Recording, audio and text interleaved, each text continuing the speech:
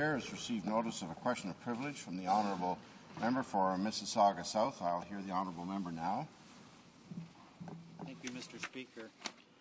Mr. Speaker, this morning I rise on a point of privilege rising out of statements made in the chamber yesterday, which are, in my view, a personal attack on my person, on my integrity, on my honesty, on my character, and on my honor as a Member of Parliament.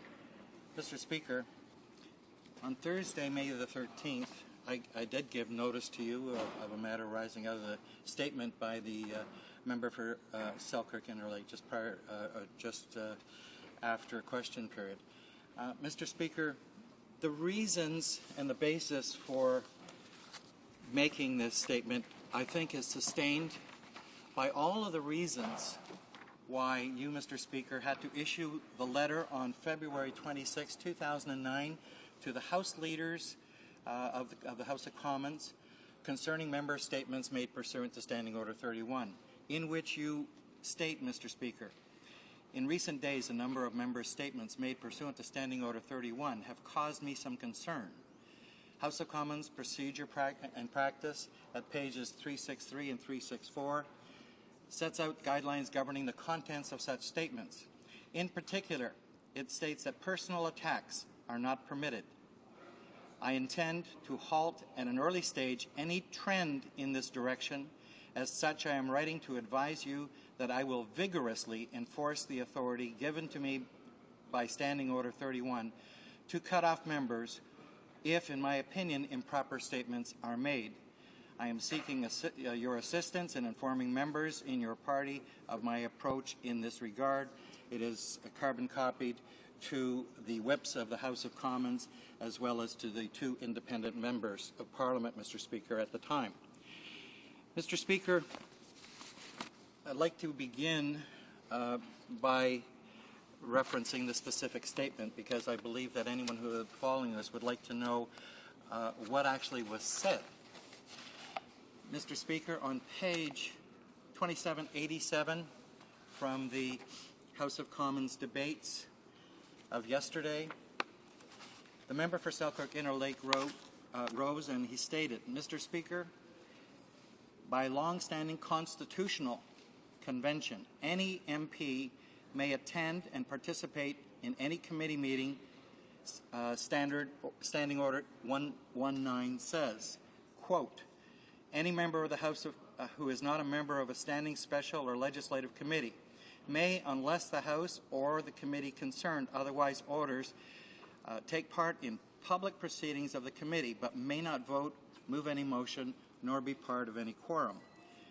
He goes on to state today, defying the Standing Order, Mr. Speaker, my emphasis, defying the Standing Order, the Liberal Chair of the Standing Committee on Access to Information, Privacy and Ethics, who is myself, Mr. Speaker, forbade the Minister of Human Resources and Skills Development from participating in its proceedings. This ruling was contrary to law and turned the committee into a kangaroo court, Mr. Speaker, a kangaroo court. Further, by denying the minister her legal right to participate, the chair was undermining the principle of ministerial responsibility and accountability, a key principle of our Constitution. It is outrageous for that chair of the Ethics Committee, the member for Mississauga South, would reject the principle of ministerial accountability, all in an attempt to score cheap political shots or points. He should be ashamed and he should resign. Mr. Speaker, this is not just casual statements. This is an indictment of a member of Parliament. It is contrary to the spirit and the intent of your letter of February 29th, 2009 to the House leaders. But, Mr. Speaker, it went further than this. It went further than this. During question period, there was a question posed by the member for Peace River. And he said, Mr. Speaker, today perhaps a precedent-setting day in history of the Westminster system of Parliament. Precedent-setting. This morning, the Minister of Crown appeared at a committee as an individual. According to our system of government, she ultimately is accountable for her ministry, and yet the opposition, led by the chair of that committee, myself, dismissed our system of ministerial accountability, and would not let her answer for her departments or for herself. Having been silenced this morning, I wonder if the Minister of Human Resources would now be permitted to speak to share with the House her reaction to this seemingly unprecedented event.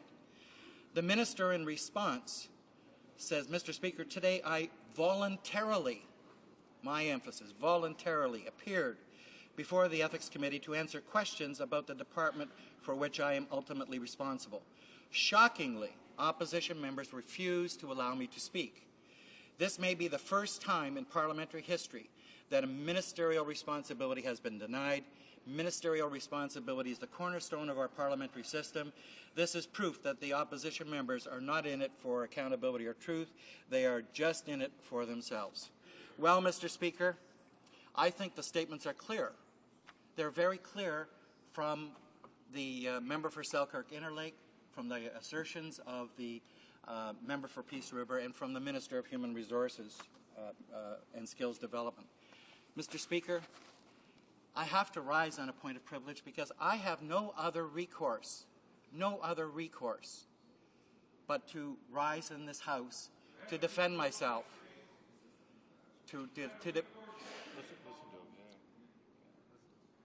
Mr. Speaker, I had no recourse.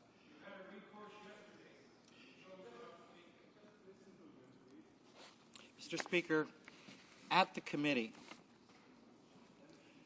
I want to address the points and the allegations made by each of within the 31 to demonstrate. And I appreciate, Mr. Speaker, that this is in reference to matters that occurred before a committee. The proceedings are on the public website of the Parliament of Canada.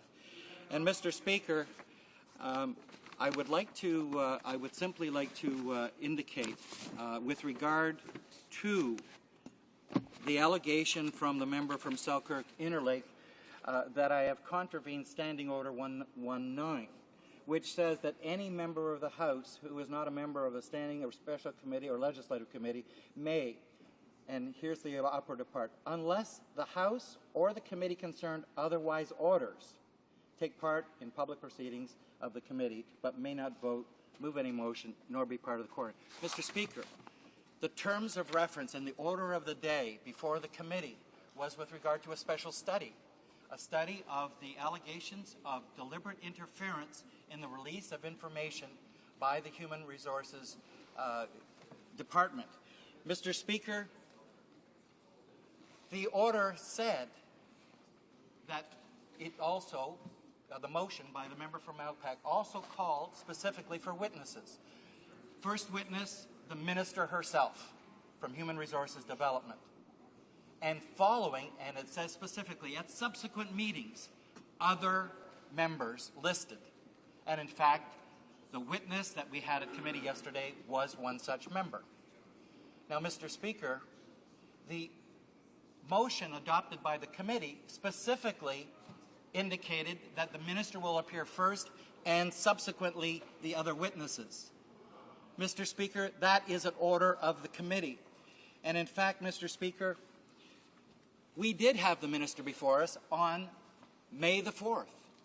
We invited her to appear pursuant to the order of the committee. And she appeared, but she agreed only to appear for 1 hour, even though we requested the full meeting of 2 hours. But we gave her that opportunity to address these allegations.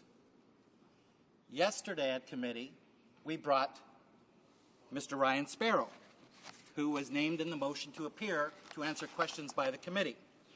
Mr. Speaker, Mr. Sparrow did appear, but he also appeared with the minister who came and sat beside him in the witness table, at the witness table. Mr. Speaker, before I commenced the meeting, I went to speak to the minister and Mr. Sparrow, and I asked why the minister was here. And she told me, I'm here to answer questions for my employee, my departmental employee, my political advisor on communications. And I told her that that is not possible because we have a specific witness that's been called, that the members have prepared here to come to this committee to ask questions of the witness, Mr. Ryan Sparrow. The minister had already appeared. So, Mr. Speaker, Section 119 is not applicable here because the committee, in fact, did specifically order that Mr. Sparrow was going to be the witness. We already had the minister, and therefore, Mr. Speaker, it is the committee's ruling that that member is not permitted.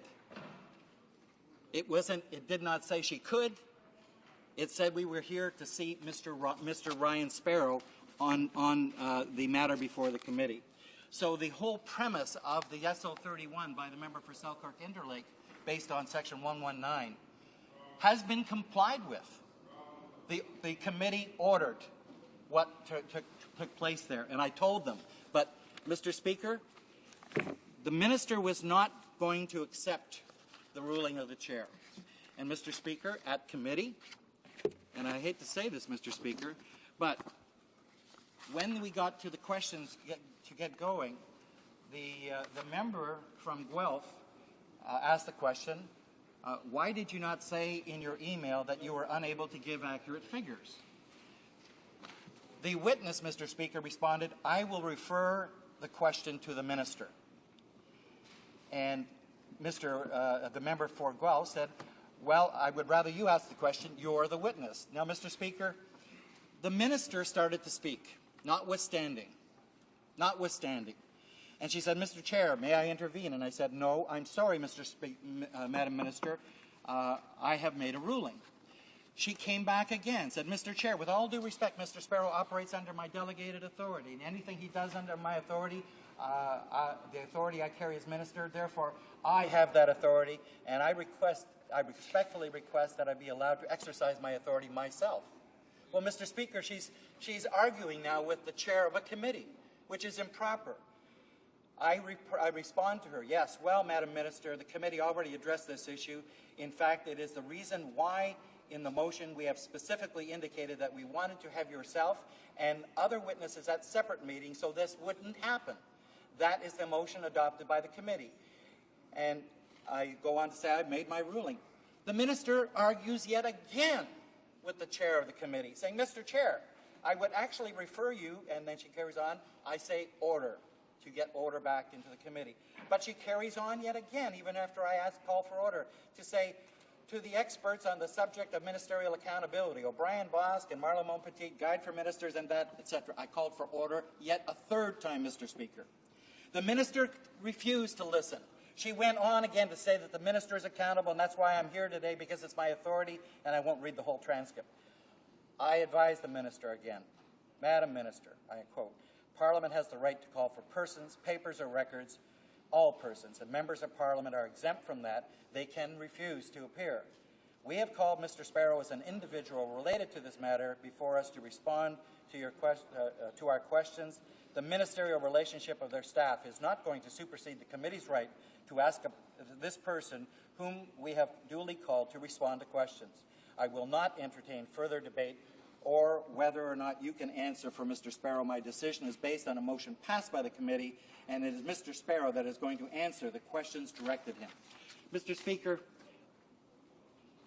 all of that transpired before question period, and yet, with the full knowledge that the minister was not invited, as she said in the answer at QP, and that she came voluntarily. Well, of course she came voluntarily without telling the committee she was coming, and she voluntarily sat herself beside our witness, and then she voluntarily declared that she was going to answer questions, Mr. Speaker. I don't understand what we can do when they argue that this is the first time in the history of Westminster parliamentary system that a minister's been denied the right. Well, Mr. Speaker, let's flip it on its head. I believe that this is the first time in the history of the Westminster parliamentary system that a minister has tried to impose herself as a witness before a committee. Mr. Speaker, ministers do not have to appear. They cannot be compelled to appear before a committee. If we follow what the minister believes, that she's accountable and speaks on behalf of her employees, Mr. Speaker, that would mean that any of those employees called before a committee would have the minister with them when it suits the minister's purpose. and at her choice. Mr. Speaker, that's improper because if it wasn't in her best interest to appear, she wouldn't. We can't have a double standard here, Mr. Speaker. So let me go on, Mr. Speaker, with my privilege and the references that I must give to you from the House of Commons practice and procedure, and I'll be referring to O'Brien Boss, second edition, 2009. Mr. Speaker, first of all, I make reference to Standing Order 18 as it regards using offensive words against either House or against a member thereof, in which the House is well familiar. And I can also refer to page 618, O'Brien Boss. Well, if I may. There we go.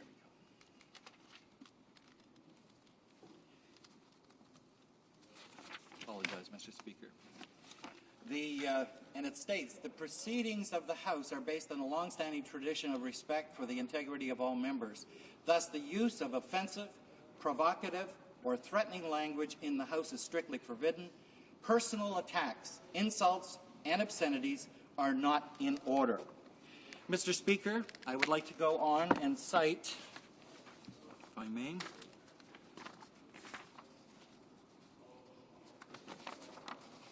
footnote 176 related to Standing Order 18 also includes that any allegation that a member has lied or misled the House is a very important aspect. Certain allegations in the statement of the member for Selkirk Interlake he knew were incorrect, and yet he proceeded to make a statement in the House just 2 hours after the meeting, Mr. Speaker. Right? Actually, it was only 1 hour. The footnote goes on to say that personal attacks, insults, or obscene language are words that are not in order. A direct charge or accusation against a member may only be made by a substantive motion or without notice is required. Mr. Speaker, it should be noted that the chair made a ruling, referred to the ruling several times, and not once did any member in that committee challenge the ruling of the chair.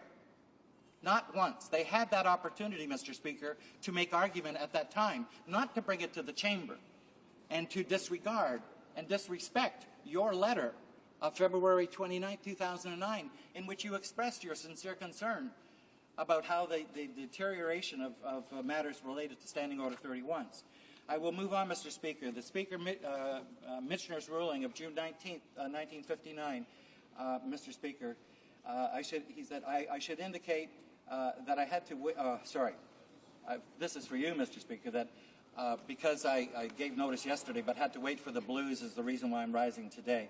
But on this reference to Speaker Michener, it states on page 98 of O'Brien, such privileges confers grave responsibilities on those who are to protect it. That refers to the immunity privileges that we have here, that nothing we say in here can be used against us outside the chamber, and the same goes for things that are said in committee. And I stress that, in committee. For instance, it goes on to say, Mr. Speaker, by that I mean specifically that honorable members in this place, the consequences, and Mr. Speaker, this is very serious, if the members are not interested, well, he says that such a privilege confers grave responsibilities on those who are here to protect it. By that I mean specifically the honorable members in this place. The consequences of the abuse can be terrible. Innocent people could be slandered with no redress available to him, which I believe that is the case. Reputations could be destroyed on the basis of false rumor. All honorable members are conscious of the care they must take in exercising and availing themselves to absolute privilege of freedom of speech. And that is why we have the long-standing practices, Mr. Speaker, in the tradition observed in this House to counter the potential for abuse, which I thought you attempted to do in your February 29, 2009 letter. Speaker Perrant emphasized the need for members to use great care in exercising the right to speak in the House. And he said, and this is from the footnote on the debate of September 30th, 1994, page 6371, in which he states, paramount to our political and parliamentary systems is the principle of freedom of speech. A member's right to stand in this House unhindered to speak his or her mind.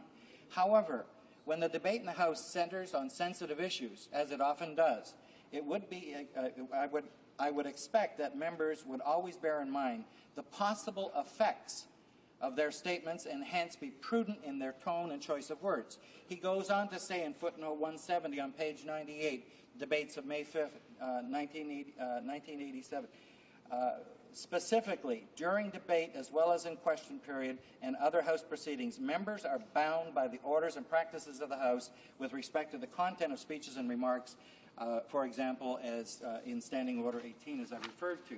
And it prohibits the use of disrespectful or offensive language in debate. Moreover, personal attacks, insults, obscene language, or words that question a member's integrity, honesty, or character are not permitted, Mr. Speaker. It is unparliamentary to state that a member has deliberately misled the House. As Speaker yourself, Mr. Speaker, observed in 2002, if we do not preserve the tradition of accepting the word of a fellow member, which is a fundamental principle of our parliamentary system, then freedom of speech, both inside and outside the House, is imperiled. This is very powerful, Mr. Speaker. These are the fundamentals of Parliament. These are the fundamental issues which we must respect and defend. And I want to move on specifically regard to the statement in the Standing Order 31. I refer to Marlo Montpetit, in fact, on page 529, with regard to unparliamentary language, and it states, the proceedings in the House are based on the long-standing tradition of respect and for integrity of all members. Thus, the use of offensive, provocative, or threatening language in the House is strictly forbidden. Personal attacks, insults, and obscene language, or words which are not in order. A direct charge or accusation against a member may only be made by way of a substantive motion for which notice required. And, Mr. Speaker, I believe that's what's happening. On November 18th, I rose in the House on a similar point of order, and O'Brien Boss would have been helpful. And, in a matter of fact, Mr. Speaker, that was the day when it was tabled in the House. Now, Mr. Speaker, on page 614 of O'Brien Boss, it has some relevant references. It says, remarks directed specifically at another member, which questions that member's integrity, honesty, and character are not in order. A member will be requested to withdraw offensive remarks, allegations, or accusations of impropriety directed towards another member. The Speaker has no authority to rule on statements made outside the House by one member against another. But, Mr. Speaker, it does give you the authority to order the withdrawal of statements which are inappropriate in this place. And, Mr. Speaker, I think that was the thrust of your letter of February 29, 2001. Now, again, Mr. Speaker, there's another reference that says that making allegations or insults or otherwise questioning the character, honesty, or integrity of another Parliament are absolutely out of order. There are more references, but, Mr. Speaker, I believe that I've given sufficient argument at this time with regard to the content of these statements and the fact that the assertions in those, in fact, are wrong, technically, or are incorrect or untruthful. Mr. Speaker, the minister can't say that she voluntarily came to committee and I was denied my right to speak. She was not the witness. Maybe she entered the room voluntarily, but she's trying to aggrandize herself somehow that she did something and we didn't let her do it. She was not called as a witness, Mr. Speaker, but the statement that she made in this place during question period yesterday implies that she was there ready to be accountable and they didn't allow me to be accountable is nonsense. It is not true. And yet she said it's true with a straight face, without a flinch, not saying the truth and looking like it's okay. Mr. Speaker, I can't believe this. Now, Mr. Speaker, I want to conclude, Mr. Speaker, saying that there are a number of other matters. In May 19, I'm going to skip this. I want to move to the end, Mr. Speaker. I would like to say that being a chartered accountant, I am subject to rules of ethical, and my ethics and my ability, Mr. Speaker, are serious. And it happened again and I rose on a point of privilege on May the 10th. Because the member Peace River also attacked under Standing Order 31. And now now this is the third time 31 has used to attack a member, which is chock full of statements in these statements, Mr. Speaker, which are simply not true. So, Mr. Speaker, I take this very seriously, and I've taken the time to open up to the House on this matter because I believe that the Speaker shares my concern, which he expressed in his letter. Speaker Parent once said that once it's on the record, it is hard to retract it. It is almost impossible. It's like telling a jury to disregard the comment. Mr. Speaker, at any point in time, there could be 5 million people watching the proceedings of this place.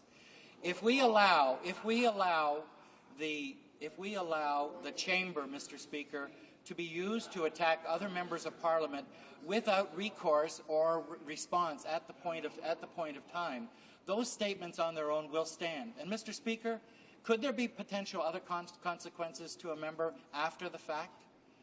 Could it be possible that these statements by themselves, in Hansard of yesterday, where attacks and assertions about the character and integrity of another member of Parliament would appear in somebody's election literature to show that this member is not worthy of being a member of Parliament?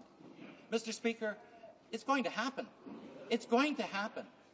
And I say, Mr. Speaker, with due respect, that this is a form of intimidation. It is a chill factor that every time a member of this place, whether it be in committee or here, challenges the government on any matter, Mr. Speaker, they retaliate. They retaliate in bullying tactics to try to intimidate other members of Parliament so that they will not move in that direction, not challenge the government. That's our job, Mr. Speaker, to hold the government accountable, to respect the rules of the standing orders of the House, the rules of the House of Commons, the practices and procedures of this place. Mr. Speaker, accordingly, Mr. Speaker, should you find a prima facie case of privilege, my privileges and of my rights, without intimidation, I would be prepared to move the appropriate motion.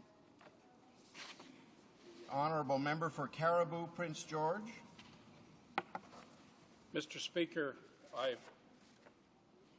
it's been a painful few moments listening to the member from Mississauga South, but I only have a couple of points to make, Mr. Speaker. Firstly, by the member from Mississauga South's own statement that he just made, he personally, before polling the committee to see whether the minister would be allowed to speak, he personally said to the minister, and I quote, before he asked the question, he told her that it was not possible for her to speak before the committee. That was his decision. He indicated in his presentation that it was the decision of the committee, but it was his decision before he even asked the committee if they would allow her to speak. He made that decision, Mr. Speaker. That's my first point. The second point, Mr. Speaker, the member from Mississauga South has asked you to rule on the inappropriateness, that it is your decision to rule on the inappropriateness of the actions of members. Mr. Speaker, I agree with that, it is.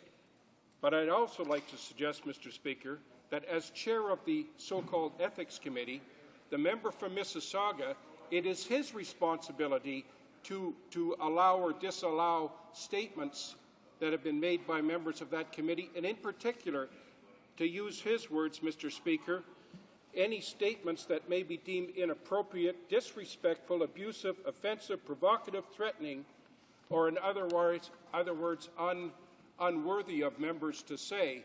Mr. Speaker, I would insist and request that if you are going to make a ruling on what the member is claiming, that you go back through every single piece of Hansard from his committee, the committee he chairs, and take careful note of every single statement that he allowed, as the chair, members of that committee to make to witnesses that appear before him.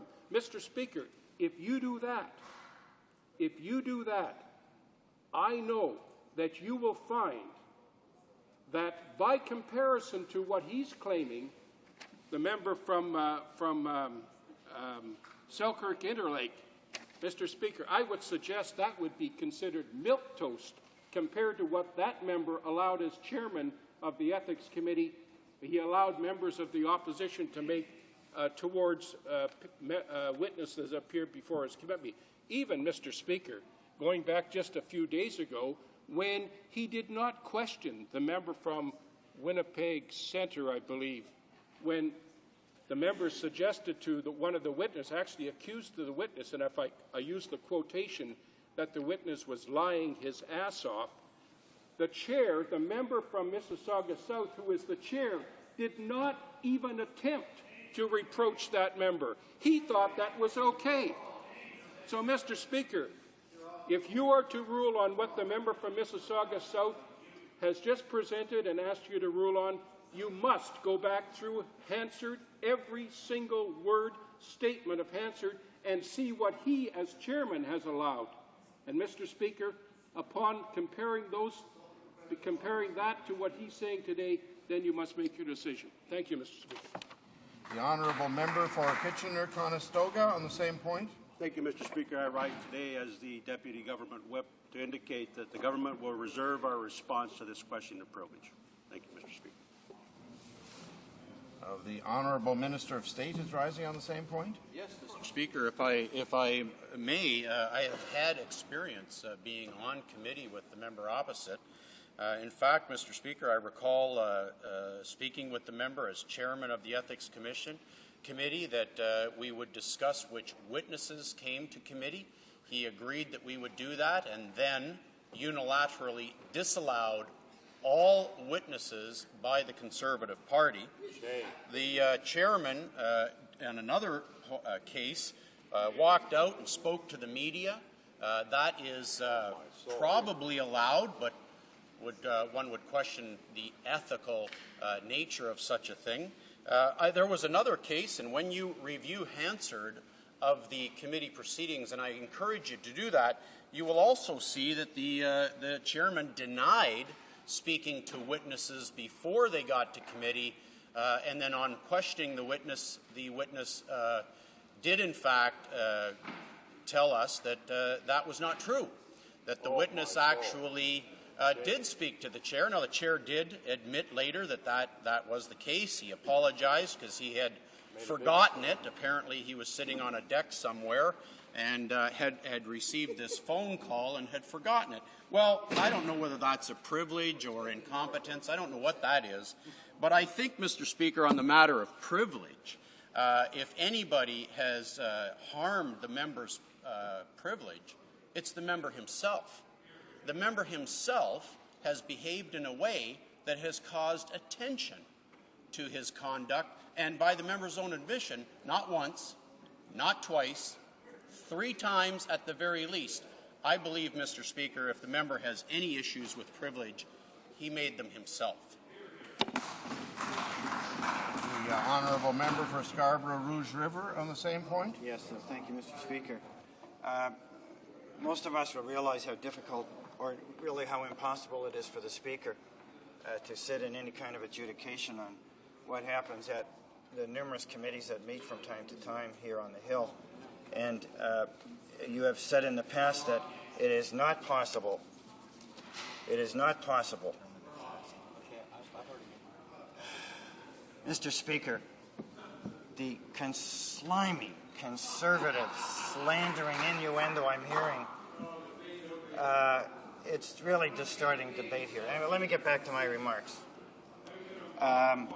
In trying to deliberate on what happens at committees, you are indeed handicapped, and what you really have to have is a report from the committee before you're in a position to take notice of what has happened. What really is at issue here, in my view, is the use of standing or the 31 member statements and the question period to slander or attack another member when in neither of those procedures, either in the statements or in the question period, does any member, including a chair of a committee of the House, have an opportunity to respond or deal directly with the issue. So I would, as you look at this, I would ask you to include a reference to the distortion or misuse of either member statements for attacks or question period on matters that are not urgent. It's hard to understand how this could be seen as a matter of urgency as set out in the standing orders dealing with oral question period. And if this is a matter of privilege, and I think the matter has raised a serious issue here, I hope that you will take notice of that procedural perspective, that we're really in danger of losing a couple of our most important procedural vehicles here, the member statements and question period, as they are taken over by initiatives to distort, attack, and undermine those procedures. Thank you, Mr. Speaker. Well, as indicated, I think I've heard enough on this now. The government's coming back on the matter. There will be an opportunity for the honourable member for Mississauga South to respond after the government has responded, as we've had a request for a reservation on that point. I think it would be better if we left the matter now until we hear more. There will be further submissions at some future time, and we'll leave it till then. So, the honourable member for Mississauga South on a point of order. Mr. Speaker, just in the House, and I think the member we want to consider withdrawing some remark. He referred to the member for Winnipeg South about making a statement in my committee about lying his ass off. Mr. Speaker, I'm the chair of the Standing Committee on Access to Information, Privacy and Ethics. Mr. Martin, the member for Winnipeg, is a member of the Standing Committee on Government Operations and Estimates. Mr. Speaker, I am not a member of that committee. I may have been in the room at the time, but I certainly was not the chair. He may want to withdraw the allegation that I did nothing to correct the statement of the member for Winnipeg North.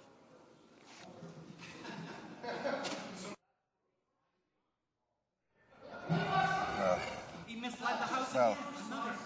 Well, the honourable, this is a dispute as to facts, and I'm sure honourable members can sort that out by looking at the record and making the appropriate adjustments in their comments. We're moving on. Orders of the day. Order du jour. Ordre émanant du gouvernement, projet de loi Orders from the government. 15 Nuclear Liability and Compensation Act. Reprise de débat. Resuming debate. L'honorable député. The honourable member for Berthier-Masquinongé.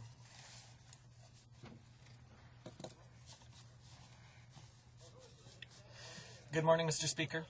You see that the Conservative Party is applauding us, so we represent the interests of Quebecers, so I'm very pleased at that, Mr. Speaker.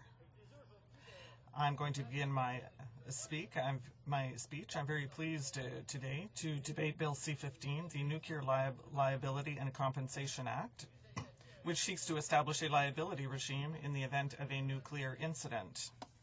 I represent a region situated close to a nuclear plant, and so I am well aware of the issues surrounding nuclear energy, and I am aware of the questions raised in my region further to Hydro-Quebec's decision to go ahead with refurbishing the Gentilly 2 nuclear plant.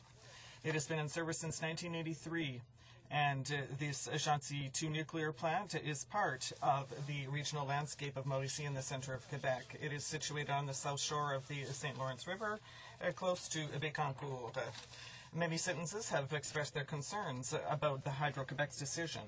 They're wondering about the impacts on the health of surrounding populations and on the integrity of the environment. Many citizens have wondered about the permanent management of highly reactive nuclear waste. Therefore, I am extremely aware of the issues around this, around nuclear energy, and I understand the importance of revising the current bill because it simply does not meet international demands concerning a liability in the case of a nuclear incident. Now, we are well aware of the kind of Conservative government's great interest in nuclear energy, and Ontario and Alberta are on the verge of partaking in this hazardous enterprise with the complicity of the federal government. And therefore, it is all the more important to update the current bill, which dates, as you know, Mr. Speaker, back to over 30 years. Now, the current bill is not adapted to the current realities of nuclear energy in Quebec and across Canada. Unlike what the Conservative government tells us, nuclear energy, however, Mr. Speaker, is not a source of clean energy. But I would like to say that the Conservative government, like the Liberals, is relentlessly optimistic with regard to nuclear energy, especially to extract for the development of the oil sands in Alberta. Now, we think that it is important to be very prudent with regard to this source of energy because it does not rally consensus and its risks are great. Let's not forget that radioactive waste is a major problem and very expensive to manage. Experts still have not found any miracle solutions to the problem of managing highly radioactive waste accumulated over many years. The toxicity of this waste is such that they must be confined in sealed reservoirs for thousands of years in order not to jeopardize the health of future generations. A major problem, Mr. Speaker, and it has not yet been solved. That is why, in terms of nuclear energy, the Bloc Québécois advocates strict and effective controls at all phases, including extraction, transportation, heat production, and electricity. We remember the tragedies that occurred in Chernobyl in the Ukraine and in 3 Mile Island in the United States. So the safety of our citizens must not be a matter of compromise with regard to nuclear energy. Mr. Speaker, these tragic incidents must remind us of the gravity of the consequences linked to nuclear incidents and the importance of doing everything in our power to prevent them, because the health of our population, public health, must remain the #1 objective. Mr. Speaker, that is why the Bloc Québécois supports this bill in principle, because it seeks to establish the liability of operators in the event of a nuclear incident. Mr. Speaker, we must do everything in our power to prevent these nuclear incidents, but when they occur, naturally, those who have been harmed, who have been affected, must be compensated. Even though, Mr. Speaker, we cannot attach any sums of money because the money cannot replace human lives. Although this bill is broad and complex, Bill C-15, whose focal point is to establish a liability regime in the event of nuclear incidents, focuses on 3 main points. The first defines the responsibility of operators of these installations. The second defines the terms and conditions and the financial limits of this liability. And the third point creates a process whereby an administrative tribunal is set up to process applications for compensation in the event of major accidents. Which is not something that we wish. Now, naturally, this bill is not perfect, but it improves on the current bill, which, as I said earlier in my speech, dates back more than 30 years, and which is not adapted to the new realities. It improves the bill by updating the financial liability of an operator of a nuclear power plant. Financial liability because these operators have financial and social responsibilities, especially as concerns public health. The bill establishes a new definition of damage caused by a nuclear incident. Now it is more clear, more complete, more comprehensive, and complies better with international standards, although it does not yet fully achieve them, because the international standard is of $1.4 billion. So this bill is taking us from $75 million to $650 million of liability and compensation for people who are victims of nuclear accidents. So it has not yet achieved the international standards, but because $75 million is an absolutely obsolete amount, and it would mean that companies have very little liability.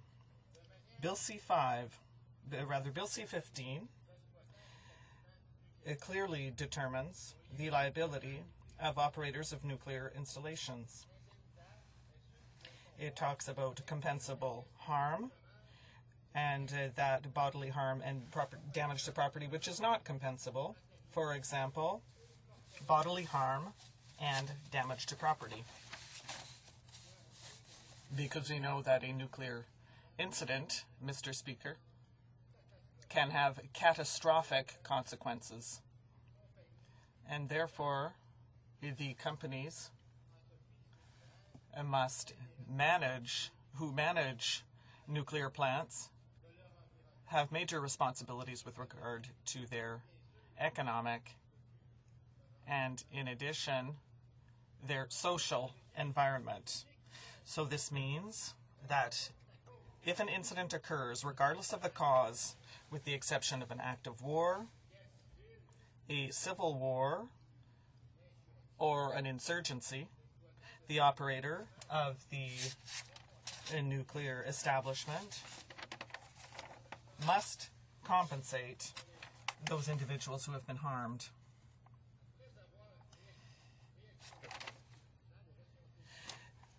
After having updated the liability of operators of nuclear power plants, the bill, as I said earlier in my speech, substantially increases the financial limit stemming from this liability. That is from $75 million to $650 million, an amount that the federal government, it must be recalled, has not been reviewed since 1976. It's unbelievable, Mr. Speaker. We see that this Parliament is very, very slow to react in the face of new situations and new circumstances that arise in Quebec and in the rest of Canada. And this bill is a clear example of that. So it is high time to improve the framework of liability around these operators. Now, this is a major step forward, but we must not forget that the federal government is very lax in adjusting this amount periodically, because it should not have waited 40 years before readjusting this situation. Now, if the federal government had assumed its responsibilities properly in enforcing the Act, the amount of insurance would have increased gradually to allow for suitable compensation instead of raising it all of a sudden once it has become clear that this amount is ridiculously low. Lastly, Bill C-15 allows for the creation of a specific administrative tribunal to hear compensation claims where the Governor and Council deems it relevant with regard to public interest. Mr. Speaker, the debate we are holding today on this bill reminds us that this government has very little credibility in matters of nuclear energy. And I'm convinced that my colleague opposite, he may not applaud this time, but I am making this observation because it is an essential one, and I am also warning the government in this matter. And the government's enthusiasm with regard to this source of energy leaves us extremely confused. The government claims that nuclear energy is clean energy. We can see it in the messages they send. But we are far from solving the problem of radioactive waste that has been accumulating over years and years. And, Mr. Speaker, no adequate solution has been found with regard to managing radioactive waste. And if that was the case, we wouldn't have to provide such a specific framework for the liability of operators of nuclear installations. We believe that nuclear energy is not clean energy, and that is why this bill provides for a framework of responsibility, a very clear one in the case of nuclear incident. And as I said earlier, Mr. Speaker, if such an incident occurred, it would have catastrophic consequences in human, social, and economic terms. We've seen it here in my region, in the Mauricie. With the development of the Gentilly 2 nuclear plant, the population is very worried about how this plant is being managed. And the population deserves to be informed. It lives right beside this nuclear plant. And so these people need to be reassured and have as much information as possible with regard to how this power plant is being managed. And the impact, they need to know about the impact of nuclear energy on public health. The Conservative government, which continues to be very optimistic about nuclear energy, especially with regard to the development of the tar sands, should be more prudent about this energy source, because, as I have said, the risks can be very, very substantial. Now, we don't want to be alarmist, but the nuclear energy should not be the priority of this government. Given the current context of climate change and the need for sustainable development, choosing to go down the nuclear path is not a sustainable option. Mr. Speaker, when we realize how little expertise we actually have today on managing nuclear waste, radioactive waste, well, the government is making poor choices, and it is going to offload to future generations the environmental burden that the nuclear industry will leave us. Although the nuclear energy only produces limited quantities of greenhouse gases, it does produce radioactive waste that is very difficult and costly to manage. Because often we hear that nuclear energy is not costly, Mr. Speaker, but when we look at how much money is invested to set up a nuclear power plant, and how much it costs to manage radioactive waste, the costs are astronomical, and these funds could be better invested, for example, in wind energy and geothermal energy and other forms of energy that are much cleaner. So we believe that the government should focus on these new alternative forms of energy instead of hunkering down in the nuclear camp.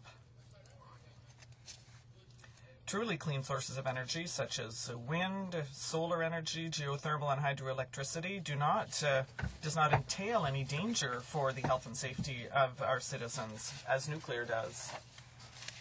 Therefore, the government should implement a long-term energy policy based on the implementation of an energy-saving program and substantially increasing funding for programs to develop renewable energies.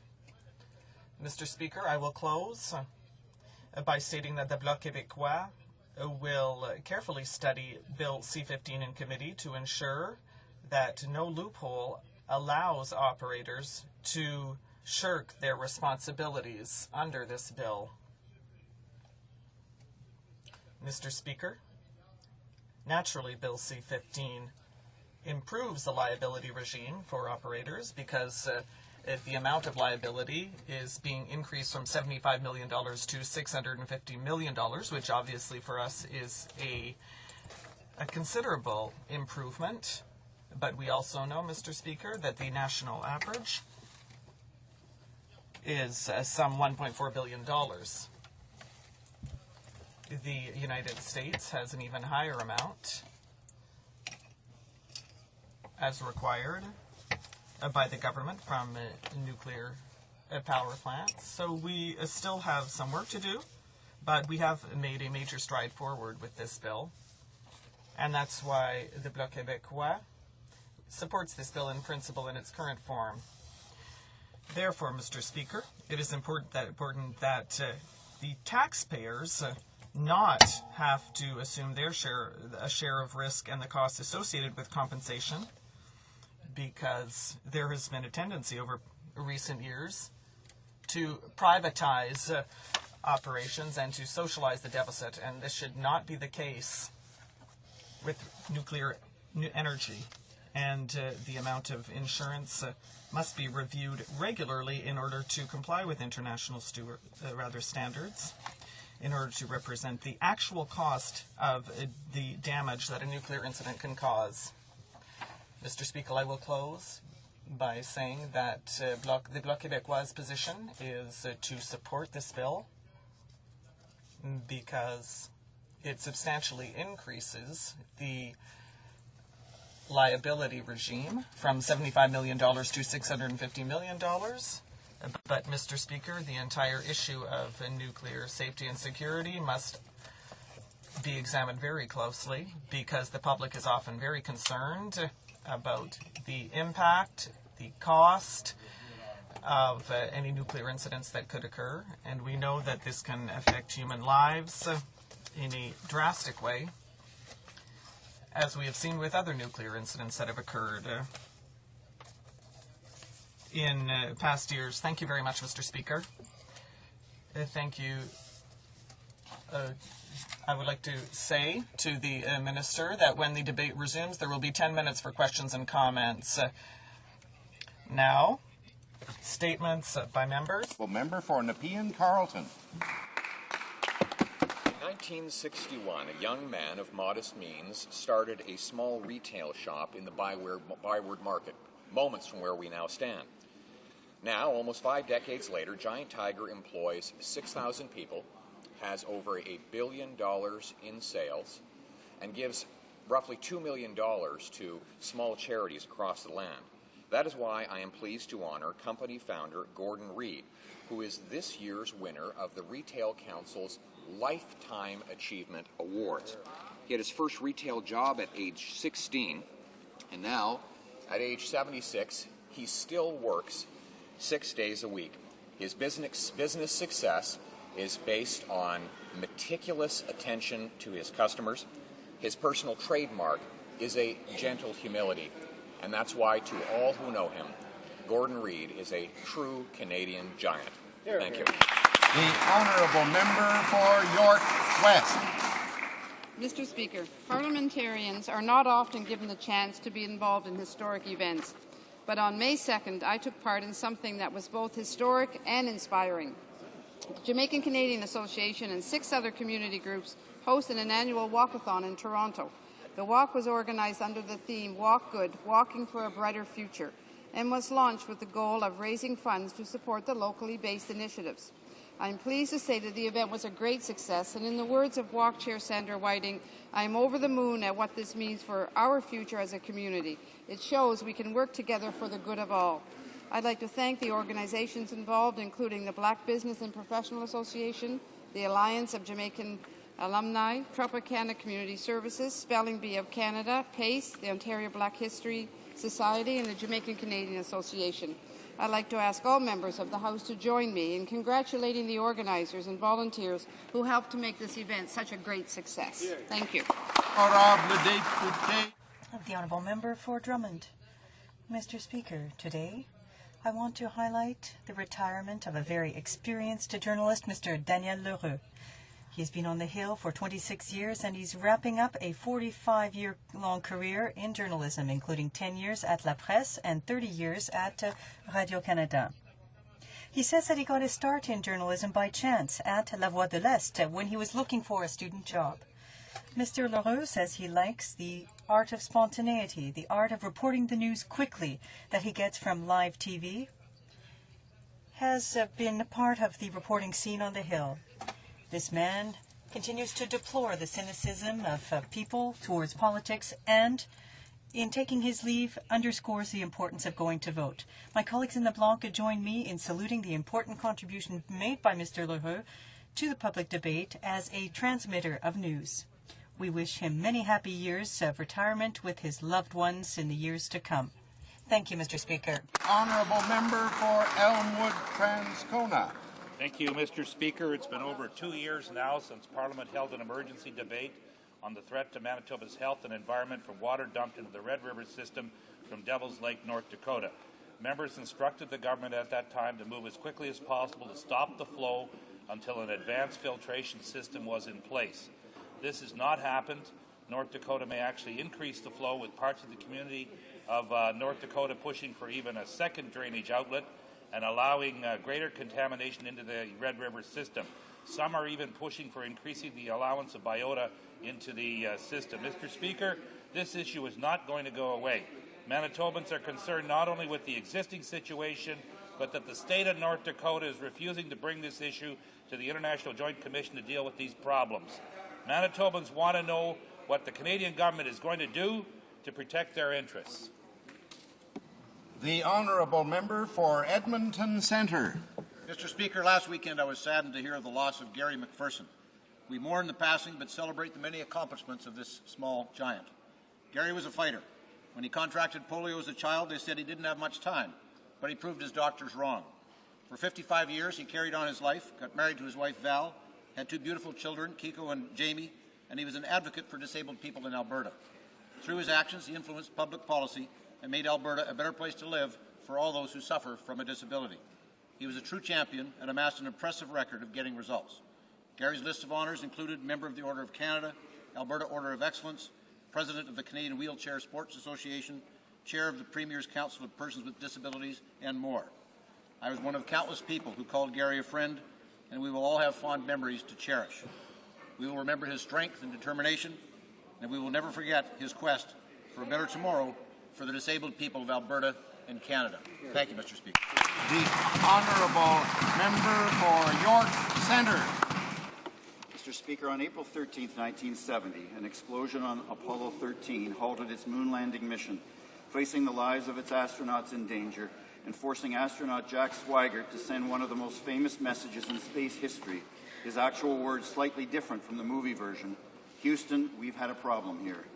What most people don't know is that a team of engineers from the University of Toronto's Institute for Aerospace Studies had a solution in helping Apollo 13 get back to Earth, determining the precise pressure necessary to provide an explosive charge that would spring the spacecraft into its re-entry.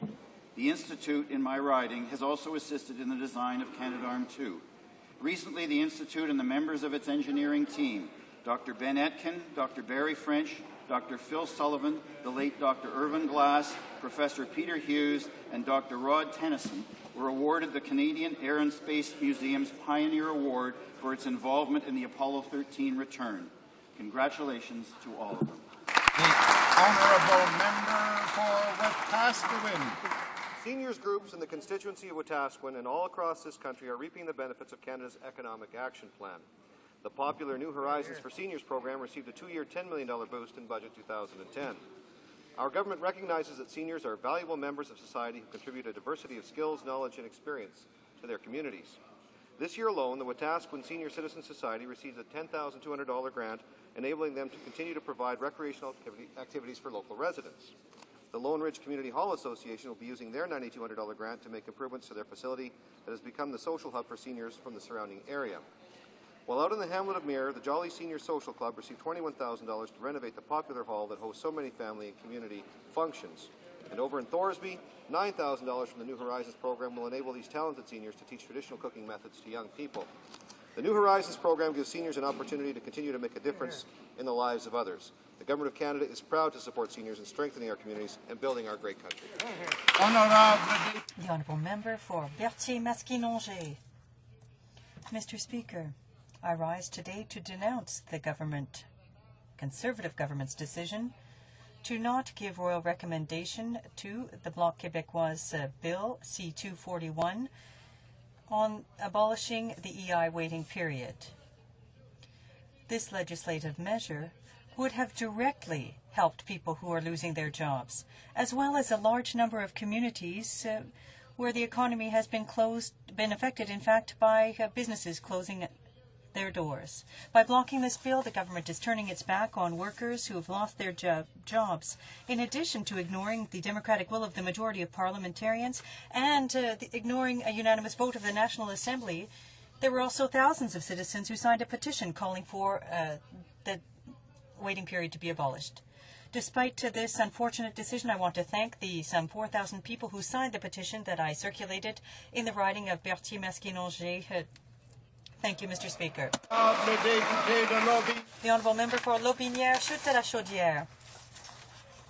Mr. Speaker, to use an image, it's often said that 6 months in active politics is an eternity. A political correspondent in Ottawa for more than 25 years, Mr. Daniel Lheureux has contributed and enriched a democratic debate through his analysis of federal politics. 8 election campaigns later, Mr. Lheureux is honoring us with his presence as a parliamentary correspondent for the last time.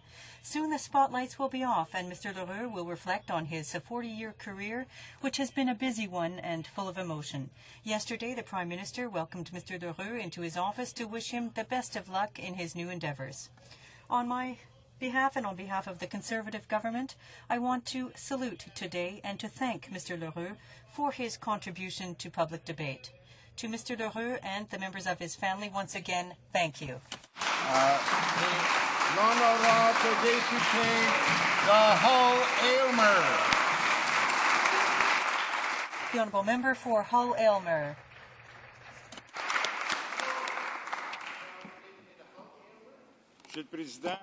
Mr. Speaker, we learned with sadness, or with relief as others might say, that Mr. Daniel Lheureux is retiring. A very experienced journalist, Daniel Lheureux, covered activities on Parliament Hill live for RDI. We could say that he fell into political journalism a bit like Obelix fell into the magic potion.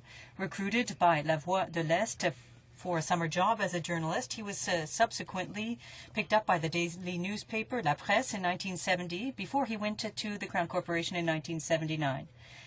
Daniel Lheureux has seen numerous political figures, and he admits he's nostalgic for the politicians of the day, people like Trudeau, Drapeau, Bouchard, and Bourassa. He also had an opportunity to cover seminal moments in the history of Canada and Quebec, namely the 1980 referendum and the failure of the Meech Lake Agreement. A professional information man with integrity, Daniel Lheureux has always maintained a humane perspective and has been respectful of all people involved in politics. On behalf of my colleagues in the Liberal Party and the larger family, I wish him a wonderful retirement. The Caribou Prince. The Honourable Member for Caribou Prince George. Speaker, the Liberal leader has said that he will whip his caucus to vote to keep the Liberal long gun registry. Canadians, and especially constituents in the Yukon, know there are only 2 options. Either you vote to keep the Liberal boondoggle or you vote to scrap it. Listen to what the Environment Minister from the Yukon said at committee yesterday, and I quote, Mr. Speaker, "I also heard the Liberal leader in Ottawa say that his members will have to vote to save the gun registry. If this is the case, then not only the First Nations will lose their voice, but also the majority of Yukon citizens will." Mr. Speaker, Yukoners deserve to have a member of Parliament that listens to their concerns. We call on the member for Yukon to stand with his constituents and vote to scrap the useless boondoggle Liberal gun registry. Thank you, Mr. Speaker. The Honourable Member for Outremont. Thank you, Mr. Speaker. On behalf of the NDP, I'm very pleased to wish A very happy retirement to our friend Daniel. Daniel Lheureux has been working as a professional journalist, and I emphasize the word professional, for some 40 years. Everyone who has worked with him on the Hill know to what extent his work has been objective. He got to the bottom of issues, and each time he put a question, like a good lawyer, as he started off in his studies, he already knew the answer. And it was up to people to be wary if they were to give him the wrong answer. He studied law, he studied journalism. His only flaw is that he gave up his studies in law. Daniel Lheureux brought a smile to the faces of people. He brought intelligence and understanding to the information that he transferred on to the public. Have an excellent retirement. We wish you the best for you and your wife and your children.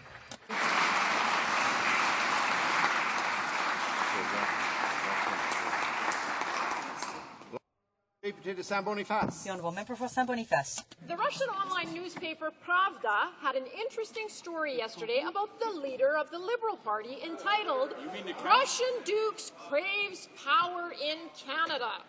Many Canadians probably don't know that the Liberal leader admitted on a Canadian television program to being flattered when addressed using the aristocratic and hereditary term "count." They also probably don't know that the Liberal leader admitted that his aristocratic and hereditary title was useful for social advancement in the United Kingdom. We do know that the Liberal leader is a self-identified cosmopolitan who admits to being, and I quote, horribly arrogant.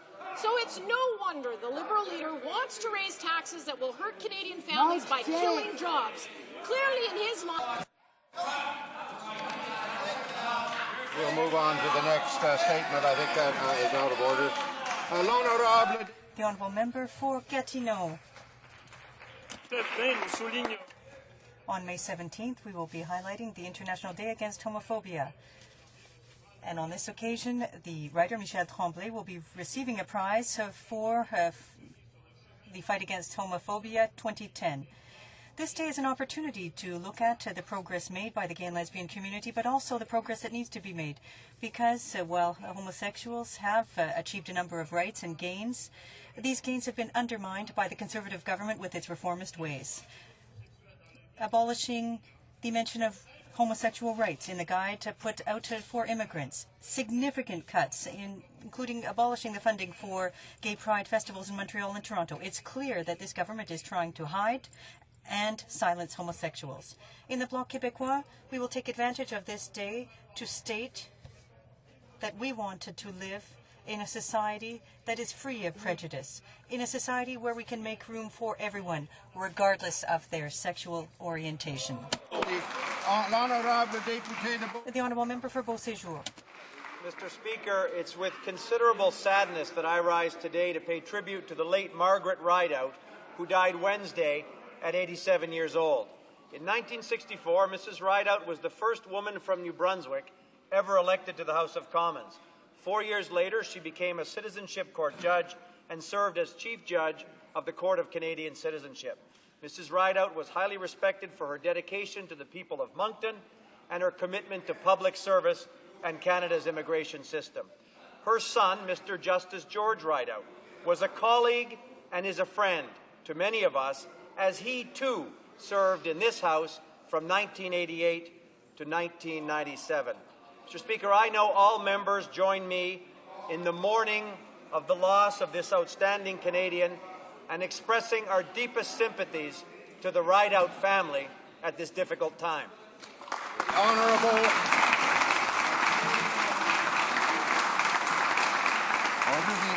Honourable Member for Peterborough. Yesterday we saw a typical Liberal hypocrisy being practiced by the chair of the Ethics Committee, who only wants to follow the rules when they suit him.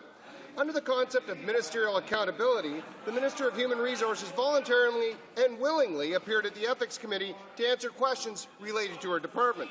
Shockingly, and Mr. Speaker, perhaps a first for a Westminster Parliament, the chair refused to allow the minister to be accountable and Order.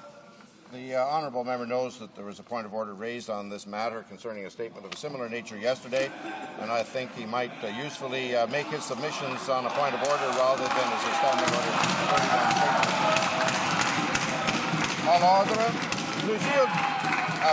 Plusieurs députés ont Several members have paid elegant tributes to an important Canadian who is with us here today. I would remind the House that TV is a visual support, and it is up to the Speaker to identify the presence of Daniel Lheureux in the gallery, a journalist who has been the voice and the face of Radio-Canada for over 30 years. He is retiring today after having led a brilliant and long career. We will miss him greatly.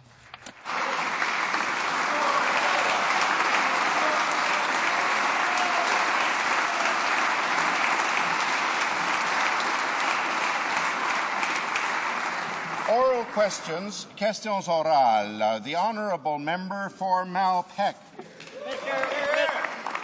Mr. Speaker, a new certified general accountant's report shows that Canadian families are the most indebted of the OECD. Meanwhile, the Conservatives are growing our public debt by borrowing billions to finance corporate tax cuts. On the one hand, Canadians are struggling to pay down their personal debts. On the other, this government is taking on new public debt to lower corporate taxes that are already among the lowest of our competitors. Why does this government want to impose more debt on Canadian families in order to give additional tax breaks to the largest and wealthiest of corporations? Honourable Minister of Transport. Speaker, our number one goal, our number one objective as a government here in Canada is to create jobs, to create some more hope, to create some more opportunity, Mr. Speaker. Just 15 months ago, we came forward with Canada's Economic Action Plan. One of the centerpieces of that are tax reductions to make Canada a magnet for jobs, investment, and opportunity. And just last month, we got some good news that 108,000 jobs were created in this great country. And there's no doubt that corporate tax cuts on the job creation sector was a major part of that, Mr. Speaker. The honourable member for Malpeque. Mr. Speaker, this government is all about short-term messaging for long-term gain, and that's a long-term for short-term gain, and that's the fact. And that's the fact, Mr. Speaker. This government is balancing the books and lowering. We balance the books and lowered Canada's deficit. This government is increasing debt by borrowing against our grandchildren's future. It reminds me of the Mulroney government that drove this government to the brink of bankruptcy. Why is the government borrowing from our grandchildren to cut corporate taxes beyond what is fiscally prudent? Honourable Minister of Transport. You know, it's funny, Mr. Speaker. The Liberal Party had a conference in Montreal, a policy conference, a thinkers conference, but they didn't allow Liberal MPs to speak. The Liberal leader wouldn't allow his Liberal MPs to speak. And had he done that, he would have heard some great quotes from the Liberal critic for finance, the member from Markham-Unionville, who has said in the past that corporate tax cuts create jobs, that cutting taxes on new investment is the best way to get the economy going. He was right then, and he's right now, Mr. Speaker. Absolutely. The honourable member for Malpeque. Mr. Speaker, it's all about choices, and the Liberal government, the Liberal Party, looking at choices. This government chooses to borrow more money to pay for tax cuts for the largest and wealthiest of corporations. They choose to slash payments for services to ordinary Canadians. Do they not realize poor fiscal choices of today lead to economic tragedy tomorrow? Why does this government play a game of economic jeopardy with our grandchildren's future? Honourable Minister of Transport. Mr. Speaker, let me inform the member opposite of a great quote, a great thinker on tax cuts, Mr. Who said Speaker. that? What's this about? He said, "Our leader has stressed the importance of deeper corporate tax cuts as a primary means of achieving the investment, the rising living standards, and the jobs that we all want for ourselves and our children." Do you know who said that, Mr. Speaker? The official spokesman for the Liberal Party on taxes, the member from Markham-Unionville. The honourable member for Westmount Ville-Marie. Monsieur le Président. Mr. Speaker, Canadian families are having a rough time these days. The Conservative deficit will be more than $50 billion. And what is the government doing? It's talking about other corporate tax cuts, while we have some of the most attractive tax systems for corporations in the world. This is billions of dollars a year which could go to Canadian families for more pressing needs. When will this government act wisely and deal with the real priorities in our country? The Honourable Minister of Transport. The real priorities are creating jobs so that families can provide for themselves and increase their standard of living, Mr. Speaker. And Liberals know this only too well. Let me read another quote, Mr. Speaker. Corporate tax cuts are one of the best strategies to attract investment and to help manufacturers battered by the high Canadian dollar. And who said that, Mr. Speaker? It was the official spokesman for the Liberal Party on taxes, the Liberal member for Markham Unionville. He was right then. And this, Mr. Speaker, this is one of the reasons why Liberal MPs should have been allowed to speak at their policy conference. That's right. The Honourable Member for Westmount-Ville-Marie. Mr. Speaker, the incompetence of the Conservatives is costing Canadians dearly. They have not only made our debt rise greatly. How many photo ops of the Prime Minister with the Canadian Navy will we need? How many more things will he promise to build? When they talk,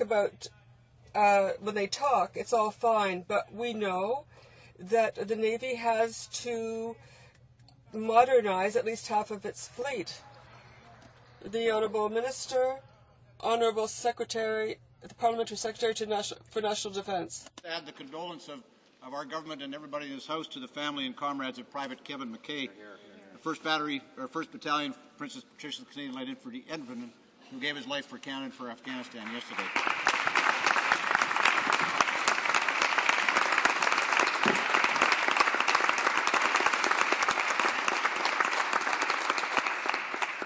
But, Mr. Speaker, it's a bit rich for the party of the decade of darkness over there to talk about funding for the Canadian forces. Mr. Speaker, this government will not tie up ships.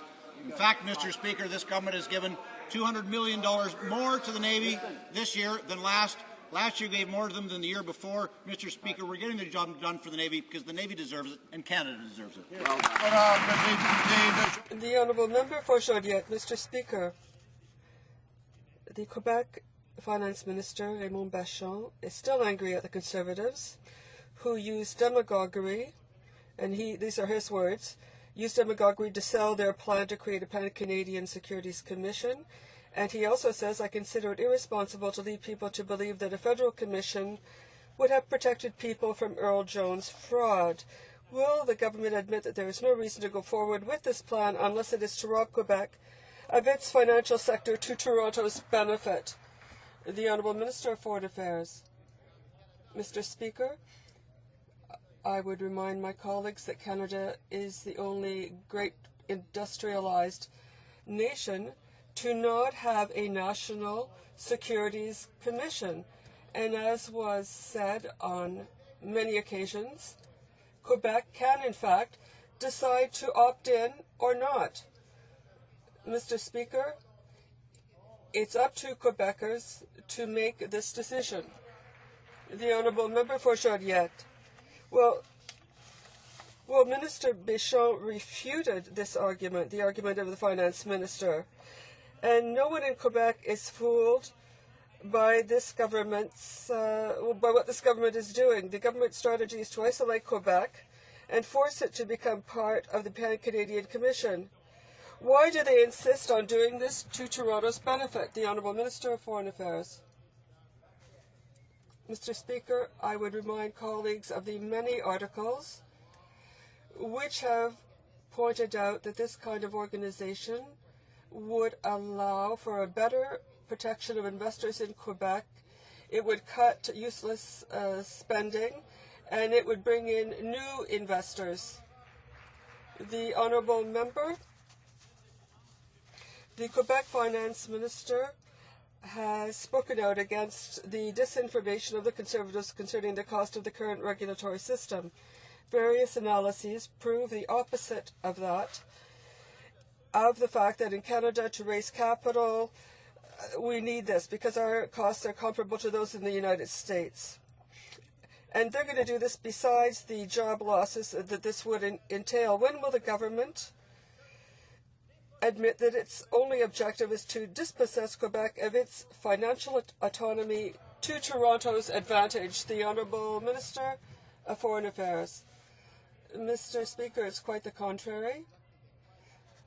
I think that the Bloc Québécois isn't considering reality.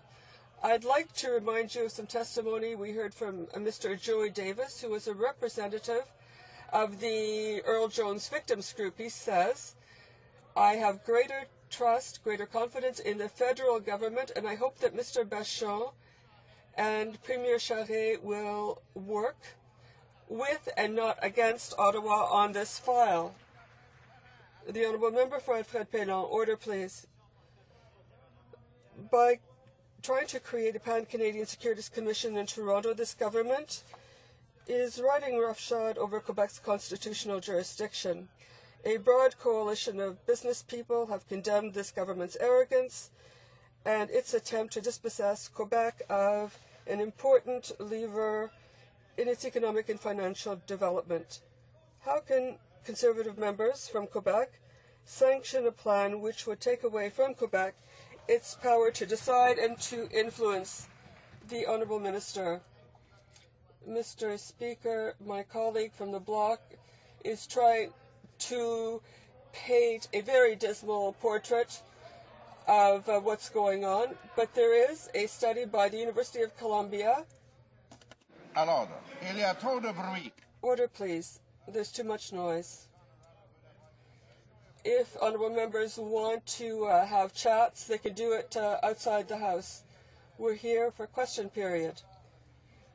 The Honourable Minister of Foreign Affairs has the floor. The Honourable Member has the floor.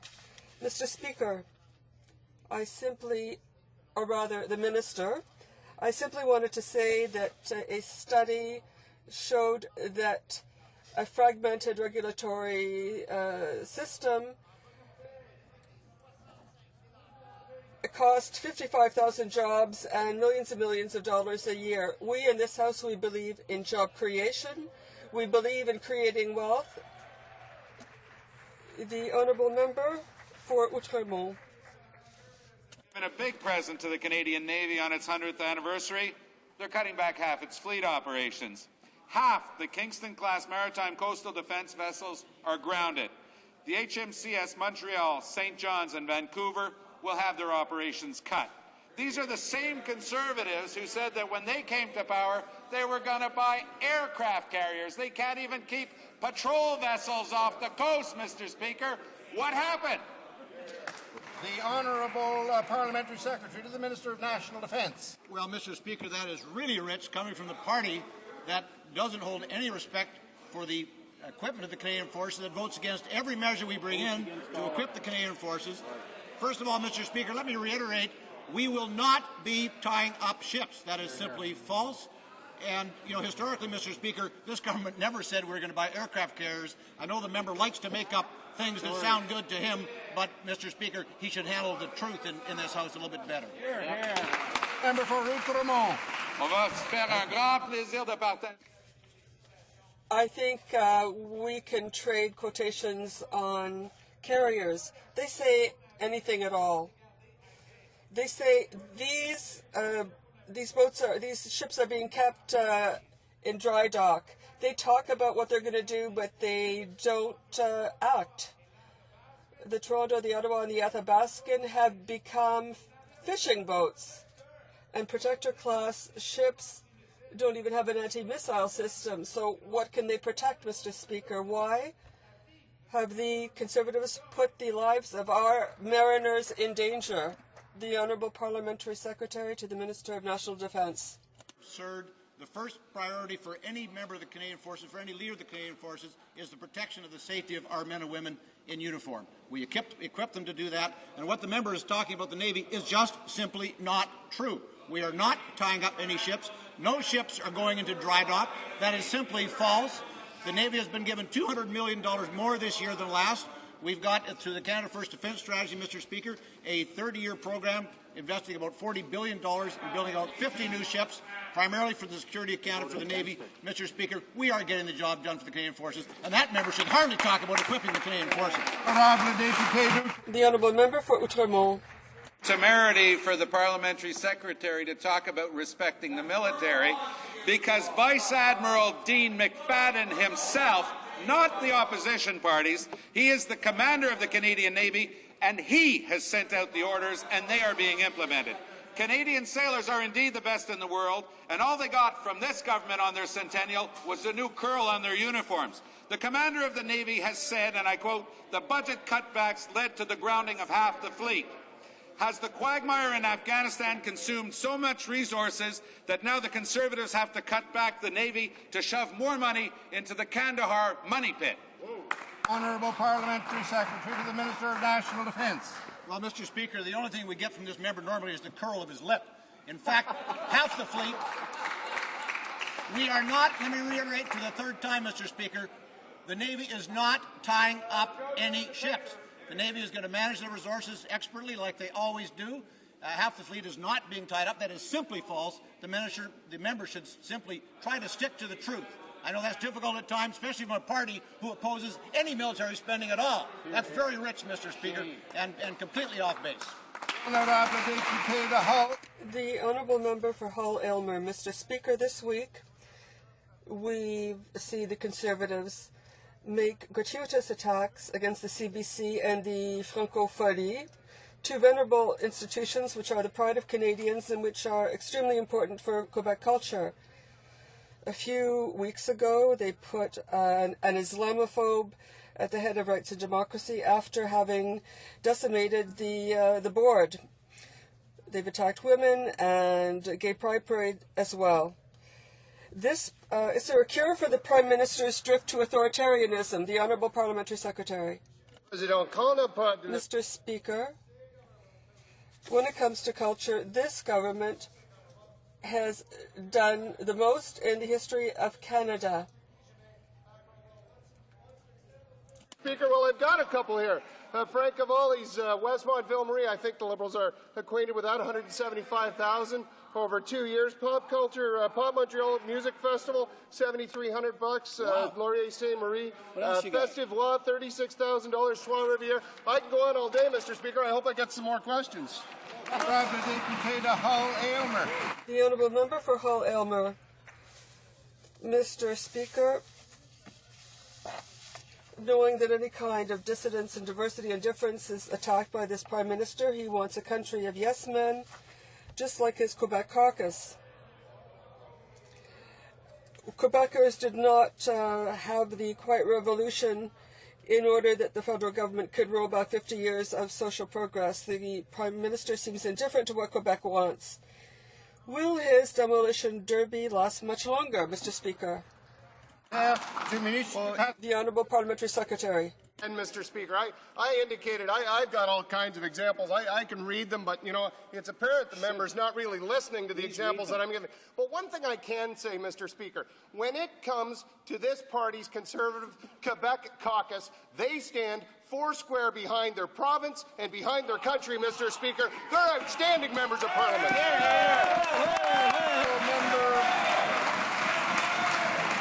Order. The Honourable Member for Kings Hants. Speaker, despite the Defence Minister's claims, Vice Admiral McFadden says that the Conservatives are slashing our Navy. The fleet of Kingston-class coastal vessels will be cut in half. Mission times for frigates will also be cut. Experts are saying that these cuts will leave the Navy with, quote, limited capacity for many years to come. At a time when we're asking our Navy to do more, why are the Conservatives giving our Navy less? Why aren't the Conservatives supporting our troops? The Honourable Parliamentary Secretary to the Minister of National Defence. Mr. Speaker, the feigned outrage is getting more and more rich coming from that side of the House. The fact is, Mr. Speaker, we will not be tying up any ships. Please understand that. The fact is, Mr. Speaker, the Navy is getting $200 million more this year than last year. They got more last year than the year before. We're embarking on a shipbuilding program that's going to last 30 years. It's going to take $40 billion, going to produce 50 ships. Mr. Speaker, we do have a great Navy. We will continue to promote the Navy. We'll continue to make the Navy stronger in terms of equipment, in terms of personnel, and it would be nice if we got some cooperation from across the floor. Honourable Member for Kings Heads. Speaker, the Parliamentary Secretary should read his own Treasury Board report that says that they will be investing, the Conservatives will be investing less in the Canadian Navy next year than they had last year. The Conservatives are cutting our Navy, and when it comes to the Navy, Canadians can trust Vice Admiral McFadden more than they can trust these Conservatives. What the Vice Admiral said is clear, that the Navy's reserve capacities are being slashed in half. Combat systems are being limited. Even the missile defences on supply ships will be cut off. Why are the Conservatives gutting our Navy resources? Why are they putting lives at risk? The Honourable Parliamentary Secretary to the Minister of National Defence. Mr. Speaker, we are not gutting the Navy. What's being gutted across the floor is common sense. We are supporting the Navy with more money this year than last, more than the year before that. We've got a long-term program to re-equip the Navy. The honourable member knows that. It's going to be huge for the Navy. It's going to be huge for jobs for Canadians. Mr. Speaker, we would never jeopardize the lives of our servicemen and women in uniform.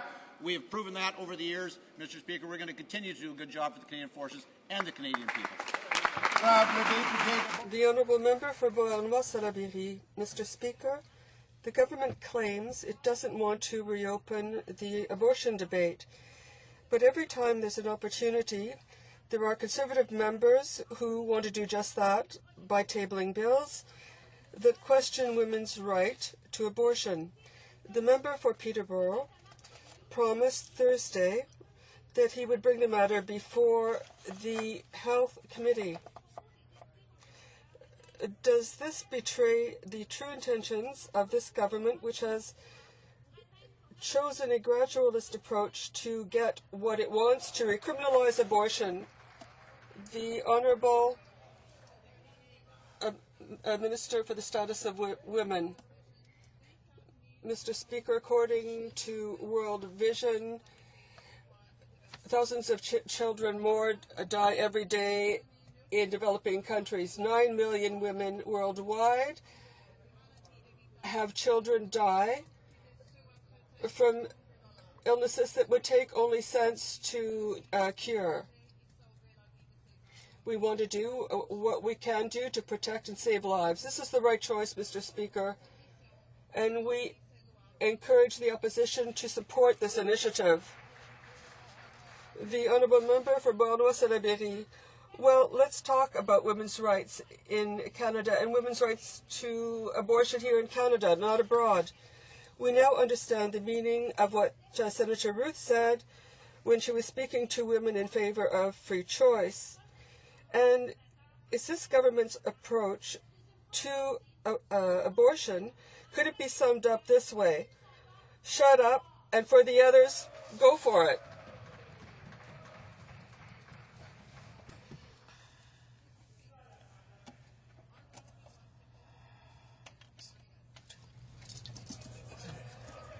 Do I have to turn this off? Violence against women. Mr. Speaker, I don't know if the member knows, but women are 10 times more likely to suffer from a sexual assault than men are. And that's why we're focused on ending violence against women.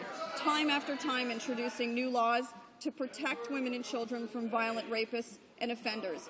We're trying to introduce laws to make sure that we protect children from sexual predators and that we protect women from sexual slavery. That's the kind of initiative all of us can support, and we ask the members to support us on it.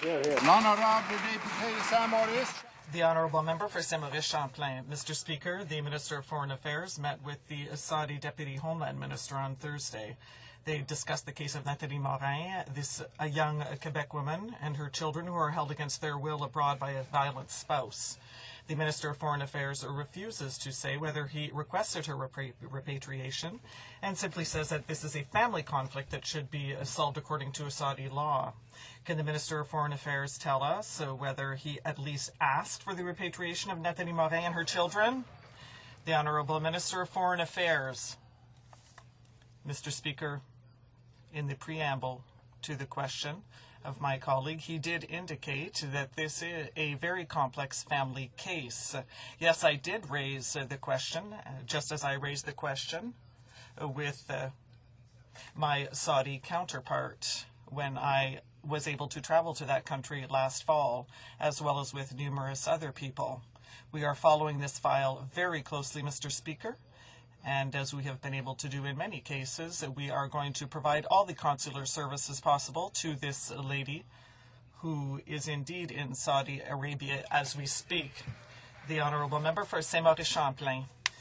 Mr. Speaker, experts have pointed out that the Charter of Human Rights protects Canadian nationals who are held abroad because Canadian authorities must act in order to respect these rights. Julius Gray states that in this matter, the Government of Canada did not fulfill its fundamental duty to help its citizens abroad. When will this government understand that it must abide by Canadian law and that it is time to bring Nathalie Morin and her children home? The Honourable Minister of Foreign Affairs.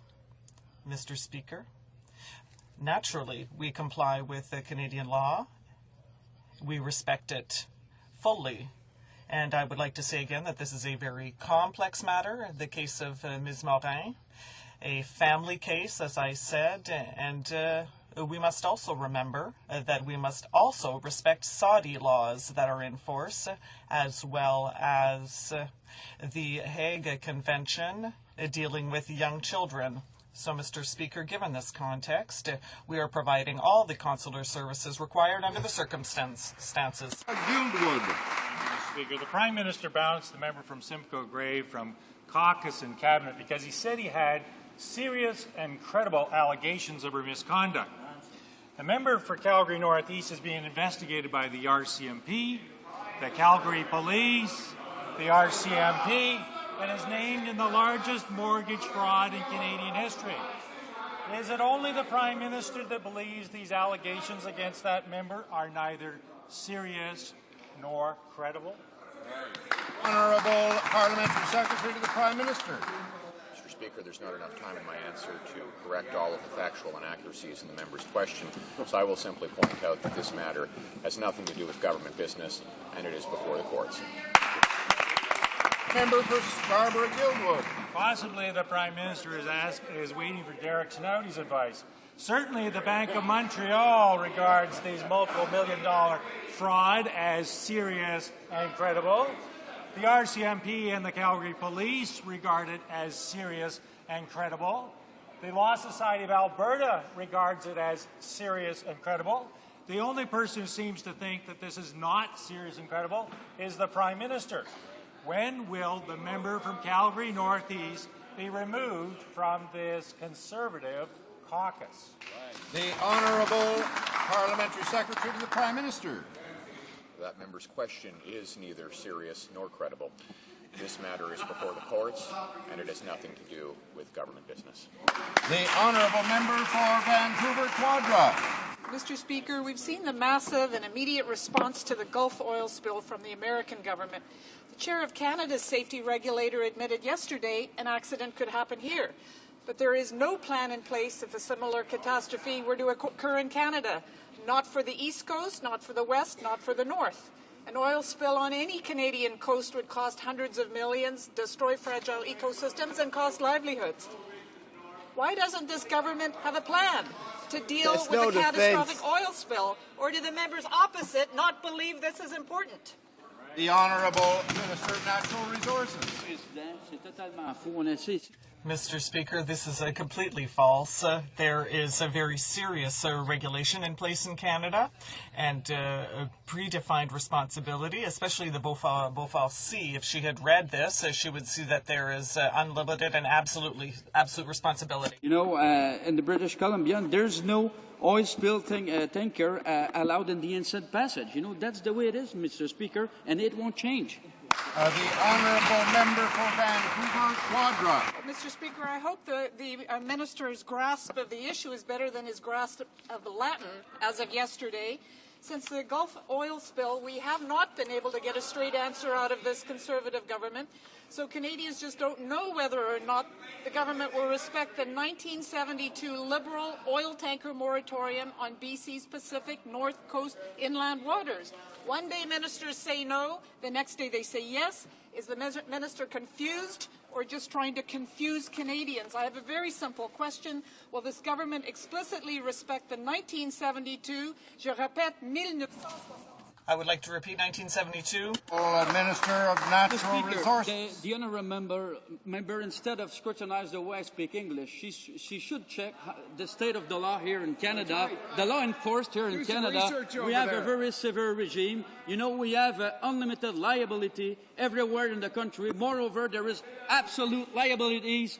And Mr. Speaker, there is no project, there will be no drill until this government is convinced that the security of the worker is ensured, and also the protection of the environment, Mr. Speaker. She has to check the agreement and force, Mr. Speaker. The honourable member for Prince Edward Hastings. Well, thank you, Mr. Speaker. Yesterday at committee, the Yukon Environment Minister lamented that their MP's local voice was being stifled by the leader of the Liberal Party. He also asked, whatever happened to democracy? Well, Mr. Speaker, here in this House, we're all elected to represent our constituents. The people have voted to send us here.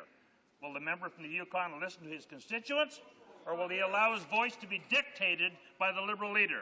Can the Parliamentary Secretary to the Minister of Public Safety update the House on this important issue? The Honourable Parliamentary Secretary to the Minister of Public Safety. Thank you, Mr. Speaker, and yes, I can, and I'd like to thank this member for his question and strong support in this very important issue. Mr. Speaker, the Aboriginal member from the Yukon is on the record as stating, I'm sorry, not the Aboriginal member, it was the Aboriginal minister from the Yukon was there. I may not have a choice, but I'm certainly going to continue to try and see what my options are up to the day of the vote. Let me remind the member from the Yukon that he answers to his constituents, and for them the choices are either you vote to keep the wasteful long gun registry or you vote to scrap it. It's as simple as that. No shifting, no sliding. Honourable member for Winnipeg Centre. Mr. Speaker, if a poor kid in Winnipeg steals your hubcaps, the Conservatives want to lock him up and throw away the key. But when a member of their own caucus is implicated in a criminal investigation into massive real estate fraud, there's not a peep from the PMO. Can somebody explain to me why the member for Simcoe Grey was banished from the party, from the caucus, from the cabinet over bad optics, while Conservative men under criminal investigation or who leave secret documents on a bedside table get the full protection from the Conservative Good Old Boys Club? Where are the bad optics associated with that, I'd like to know. The Honourable Parliamentary Secretary to the Prime Minister. Order. Speaker, the matter has nothing to do with government business, and it is before the courts. The Honourable Member for Winnipeg Centre. Mr. Speaker, let's sum up this week in politics. A Conservative MP is directly implicated in a massive real estate fraud. A Liberal MP is advertising that he'll sell his loyalty to foreign interests, and well-connected lobbyists are holding so-called fundraisers for the very ministers that they're lobbying. Not exactly the same as handing over a bag full of cash, but pretty close. Why doesn't the Prime Minister call in Derek Snowdy to make the world safe for democracy again? We know he takes swift action on the flimsiest of allegations from Magnum BS. Why doesn't he call in Mr. Snowdy? The Honourable Minister of Transport. Mr. Speaker, our friend from Winnipeg Centre has certainly demonstrated why this week in Parliament, he wants to talk about other things that happened in this Parliament, why this week in Parliament, in the Hill Times newspaper, he was named the most quotable member of Parliament. And I'm very pleased, Mr. Speaker, on behalf of all members of the Government Caucus, to congratulate the member opposite. That's right.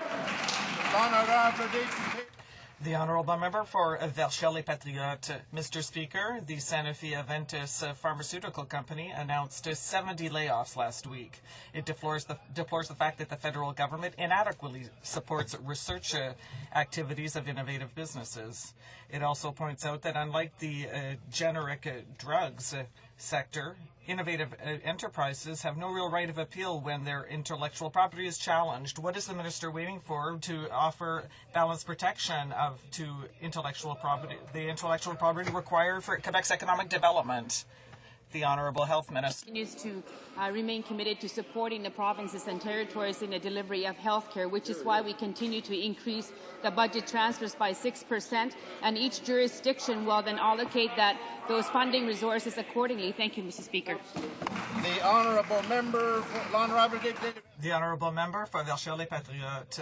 I'm going to give a second chance to the Minister, and I'd ask her to listen closely to my question. While the Quebec government is trying to attract investment in biotechnology to reinforce this sector, which is a pillar of our industrial development, the Canadian government is discouraging it. When will the federal ministers put in place a plan to support the Quebec biotechnology industry? The Honourable Member of State. I would like to point out to the member opposite that this government has supported Quebec industry second to none in the history of this country. In fact, the NRC IRAP program provided $61 million alone to Quebec businesses and other groups. Quebec Drug Discovery Consortium, $8 million in Montreal. And it goes on, Mr. Speaker. The point is that if the Bloc had their way, none of this funding would go into their province of Quebec because they voted against it. Every time they vote against businesses and students and investment, they vote no. The Honourable Member for York West. Mr. Speaker, in light of the government's decision to change Canada's long-standing policy on maternal health, yesterday's words from a Conservative member speaks volumes. The member for Winnipeg South spoke of, quote, small steps in scaling back the rights of Canadian women. This helps to explain the so-called small steps like killing the Court Challenges program, attacking pay equity, cutting funding for 22 women's groups this year alone. What other small steps do the Conservatives intend to do to Canadians next? The Honourable Minister of State for the Honourable Minister for the Status of Women. I appreciate my colleagues' comments, but what we're actually listening to is what World Vision is telling us on maternal health. And what they're telling us is that 24,000 children under the age of 5 will die today in the developing world. Our government has a responsibility to act. We've made a decision to bring our G8 partners to the table to address this issue with the goal of saving the lives of millions of women and children. And development leaders are supporting this. They're telling us that every year 9 million women around the world watch as their children die from painful preventable illness that costs dimes, not dollars to treat. We have a responsibility to act, and I ask the member to support. The Honourable Member for York West. What about Planned Parenthood? Funding for groups that throughout Canada only go to the ones that share the ideology, the very narrow ideology of this Conservative government. Women's rights groups have been cut, literacy advocates, cultural events, and as I said earlier, Planned Parenthood. There's no hiding it. A few words from the Conservative member for Winnipeg South explains this government's true bias and their real agenda. Which Canadians will be next to get trampled on by this government's so-called small steps? The Honourable Minister for the Status of Women. Thank you, Mr. Speaker. Well, Mr. Speaker, the member knows that our government has increased the funding for women's groups to the highest level ever in the history of this country. But we're also, Mr. Speaker, listening to the presidents and CEOs of World Vision, the CEO of UNICEF, Results Canada, Care Canada, Plan Canada, and Save the Children, and they've all told us, quote, it's time to focus on the hope and opportunity that this G8 initiative on maternal, newborn, and child health presents and end the suffering of millions around the world. And in fact, Mr. Speaker, Sharon Marshall from World Vision Canada says World Vision is outraged that this debate is being raised. Order. The Honourable Member for Ottawa Centre. Mr. Speaker, last year the international community contributed $5.3 billion to a multinational fund to help tackle child and maternal health in developing nations. However, not a single dollar of that $5.3 billion was Canadian. We've heard a lot from the Conservatives about their intent to tackle the issue of child and maternal health. We've heard a lot, but we haven't seen the fundamentals. So here's a very simple question to the government. How much money are they going to contribute to fight child and maternal health? What is the dollar figure? Honourable Minister for the Status of Women. Well, Mr. Speaker, what the member does know is that the leadership of this Prime Minister is evident. He has invited the G8 leaders from around the world to come here to deal with an issue, a pressing issue that developing worlds have been asking to have been dealt with for years, and that is addressing the issue of maternal and child health. We have a huge opportunity this June at the G8 to make a difference in the lives of women and children. This initiative will save millions and millions of children under the age of 5. Obviously, Mr. Speaker, when the G8 leaders get together, we'll see those plans, but in the meantime, I'm sure we have his support. For Ottawa Centre. Well, I think I was very straightforward, Mr. Speaker. I just asked how much money. We had seen $5.3 billion contributed by other partners. We donated zero, Mr. Speaker, last year. So if you look at it, we need to do more. The Global Funds Initiative is a good place to start, Mr. Speaker. It saves the lives of over 5 million people. The Fund's representatives were here in Ottawa at the Foreign Affairs Committee, and they asked for Canada to contribute more. So we'd like to see this government stand with those who want to make a difference on child maternal health. Put aside all the rhetoric we've heard from them, and the question is, are they going to help, and will they double the fund to the Global? The Honourable Minister for the Status of Women. Well, Mr. Speaker, I'm very glad to hear from the member opposite that he wants to end the rhetoric and he wants to help, because that's exactly what we've been asking all of the opposition parties to do with us. We have a historic opportunity in June with our partners from the G8 who are all coming to the table with the same goal of saving the lives of women and children. I'm very pleased to hear that the NDP is now supporting this initiative. It's a laudable initiative, it's an honourable initiative, and it's the right thing to do. This is a historic opportunity. The Honourable Member for Wetaskiwin. Mr. Speaker, all week the Liberals have been bragging about their sad, sorry and pathetic record of the 1990s. Their confusion about this dark era must be because their leader was far, far away from Canada at the time. Can the Minister of Transport remind the House just what the Liberal record is from the 1990s and why perhaps the Liberals should not be quite so boastful? Honourable Minister of Transport. Mr. Speaker, I like the member for Wetaskiwin, have been shocked to hear the Liberals bragging about their sorry record. Let's look at their record with raising taxes, Mr. Speaker. Between 1993 and 2000, Liberal governments increased taxes 63 times. Personal income tax were increased 27 times. Business taxes 23 times. CPP premiums 7 times. And after witnessing all of this from overseas, no wonder the self-described tax and spend Liberal leader wanted to come to Canada and raise taxes further when he wanted to search for a team that could raise taxes. Order. The Honourable Member for Guelph. Mr. Speaker, Canadian taxpayers loaned $10.5 billion to General Motors last year. Yet GM closed approximately 250 Canadian dealerships that add little to the cost of GM operations. Robinson Pontiac Buick, a GM dealership in Guelph, is one of those across the country that together provide thousands of jobs at the dealerships and with their suppliers and contractors. Congress pressed GM to reopen more than half of the closed American dealerships, and GM complied. Why is this Conservative government idly standing by while thousands of Canadians lose their livelihoods? Honourable Minister of State. Well, Mr. Speaker, I know the member isn't always in the House, but I wonder if he knows that we created 108,000 jobs last month alone. Now, Mr. Speaker, we had $145 million put into the 5 years into the Automotive Partnership Fund, $200 million into the Automotive Innovation Fund, $700 million into accounts receivable insurance, and the list goes on, Mr. Speaker. One thing is absolutely sure. Under the guidance of this Conservative government, the automotive sector in Ontario has fully rebounded, and we are very proud of that record. Why would they not support that? The Honourable Member for Jean-Lebert. Mr. Speaker, the presidents of the Montreal Police Brotherhood and the Quebec Federation of Municipal Police have reiterated their support for the gun registry. For them, the registry is a guarantee of safety. They have pointed out that the $4 million required to register long guns is a drop in the bucket compared to the cost of the deaths and injuries caused by firearms. Why are the Conservatives rejecting the opinion of police officers who say that the long gun registry is a precious tool to fight crime? The Honourable Minister of Natural Resources. Mr. Speaker, we have always said that we will dismantle the long gun registry, not the entire firearm registry, because it was too expensive. It's inefficient. It criminalizes honest citizens, hunters, farmers.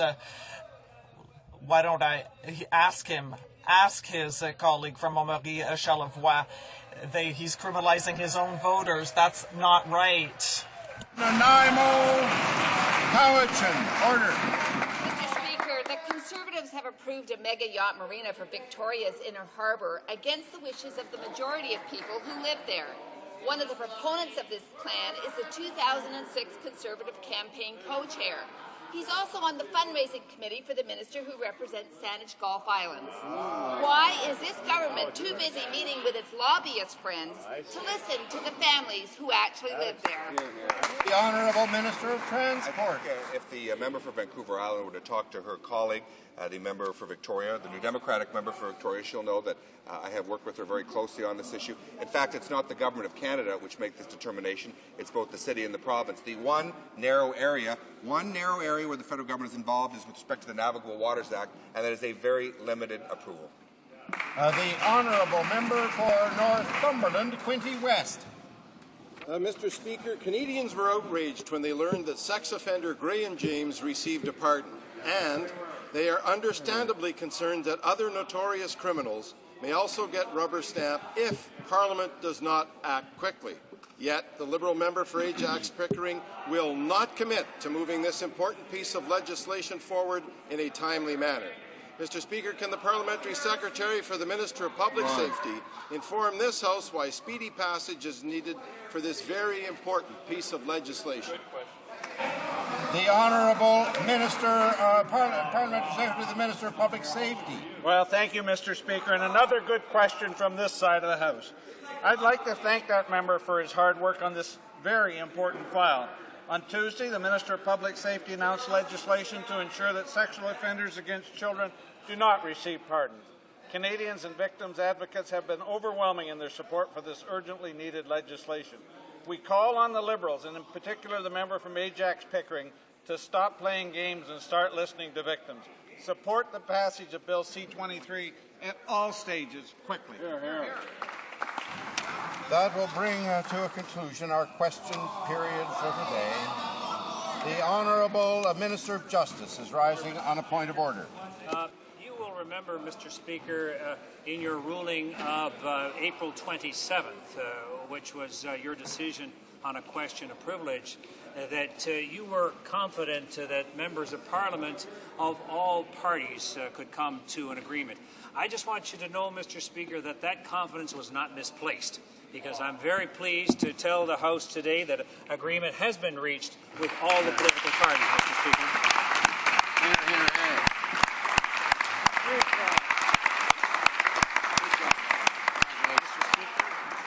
It's an agreement that complies with Canadian laws. It does not compromise national security, and it does not jeopardize the lives of the men and women who serve in uniform, Mr. Speaker, which, of course, was a concern of the government, and you recognize in your ruling, Mr. Speaker. Again, Mr. Speaker, this was put together with the agreement of all political parties, and I'm very pleased and honored at this time, Mr. Speaker, to inform the House of the details of that agreement. Mr. Speaker, the agreement in principle is the creation of an ad hoc committee of parliamentarians composed of one member of Parliament and an alternate from each political party. Each member of the ad hoc committee will be required to take an oath of confidentiality, sign a confidentiality agreement, and will be required to obtain the appropriate security clearances. Access to documents will take place in a secure location. Appropriate security procedures will apply. Committee members will have access to all documents in both redacted and unredacted form. Committee members will have access to government officials from appropriate departments to provide briefings and contextual information and reasons for protecting information. With respect to every unredacted document examined by the committee will determine whether the information in the document is relevant to matters of importance to members of Parliament, particularly as it relates to the ongoing study on the transfer of Afghan detainees currently underway at the House of Commons Special Committee on the Canadian Mission and Afghanistan, and whether the use of such information is necessary for the purpose of holding the government to account. The decisions of the committee related to the relevance shall be final and unreviewable. Where the committee determines that such information is relevant and necessary, or upon the request of any member of the committee, it will refer the document to a panel of arbiters who will determine how that relevant and necessary information will be made available to members of Parliament and the public without compromising national security, either by redaction or the writing of summaries or such techniques as the panel find appropriate, here bearing in mind the basic objectives of maximizing disclosure and transparency. The panel of arbiters should regularly consult with the members of the committee to better understand what information the MPs believe to be relevant and the reason why. The decision of the panel of arbiters with respect to disclosure shall be final and unreviewable. The panel of arbiters will be composed of 3 eminent jurists. Composition of the panel must be agreed upon by the government and the opposition. All parties agree that the details of this proposal will be further outlined in a memorandum of understanding signed by all party leaders. Mr. Speaker, I'm prepared to table that in both official languages and indicate to you that it is the agreement between the members that the memorandum of understanding would be in place by May 31st, 2010. Mr. Speaker, this is a good day for parliamentarians. It's a good day, Mr. Speaker, for all those who have respect for the rule of law in this country, Mr. Speaker. And again, I commend all members and thank you, Mr. Speaker, for the ruling and the opportunity that you've given us to bring together this agreement. Again, your confidence was not misplaced. Thank you very much.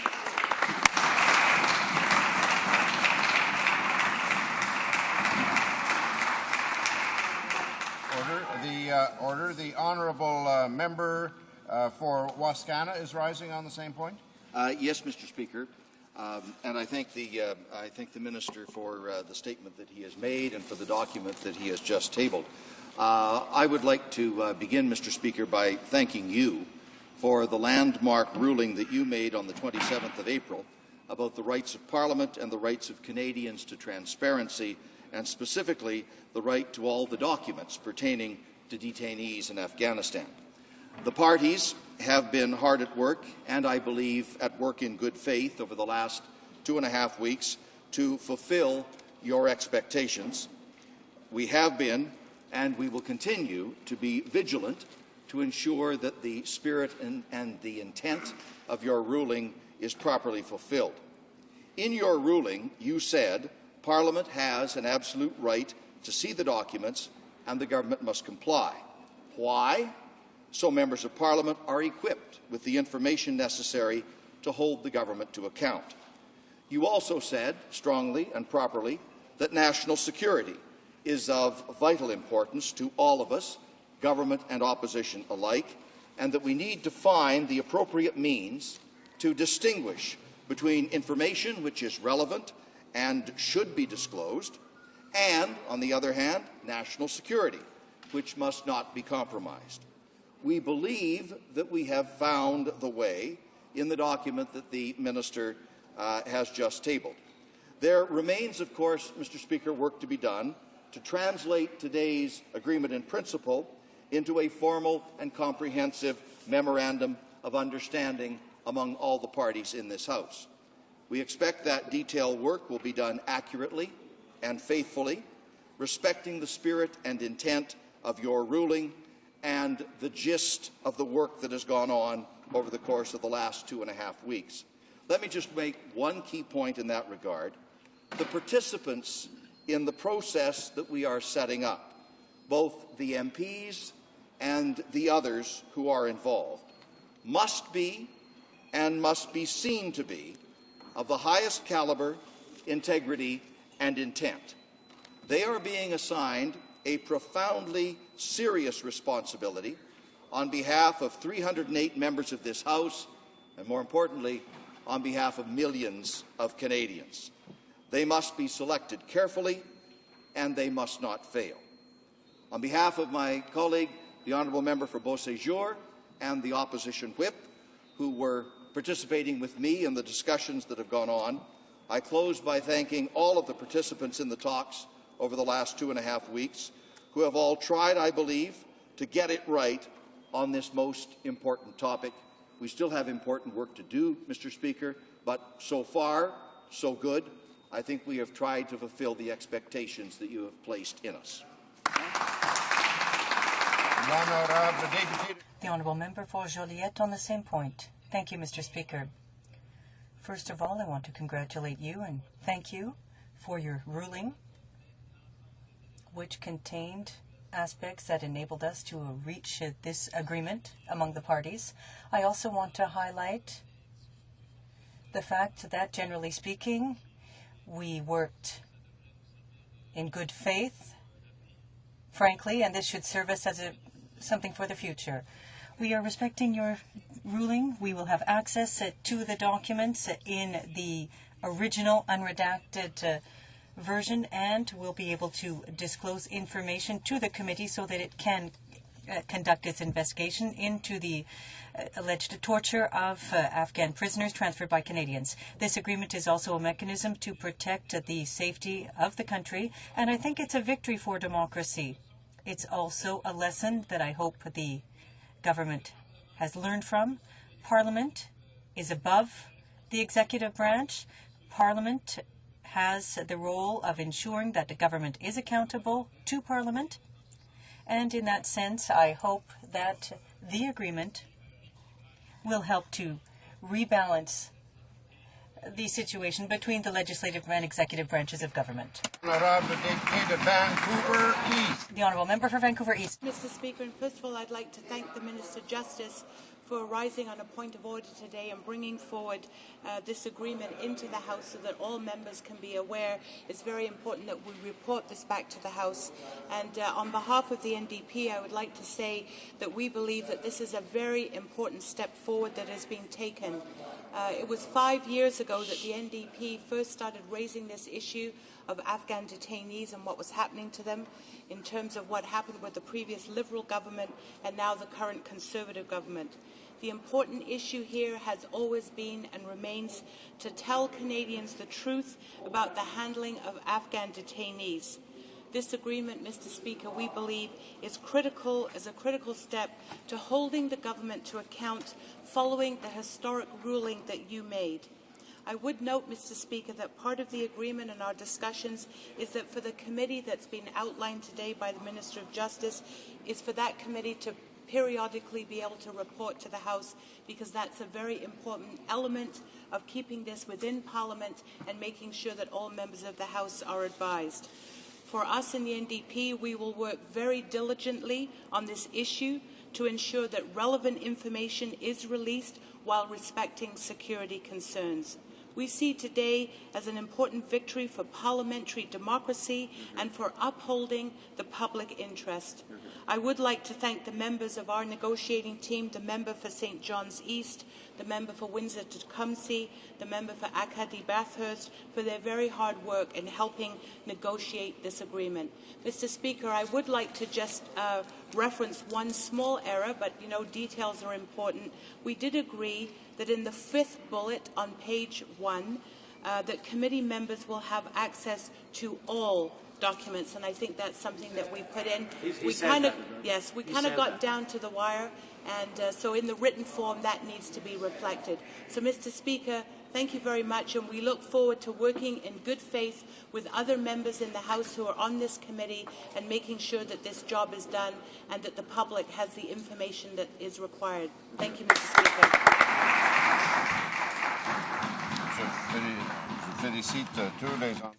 I congratulate all honourable members who participated in the negotiations. The that members have reached is reflected in the results that will happen over the next period of time, and I congratulate all for your work. Thank you very much.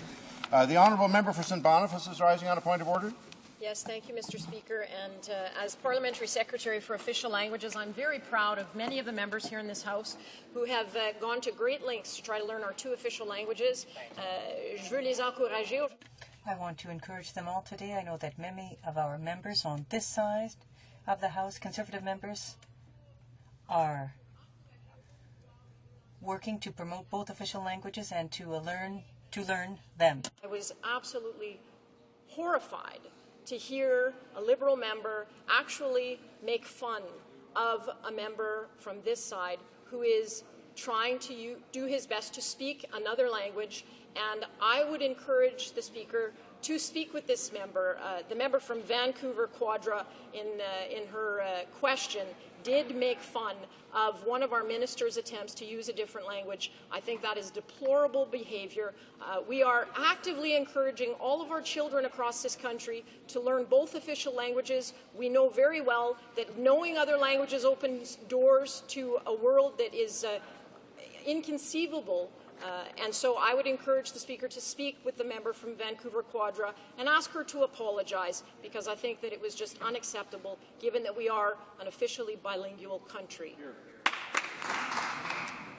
The Honourable Member for Hull-Aylmer on the same point. Thank you, Mr. Speaker. Mr. Speaker, I would like to point out that on this side of the House, the members of the Liberal Party support, often with many congratulations, political parties to which members may belong, be it with respect to francophones speaking English or anglophones who are speaking French. And as you know, Mr. Speaker, you are the main witness of this. There are valuable efforts being made on all sides and great progress over the years. In the present case, my colleague used an expression referring to the fact that perhaps the member had not understood the Latin term. It's not a criticism of the way that the Minister of Natural Resources speaks English, nor was it a remark that could apply to another Anglophone minister who may have been speaking French. It was an innocent remark in its intention, in the heat of the moment, but there wasn't a criticism behind that comment. On the contrary, I too want to congratulate all members who are making efforts in order to master the other official language of our country. Thank you. I will look at the Hansard and, if necessary, will return to the House.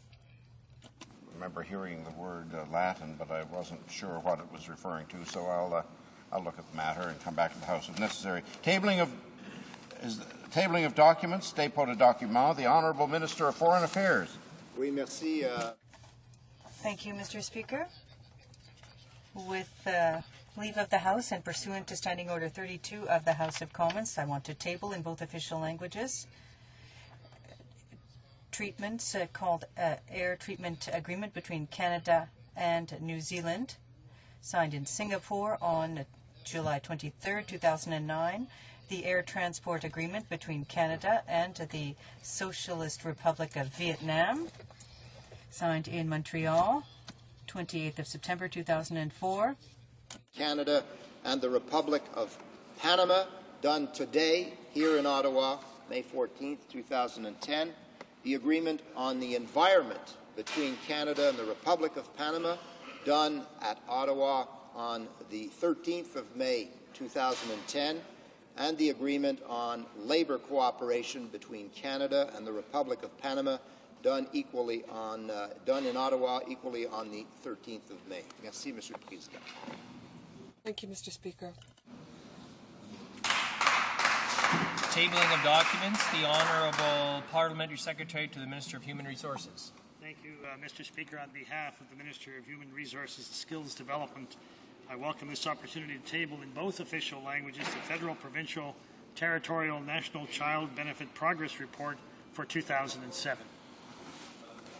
Tabling of documents. The Honourable Parliamentary Secretary to the Minister of Citizenship and Immigration. Mr. Speaker, pursuant to Standing Order 36.8, I have the honour to table in both official languages the government's responses to two petitions. Tabling of documents. Introduction of government bills. The Honourable Minister of the Environment. Oh, sorry,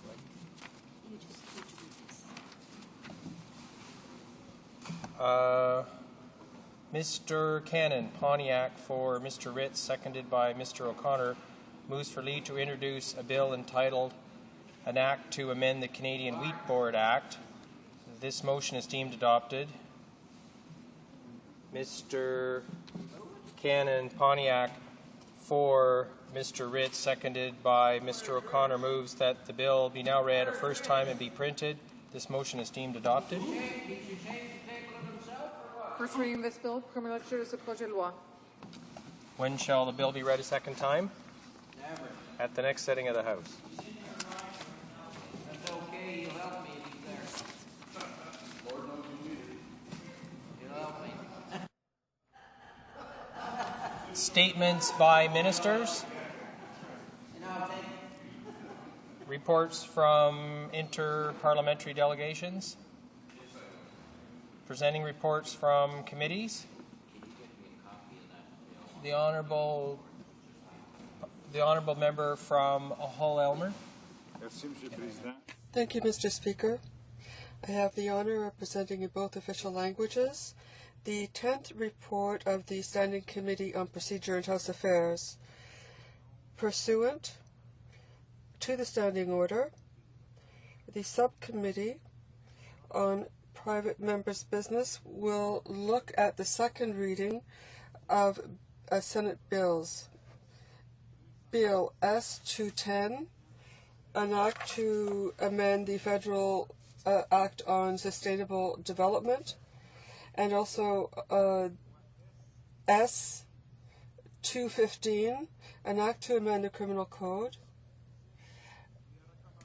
suicide, and also to, and these not be votable, but that they be studied by the House. And 2, this report is deemed concurred in. Presentation of reports. Honourable Member for Edmonton-Leduc. Thank you, Mr. Speaker. I have the honour of presenting in both official languages the first report of the Standing Committee on Finance concerning Bill C-9, an act to implement certain provisions of the budget tabled in Parliament on March 4th, 2010, and other measures. Employment Act and the Economic Growth Act. The committee will submit the report without amendment. Private members' bills. First reading of Senate public bills. Motions. The Honourable Parliament Secretary to the Chief Government Whip. Speaker, there have been discussions among all parties, and I believe you will find agreement for unanimous consent to the following motions. Number 1, that in relation to its study of violence against Aboriginal women, 6 members of the Standing Committee on the Status of Women be authorized to travel to Resolute Bay and Iqaluit, Nunavut, Labrador City, Newfoundland, and Labrador, Latuque, Quebec, and Fredericton, New Brunswick, in the spring-summer of 2010, and that the committee be authorized to permit the broadcasting of its proceedings and that the necessary staff accompany the committee. 2, that in relation to its study of violence against Aboriginal women, 6 members of the Standing Committee on the Status of Women be authorized to travel to Brantford, Ontario, and Quebec City and Montreal, Quebec, in the spring-summer of 2010, and the committee be authorized to permit the broadcasting of its proceedings and that the necessary staff accompany the committee. 3, that in relation to its study of violence against Aboriginal women, 6 members of the Standing Committee on the Status of Women be authorized to travel to Maniwaki, Quebec, in the spring-summer of 2010, and that necessary staff accompany the committee. 4, that in relation to its study of snow crab industry in Atlantic Canada and Quebec, 8 members of the Standing Committee on Fisheries and Oceans be authorized to travel to Percé, Grande-Rivière, Sainte-Thérèse de Gaspé, Quebec, Deer Lake and Benoit's Cover, Newfoundland and Labrador, Sydney and Louisbourg, Nova Scotia, and Moncton, New Brunswick, in the spring of 2010, and the necessary staff accompany the committee.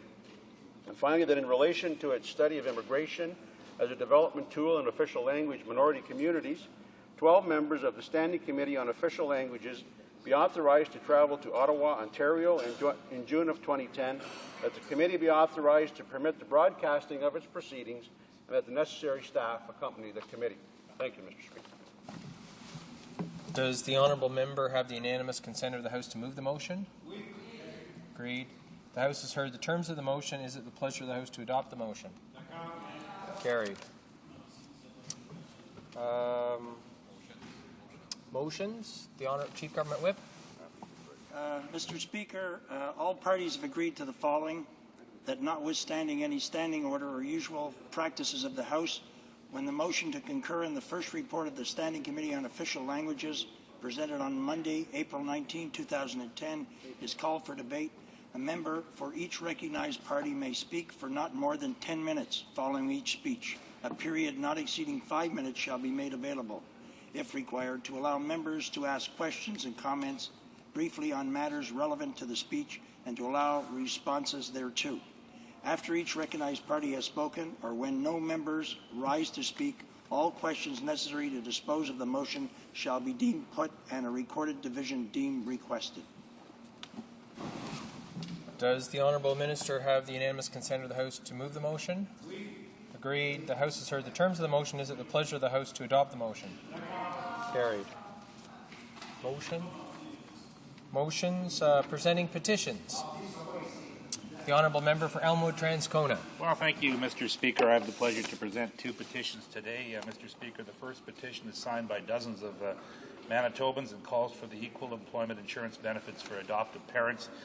Canadians believe that adoption is important and in a compassionate and just society. And under the current EI program, Mr. Speaker, adoptive parents with 35 weeks of paid leave, and they're followed by another 15 weeks of unpaid leave.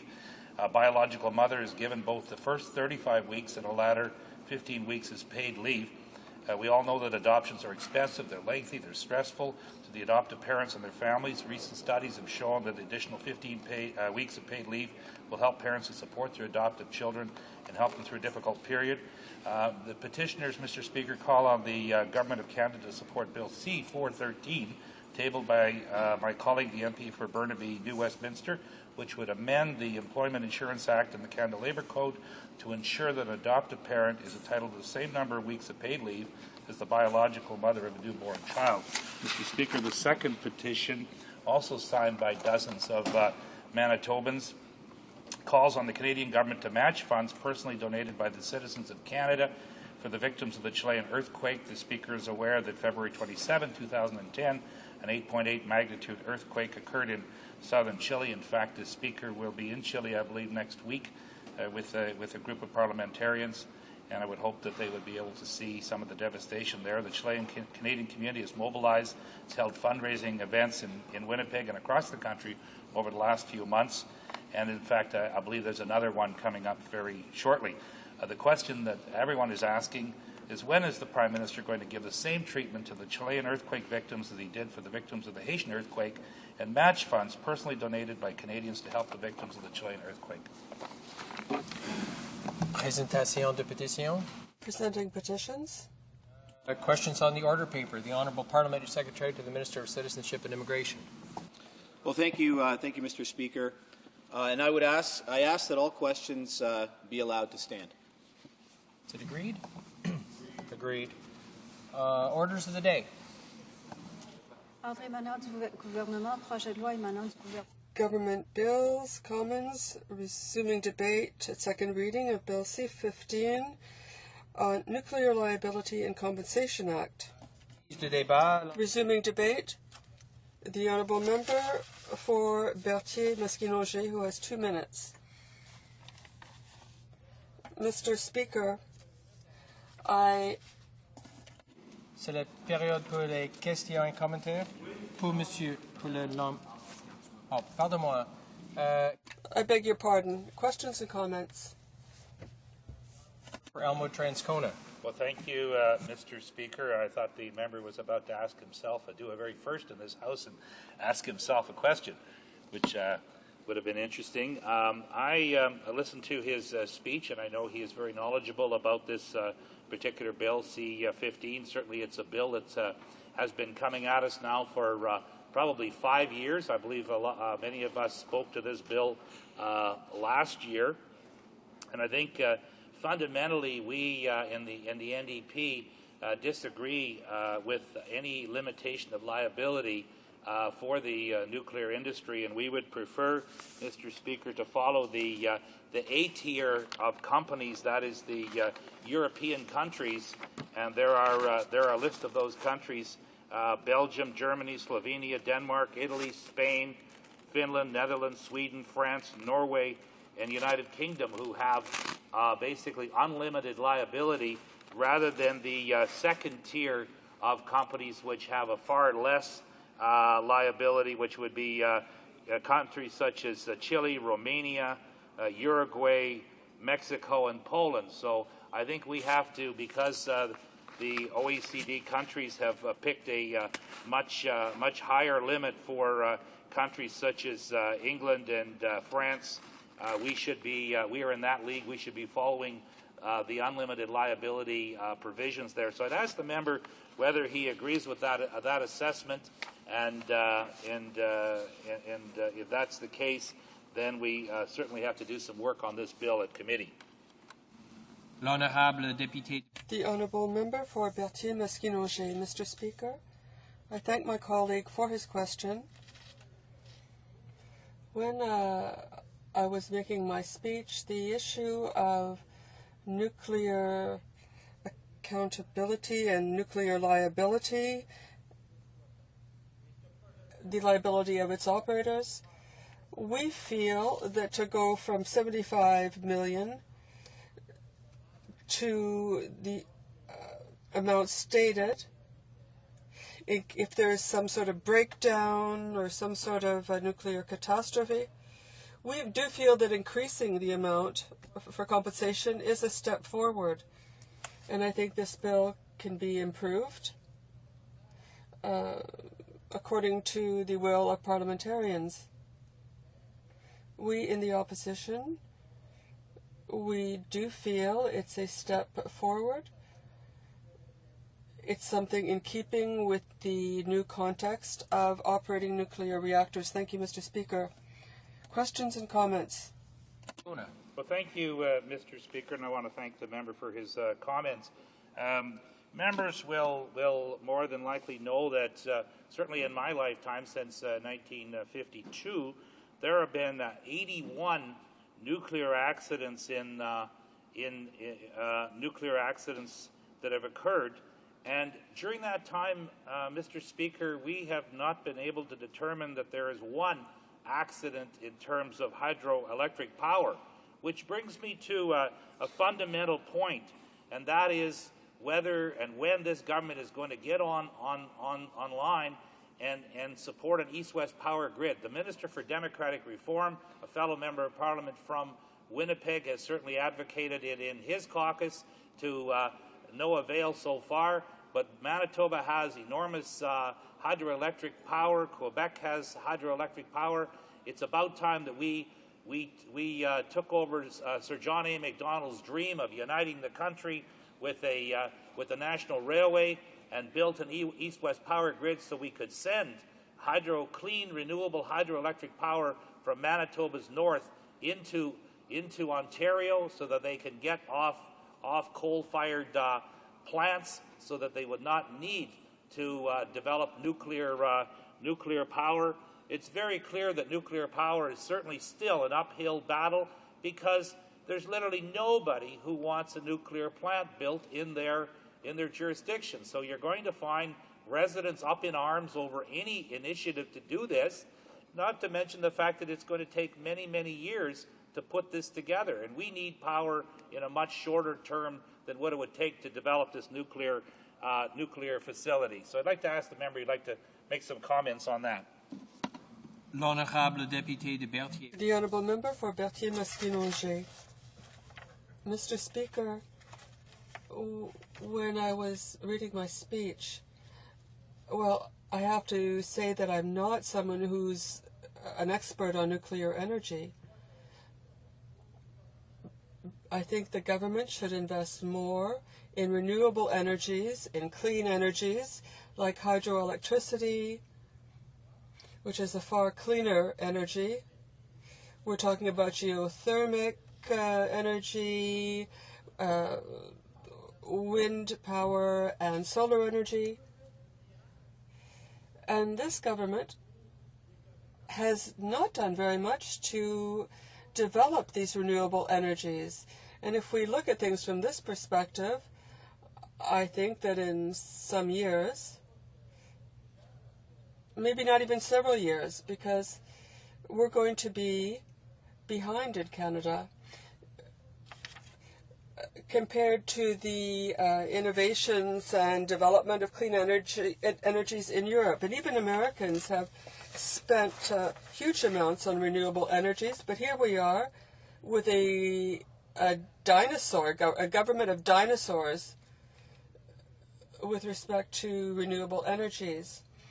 And with nuclear energy, there's always the issue of nuclear waste. What do we do with this waste?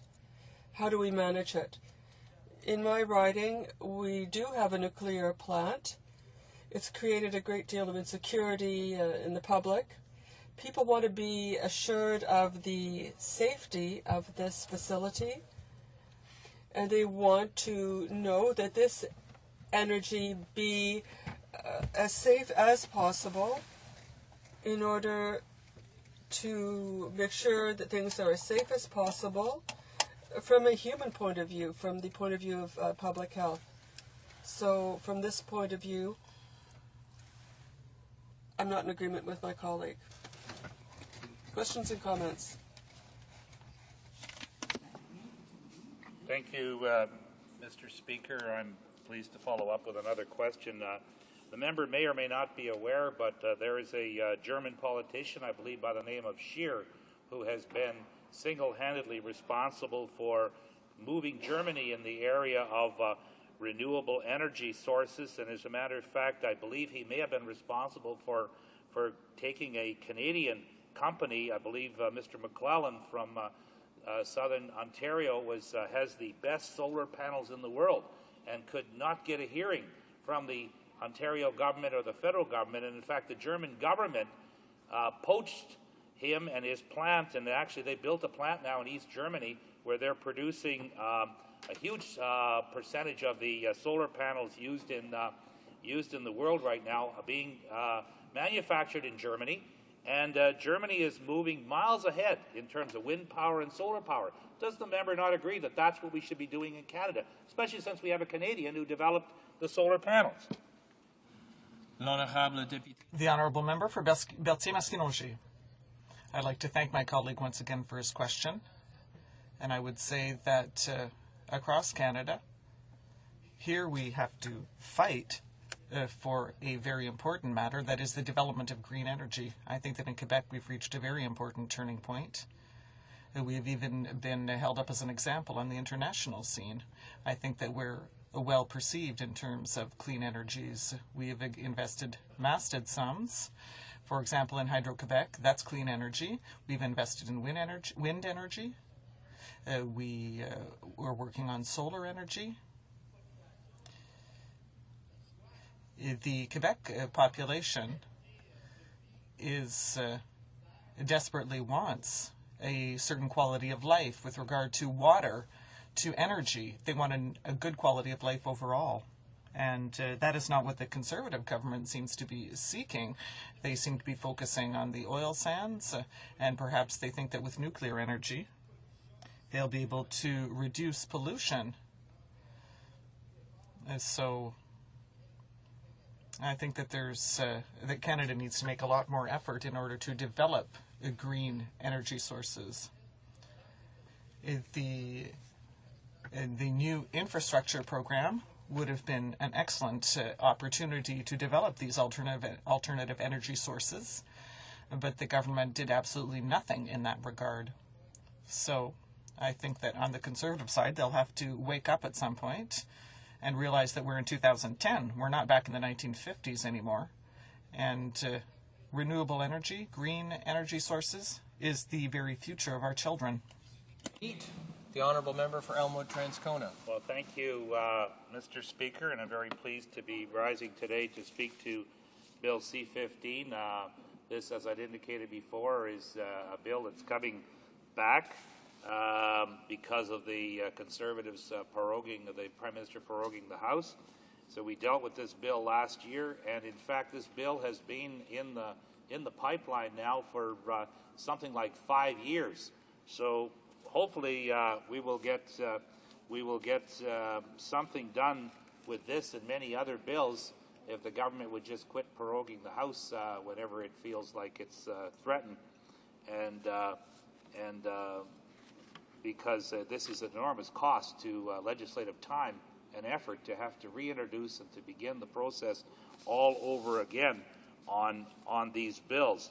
Now, just to follow up on what the previous speaker in our question and answers dealt with, I think it's very fair to say at the outset that Canada is basically strewn with missed opportunities. I know, for example, in the wind power environment, that as early as 1991, we had wind power being developed in Pincer Creek, Alberta, and in those days there were the small wind turbines, and that was the beginning of wind power development in Canada. And the Conservative government in Manitoba at the time, could have moved as well at that time and developed wind power, but they didn't. They sat and let watched the world go by for another 10 years. And finally, they got into the wind power business only 5 or 6 years ago under an NDP government.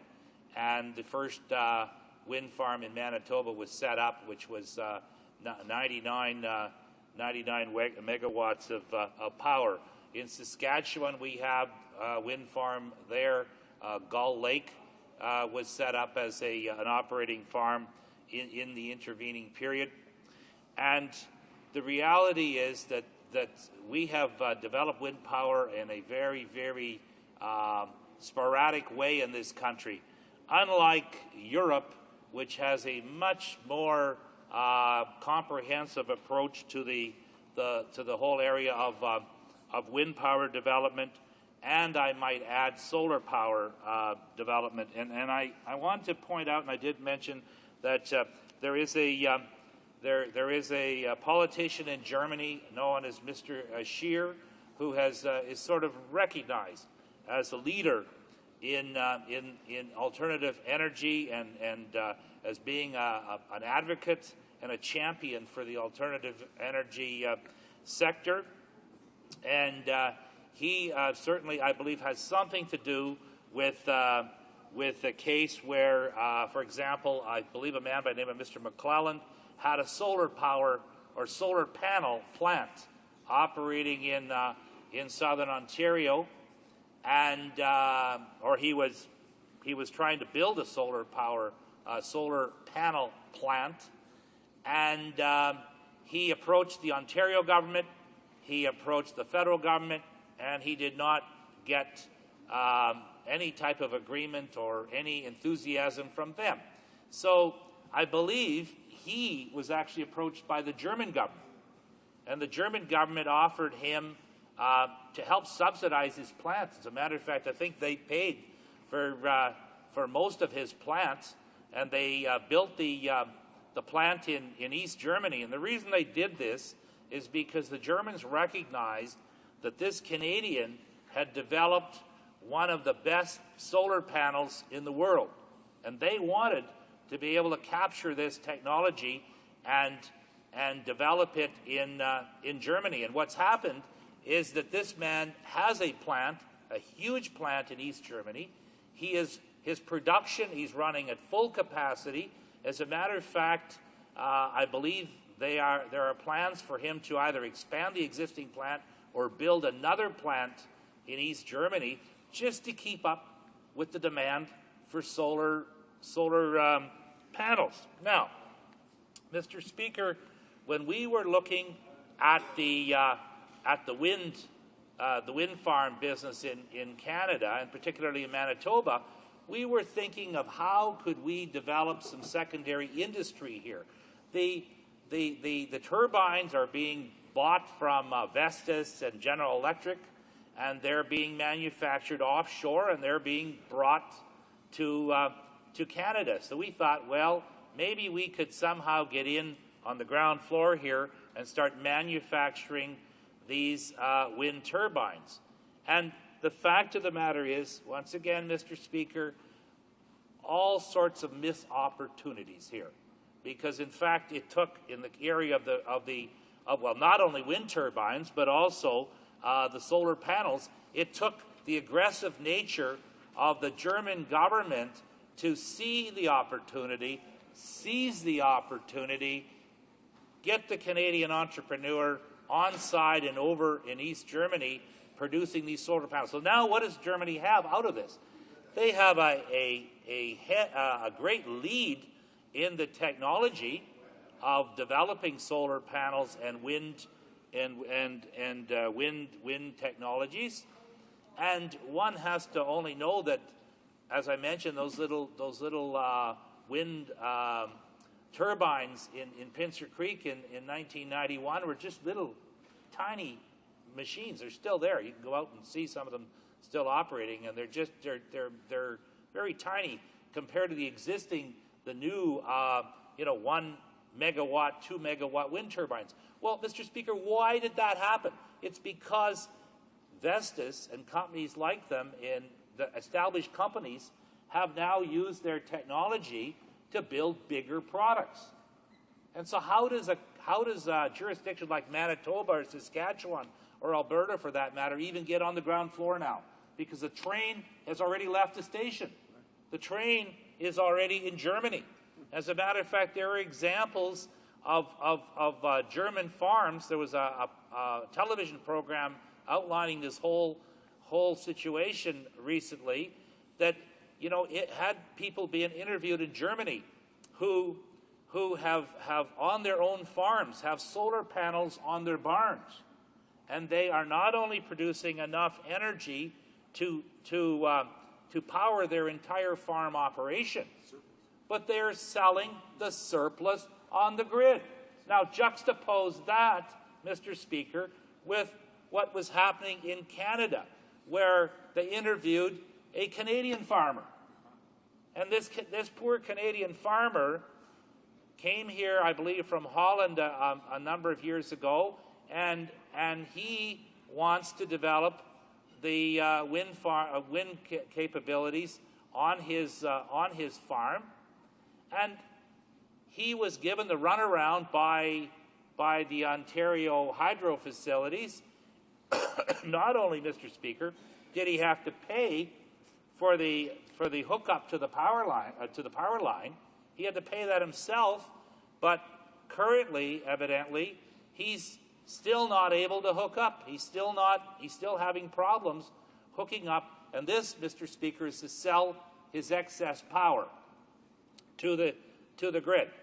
So, it really is comical when you look at it and you see how we have so many missed opportunities in this country. It's very sad. And you see that Europe, that Mr. Scheer and his Canadian partner in, I believe the company's called Arise, Mr. McClellan, are now transforming. They're transforming the German economy. They're getting the German economy off of non-renewables and getting the German economy on renewable fuels. So we should be, once again, doing more that actually works, where we have, where we can go to examples, look at examples of best practices, I guess they're called, and we should be following Germany. Now, let's deal once again, and I know my colleague, the member for Ottawa Centre, is very keen on this issue as well, even though he's not from my province, but he knows a lot about my province, and he of course also accepts and understands that Winnipeg does have the longest skating rink in the country for several years now. But in any event, he is very understanding, as is the Minister for Democratic Reform. I give him full credit. because he's the only Manitoba MP. I don't know what my local MPs are doing, my government, Conservative MPs are doing over there from Manitoba and Saskatchewan. But if I was part of that group, I would think I'd be joining the Minister of Democratic Reform and banging on the door of the government ministers and demanding that we develop, in the tradition of John A. Macdonald, who had the vision to tie this country together 100 years ago and build a railway across this country, which was absolutely astounding and visionary in John A. Macdonald's day. We could do the same thing, Mr. Speaker, with an east-west power grid. That's right. When you look at a map of the country, what do you see with power lines, with oil pipelines, with gas pipelines? The member for Ottawa Centre said going south. Exactly right. Every single one of these pipelines heads to the United States, heads south, when in fact we should be looking at trying to keep this country together and have the pipelines running, or the lines running east-west, particularly with regards to electricity. Because we in Manitoba, and we're happy to do it, we are selling our power into the United States. We are developing more hydro plants currently, and we will be selling more power into the United States. But, Mr. Speaker, it seems to me fairly obvious that what we should be doing is we should be selling this power east-west. Ontario has a problem. It's a long-identified problem. As a matter of fact, the Filmon government and the Bob Rae government, way back in 1991, were on the verge of signing an agreement to build an east-west power line, power grid, to bring Manitoba power to Ontario, to get rid of these coal-fired power plants in Ontario. Well, now the option is nuclear. Well, Mr. Speaker, that's some option. That's some option to leave your coal-fired plants. I can certainly agree with that. But to somehow think that somehow nuclear is the new development, this is the new frontier, well, you know, this is just basically through the past darkly here. We are going into the past. We are going with something we know that doesn't work. As I indicated, Mr. Speaker, in my lifetime there have been 81 nuclear accidents causing all kinds of damage, whereas we know of no hydroelectric damage that's ever been caused, that's caused loss of life and loss of property. So I think our orientation in this country is all wrong when it comes to energy. It's not as if we are trying to reinvent the wheel here. We had the leader in solar panel development right in our backyard, a Canadian living here in Canada who's had to pull up stakes, move to Germany because we don't have the common sense nor the good sense to take him up on his offer and help him build the plant. Now, of course, we'll be buying our solar panels from Germany. We'll have to get in line because there's a big waiting list for those panels. So, you know, Mr. Speaker, this bill, you know, probably was good if it had been brought in 10 years ago, because the limit of liability, you know, is currently $75 million. We're looking at going up to, I believe, $600 million. But we're now moving into an environment where we have a group of companies with unlimited liability. And that is what we should be looking at doing. We should be joining the likes of Belgium, Germany, Slovenia, Denmark, Italy, Spain, Finland, Netherlands, Sweden, France, Norway, and the United Kingdom. These countries are countries that have signed into agreements which are going to increase their liability, nuclear liability, into the unlimited categories. As a matter of fact, all of these countries, Mr. Speaker, in the Group A countries, they're signatories to the 2004 amending protocol to the Paris Convention on Civil Liability for Nuclear Damage, and it sets a minimum liability for nuclear power operators at about $1 billion Canadian, and there's compensation from state funds as well. I just want to also point out that the oil spill in the Gulf is an issue that is sort of driving the agenda at the moment. I listened to a Senate committee hearings, I believe just yesterday, where the president of BP Canada was not really even familiar with the rules and the penalties. And when they were asked by our critic from Skeena-Bulkley Valley about whether the chairman of the committee Clean Environment Committee, I think it was, or no, it's not Natural Resource Committee, would endeavor to get in touch with the Americans to find out what the rules are, because they didn't know what the rules are. He said, well, I think they're pretty busy right now with the oil spill. But fortunately, there were members of this House that I happened to be lucky enough to be with last weekend in the Canada-U.S. Meetings in New Orleans. And we were given a Sunday morning a briefing on the oil spill. And let me tell you that without getting into a lot of specifics here, the fact of the matter is that the congressman, who is well known to many people in this House and been around for over 30 years in the House, was very pessimistic certainly in his report to our group after the authorities gave their presentation. I mean, we are seriously looking at very difficult circumstances where this drilling rig is operating. But I asked the question about the total liability of the spill, and what the penalties would be. And I believe we were told that there's a fund that's set up that the companies contribute to, but the limit of liability is in the $100 million range, I believe. But if British Petroleum is judged to be negligent, then it becomes an unlimited liability. And so, potentially you could be looking at a company like BP, who just a few weeks ago had very happy shareholders.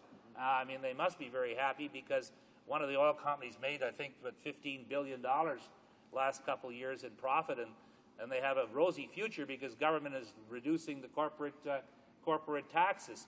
But even so, that shareholders just a few weeks ago at BP, who were having a very happy existence, may in fact find these shares being worth very little if this company ends up going out of business as a result of what could potentially be an almost unlimited liability in the case of this oil spill. But fundamentally, we have to hold these companies accountable. If that's what happens to BP, then that's what should happen, because the public should not be shoring up private industry.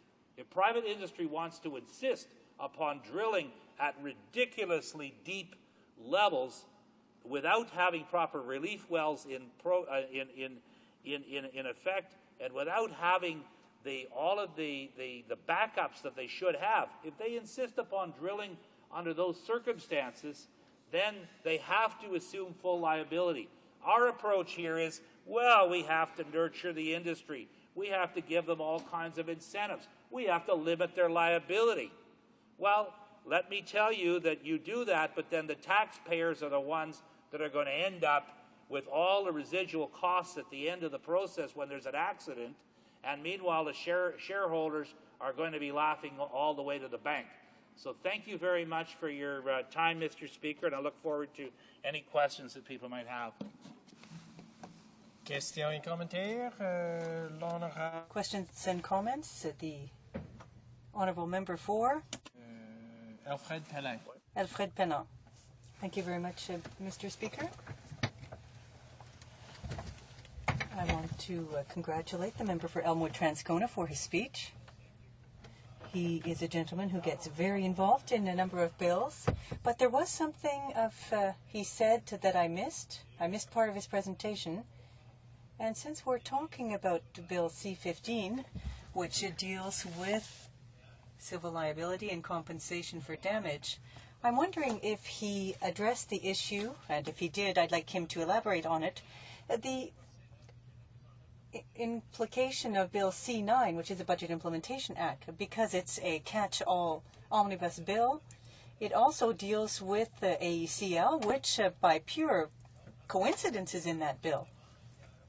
Now, we know that there are some tender calls out to sell the reactor side of AECL, but with respect to the liability or responsibility side of things, has the member looked at that as part of this bill, Bill C-15?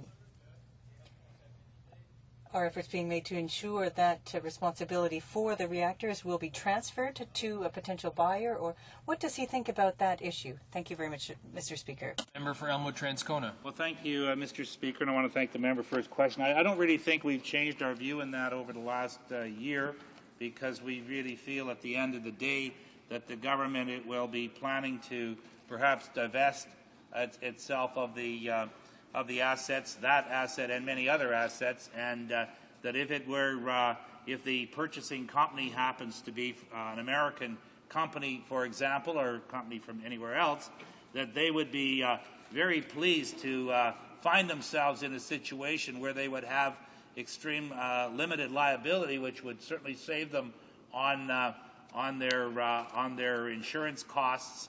And I do want to make a comment about the whole issue of of insurance. For some reason, the suggestion here is that the nuclear consortium can somehow access certain levels of insurance, and I can tell you with some experience in that area over a large number of years to know that insurance premiums go up and down a lot. And it all depends on the reinsurance treaties, which are signed every year in London, England, in 1st of January. And that's what basically tells you what you're going to pay for your insurance on various items that you're insuring. And a big catastrophe like 9/11 cost Warren Buffett, who owns one of the reinsurance companies, $3 billion. Well, that money is going to be recouped through increased car insurance, house insurance, and all sort of other insurance rates in the years following. Right? So insurance markets are highly unpredictable, particularly in the area of liability. Questions and comments? The Honourable Member for Ottawa Centre. Thank you, Mr. Speaker, and I want to thank my friend from Manitoba for his intervention. I just had a question regarding this piece of legislation which the government tried to put through before, and linking it to what many see as just a subsidy for industry, in an industry that has always required subsidy.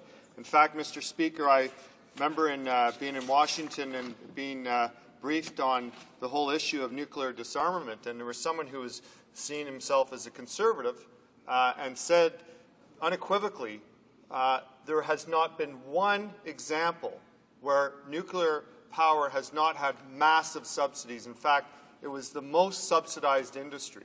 And he said anyone can try and bring forward an example, and he would show them unequivocally that they were subsidized massively. So my question is this just not another subsidy through way of a liability piece to industry? And if so, shouldn't we be focusing on that for the real cost? Because this legislation covers industry. The Honourable Member for Elmwood-Transcona. Well, thank you, Mr. Speaker. And absolutely, when you put a limit on the liability, what you're essentially saying, or you're telling the business, is you're telling them what their ultimate top-end cost is going to be. And businesses like that. They like to know what their costs are going to be. But what you're also telling the public, Mr. Speaker, is that all the excess costs are going to be borne by the taxpayer. Correct. And we're not talking about a little bit of money here, Mr. Speaker. We're talking about a tremendous amount of money. And the argument will be made by the insurance I will tell you, Mr. Speaker, right now that the insurance consortium, who today tell you that they will be able to get limits of, you pick the amount, $1 billion or whatever they tell you. They'll tell you that today. But because events in the insurance markets are outside of their control, they will come to you another year from now or 2 years from now and say, well, sorry, but our insurers withdrew the terms, or the insurance company put some restrictions, or the insurance company doubled or tripled the premiums. Let me tell you, a number of years ago, 1986, in Manitoba, liability insurance rates went up so drastically, so fast, that playground equipment manufacturers couldn't get liability. When they couldn't get liability, they couldn't produce the product, and they couldn't sell it to the city of Winnipeg. So, and that's just playground equipment. When it comes to liability insurance runs the entire economy, Mr. Speaker. Questions and comments? L'honorable député de Berthier. The honourable member for Berthier-Maskinongé. Mr. Speaker, I listened carefully to our colleague in his remarks, but as you may know, the Conservative government wants to develop the nuclear industry, to develop the tar sands. Now, they say that they're going to be reducing pollution generated by the tar sands. I don't believe that nuclear industry is a solution. It creates radioactive waste that we don't know what to do with. So I'd like to hear the honourable member on this topic, on the government's intention and determination to develop the tar sands.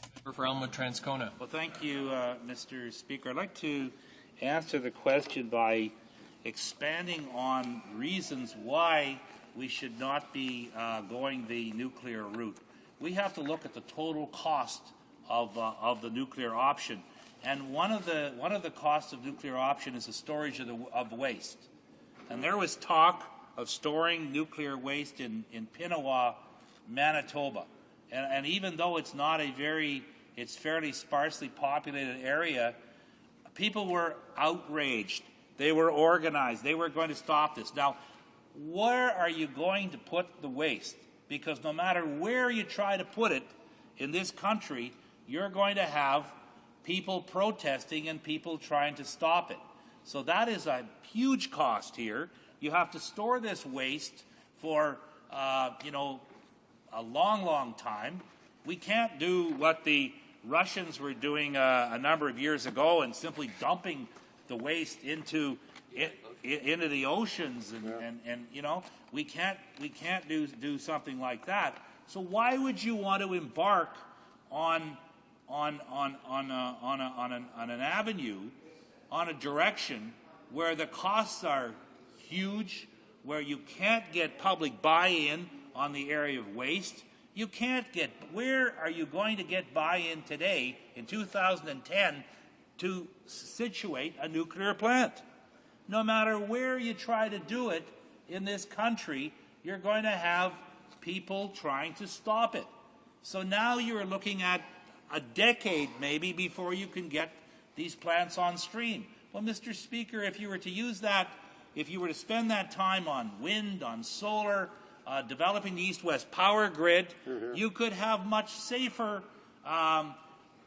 renewable energy on stream in half the time and not have to worry about storage and not have to worry about damage. I've indicated we've got 81 nuclear accidents in my lifetime. We have 0 hydroelectric power accidents. That's a very compelling argument for going the route of traditional hydroelectric development or wind and solar versus nuclear, which is just riddled with problems. Excuse me. Resuming debate, the honourable member for Ottawa Centre. Thank you, Mr. Speaker. And I rise today to speak in opposition to the bill that the government has put forward, and it's actually not a surprise, I suppose, to many, because we had this bill in front of the House before prorogation, and it's come back again. And sadly, we just can't seem to shake this this bill. And the bill's problems are many, and I think my colleagues have outlined some of them. But I think I'd like to situate the beginning of my comments on where we are with regards to the whole nuclear question globally. It's really interesting, Mr. Speaker, when you consider the talks that are going on right now with the NPT review, the Non-Proliferation Treaty review, and that many are looking to Canada to see what Canada is going to do to, put its words into action with regards to non-proliferation.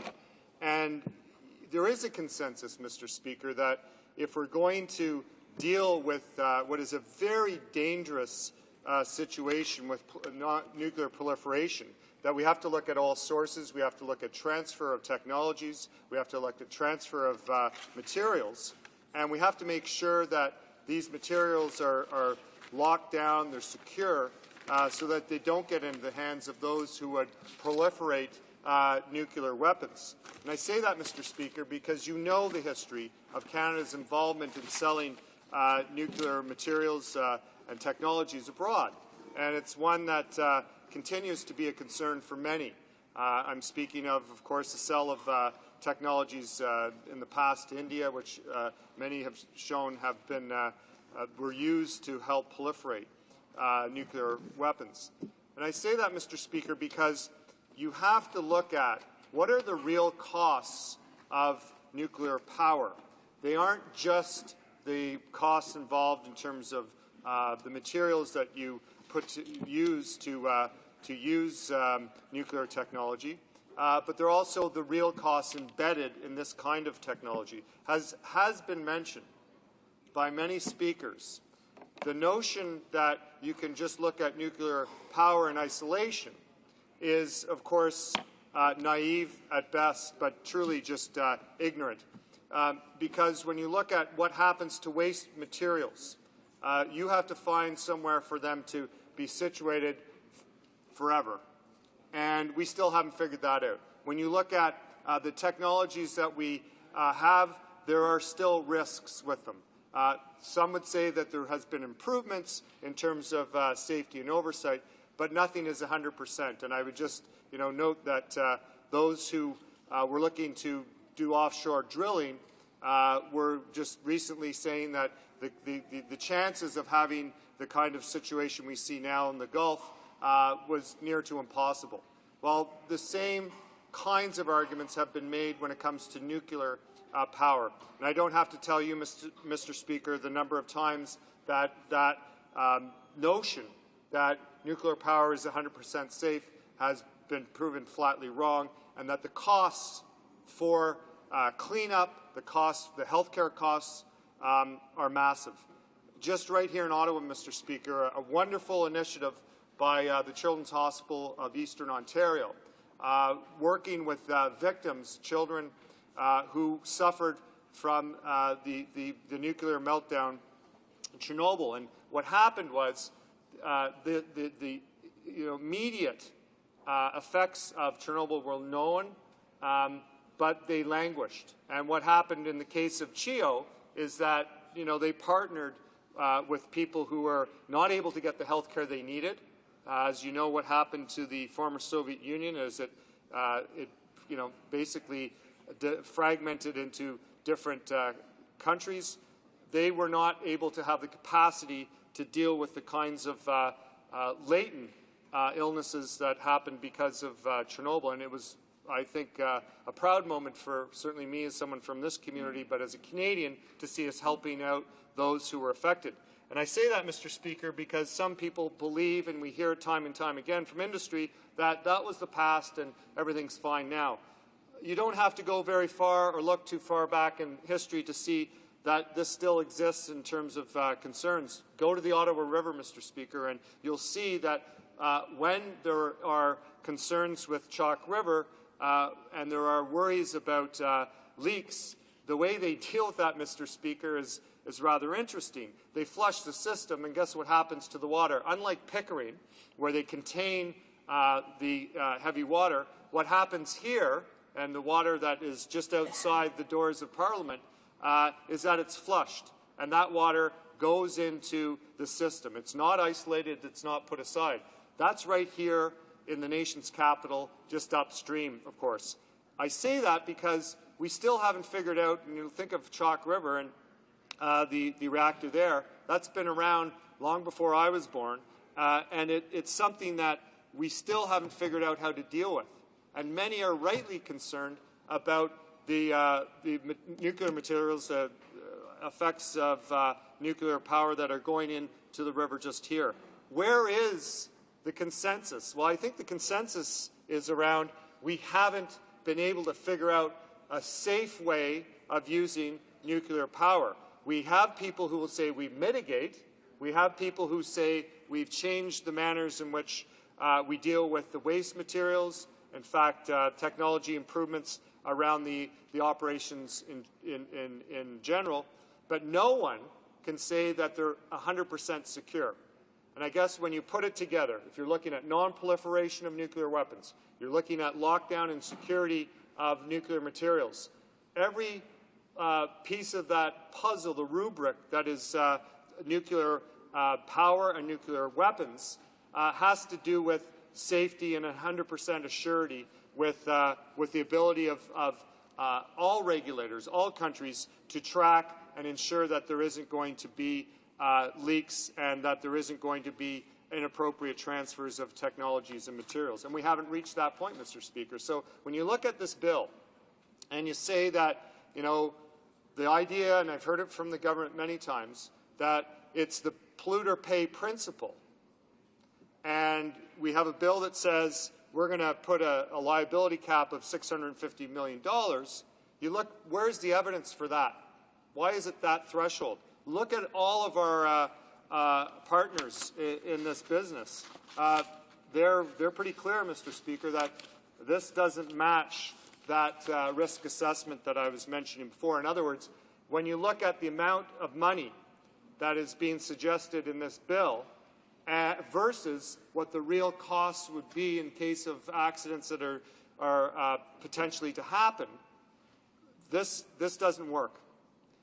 Some go as far as, saying we shouldn't have a cap at all. And it's a strong argument, in fact. And that would put the real costs on those who are involved in the industry.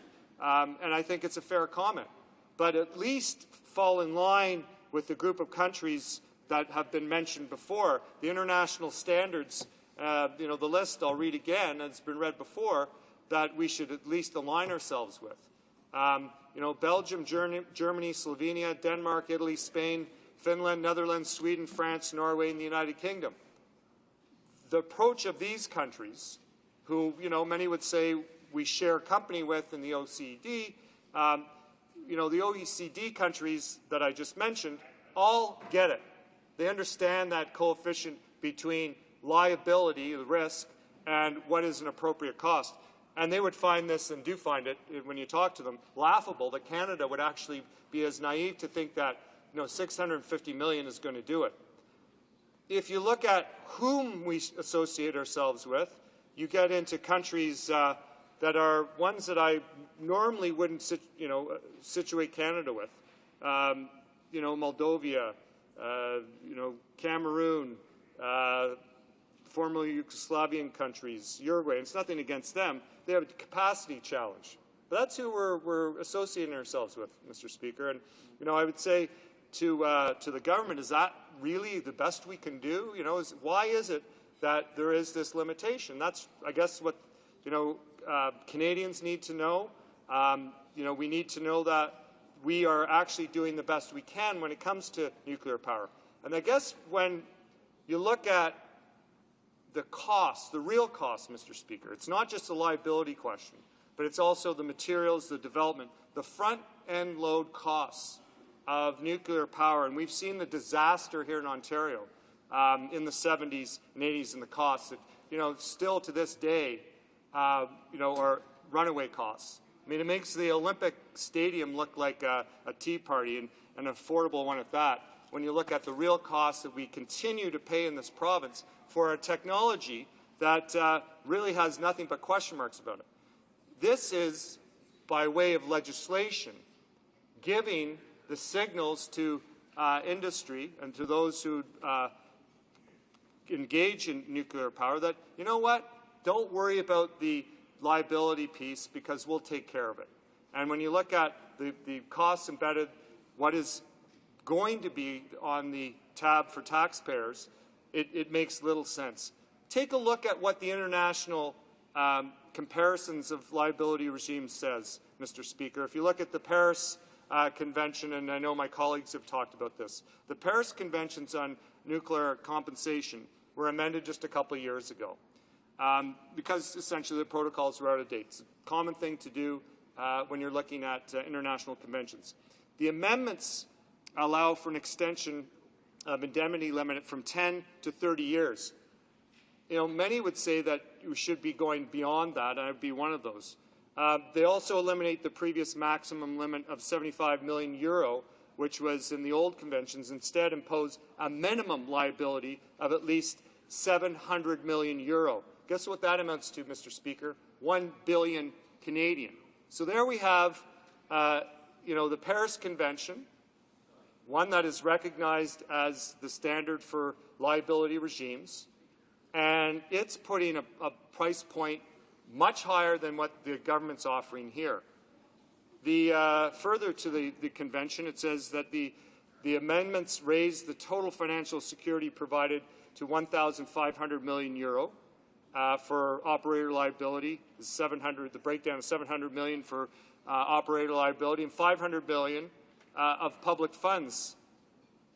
But the countries that have signed onto this agreement, I mentioned, included but not limited to Germany, Denmark, France, Italy, Sweden, Switzerland, UK, and Great Britain. Glaringly omitted from that list, Mr. Speaker, sadly, is Canada. And, I could share the blame here with the previous government. That could have been something that was signed off in 2004, but no. So you have to look at where is Canada on the issue.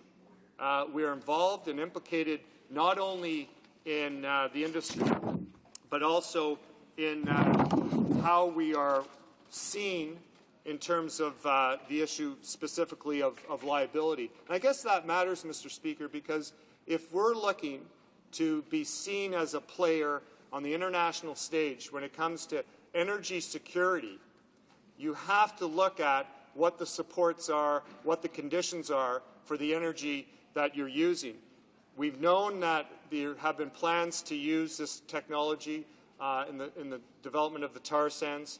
We know that there's been talk of expansion in other provinces.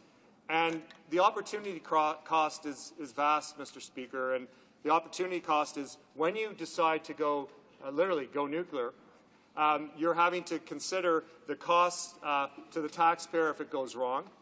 The lack of money available for investment of things like the East-West grid, which I can't encourage the government more, and I know that the member from Winnipeg, actually the Minister for Democratic Reform, understands this. I hope the Minister of Environment supports this, is that we must get behind the East-West grid. And before we get into, shoveling money over to nuclear industry, we should be investing in conservation. We should be looking at investing heavily in the East-West grid. I mean, if we're going to kick the carbon habit as much as we should, then clearly we need to look at East-West grid. We're leaking green energy right now. It's going south. It's going to the United States. Look at Quebec. Look at Manitoba. Where are those grid lines going for the surplus hydroelectric energy? It's going south, Mr. Speaker. John A. Macdonald would be flipping in his grave right now if he saw what happened. He built the spine of this country. Great man, a progressive conservative, a good guy, a grand old party. And look what's happened. Now he sees this government and the others not looking west or east, looking south and saying, here, take our green energy. Can you imagine, Mr. Speaker, if Sir John A. himself, instead of building a railway from coast to coast in this country, to said, you know what, we can make a buck off the Grand Trunk and send it south. We won't bother with that. That's what's happening right now, Mr. Speaker. And it's not because provinces don't want it. In fact, Manitoba, and I'm sure Quebec would be the same, want to see us invest in a east-west grid so that we don't have to rely on expensive and dodgy energy sources like nukes. Not one single nuke project in this country has been able to make a revenue-neutral project. Not one. They all have had massive, massive subsidies. And for, I have to say, for members who time to time, I hear them, put on the vestments of, being very prudent with the dollar, when you get behind a proposition like this and you get behind nukes, I'm sorry, but your credibility's shot, Mr. Speaker, because I, challenge anyone on the other side or over here with my friends in the Liberal Party who support this bill to show me a nuke project that actually didn't cost taxpayers a bundle. You can't just dress it up under liability laws and think that people won't get it. The day that you have a problem is the day that taxpayers will have to pay the largesse of it. So, Mr. Speaker, when we consider this bill, when you consider the fact that we are not, in the opportunity cost argument here, not investing appropriately in wind, in solar, creating that infrastructure that I mentioned, the east-west grid across this country, looking at geothermal, I just right down the street here, Mr. Speaker, there's a new housing development. They're doing geothermal. Now, they're not getting the subsidies that they should, but they're getting some. But if they were in Sweden, as an example, they would actually be getting subsidies at the front end to pay off and be revenue neutral and actually put energy on the grid in future, not putting taxpayers at risk, not putting us in a situation that this bill will certainly do, is make citizens exposed to the risk of this technology. If this technology is so safe, so great, then why not just take the cap off? And why not just say, you know what, like some have said, unlimited, right? But what they've done here is clearly acknowledge through this bill that there is a problem with this technology, that this technology is not stable, that it is vulnerable, and so we're going to be exposed. And what will happen is it will be in legislation.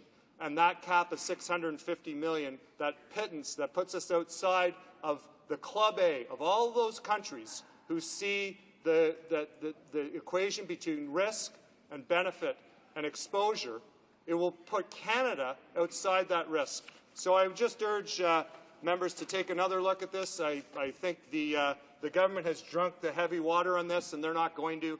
But, when you look at it, the question is, Mr. Speaker, are we going to align ourselves with those in Latvia, Moldova, Cameroon, Belarus, who have capacity problems? I'm not blaming them. That's their capacity problems. Or are we going to align ourselves with Belgium, Denmark, the UK, the Netherlands, Sweden, Norway, France? Whose side are we going to choose? The one that is the club for those who are basically saying, let her rip and let taxpayers pay the price? Or are we going to go with responsible, sensible legislation where we won't put taxpayers at risk, acknowledge the real cost of nuclear energy, and make sure that Canadians get a stable investment in energy and look at things like the east-west grid? Or are we just going to throw this up as a fig leaf over a reactor and say, all is fine, we'll be okay? But rue the day, Mr. Speaker, and the government will, rue the day when there is an accident, because it will come back to haunt them, and it will be this piece of legislation. Thank you, Mr. Speaker. When the House returns to this matter, the Honourable Member for Ottawa Centre will have questions and comments at that time. As it is 1:30 p.m., the House will now deal with private members' business according to the order paper today. Table a document with the House. The Minister of Justice earlier tabled a document with reference to the all-party understanding, and I have the French translation. There was a difficulty in the translation. I've been asked to table that here to this afternoon.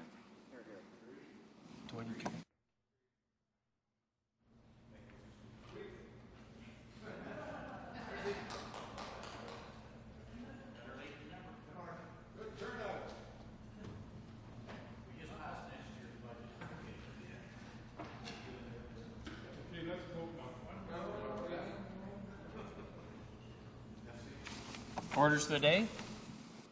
Ordre du jour, affaires émanant des députés, debate on motion 514, instructions to the Standing Committee on Public Safety and National Security, Criminal Records Act, standing in the name of Ms. Cadman. Ms. Cadman, seconded by Mr. Norlock, moves that the Standing Committee on Public Safety and National Security be instructed to undertake a review of the Criminal Records Act and report to the House within 3 months on how it could be strengthened to ensure that the National Parole Board puts the public safety first in all its decisions. Debate. The Honourable Member for Surrey North. Thank you, Mr. Speaker. I am very pleased to rise in the House and introduce this motion. All of us have heard over the past few weeks about the high-profile cases which have served to highlight some potential shortcomings with the current pardon system in Canada. So this is a very timely motion, and I'm proud of its introduction.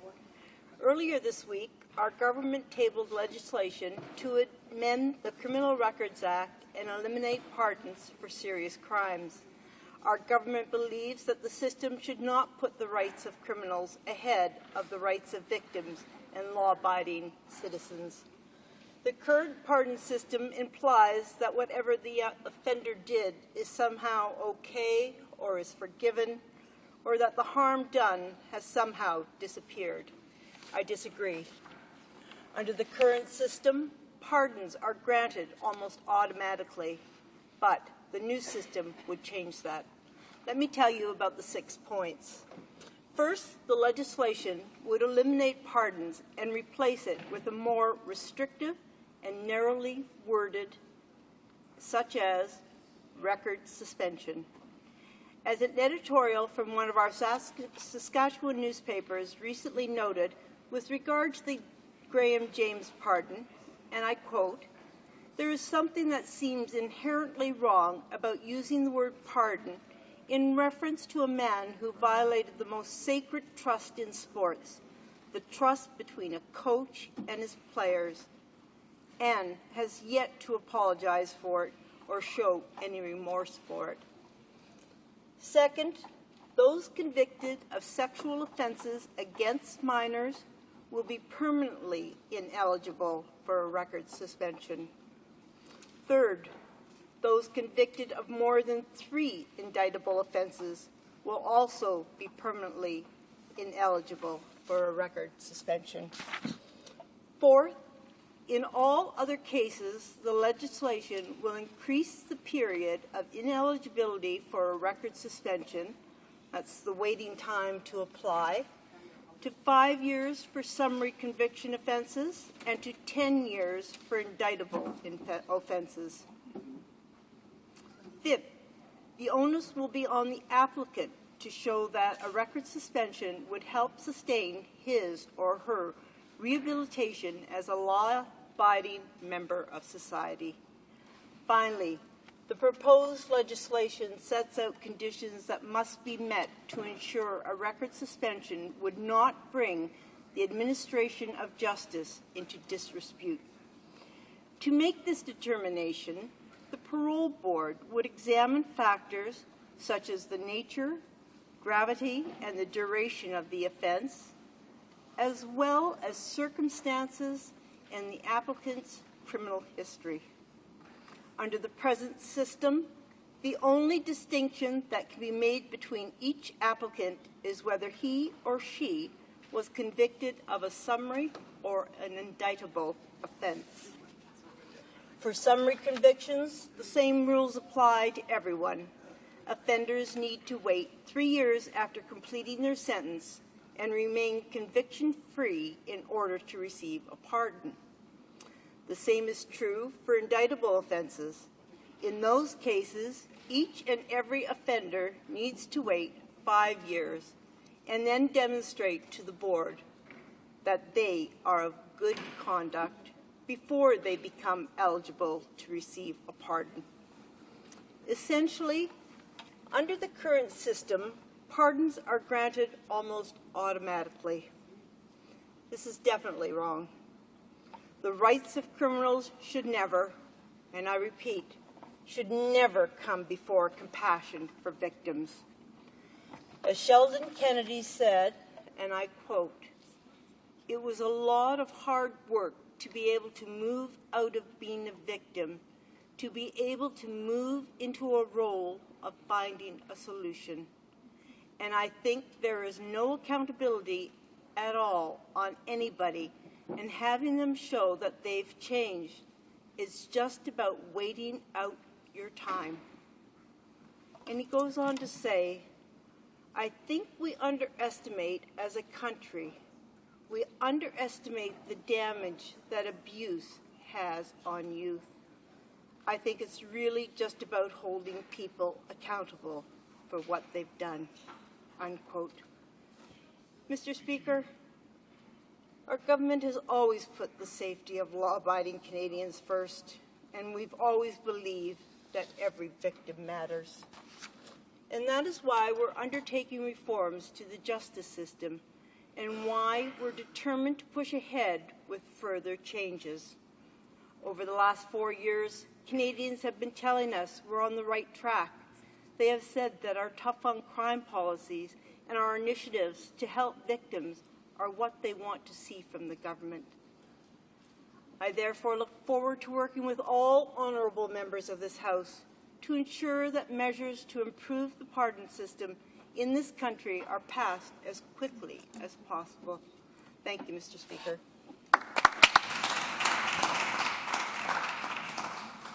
Questions and comments? Resuming debate, the honourable member for Brampton West. Thank you, Mr. Speaker. And if I could ask you to let me know when I have 1 minute, please. Thank you. So, in terms of my friend's speech, she essentially focused on C-23. But we are here today with respect to her motion M-514. I also will speak on C-23, but I would like to also, I guess I'll read her motion.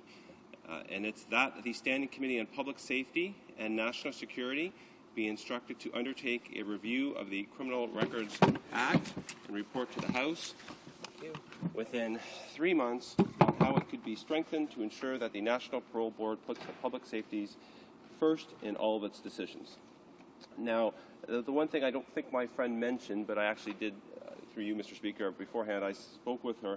I think she was agreeable that the 3 months should be 3 months of sitting days. So I just want to clarify that that's what we're discussing, not just 3 months. And I see her nodding through you, Mr. Speaker.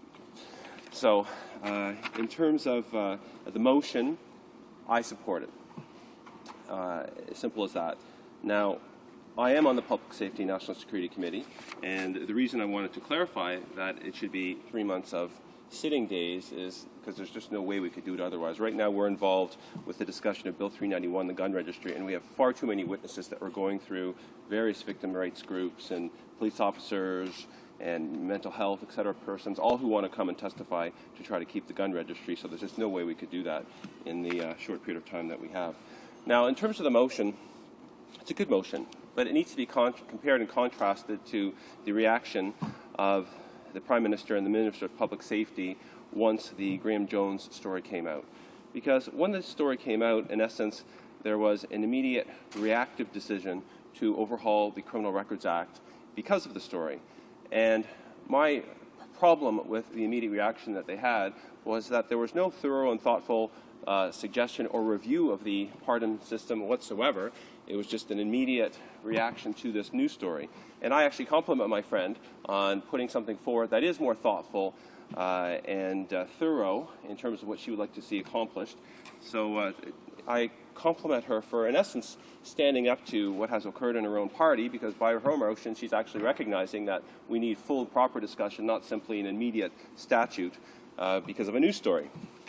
Now, in terms of the particular legislation, C-23, it's important to remember that this issue was raised first in 2006 by the Conservative government because there was another first news story, and that was with respect to convicted sex offender Clark Noble.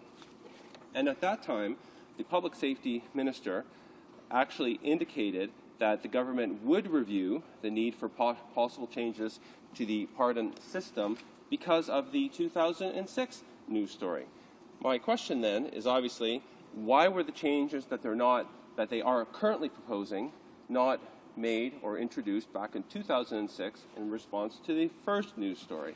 If the changes had been made at that time properly, we would not be facing this exact situation with the new news story with respect to Graham James.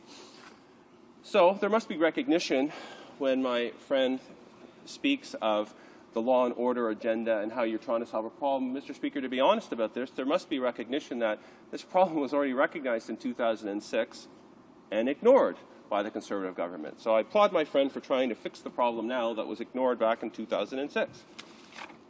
Now, in terms of C-23, any pardon system, and I agree, must operate in the best interest of public safety, 100%.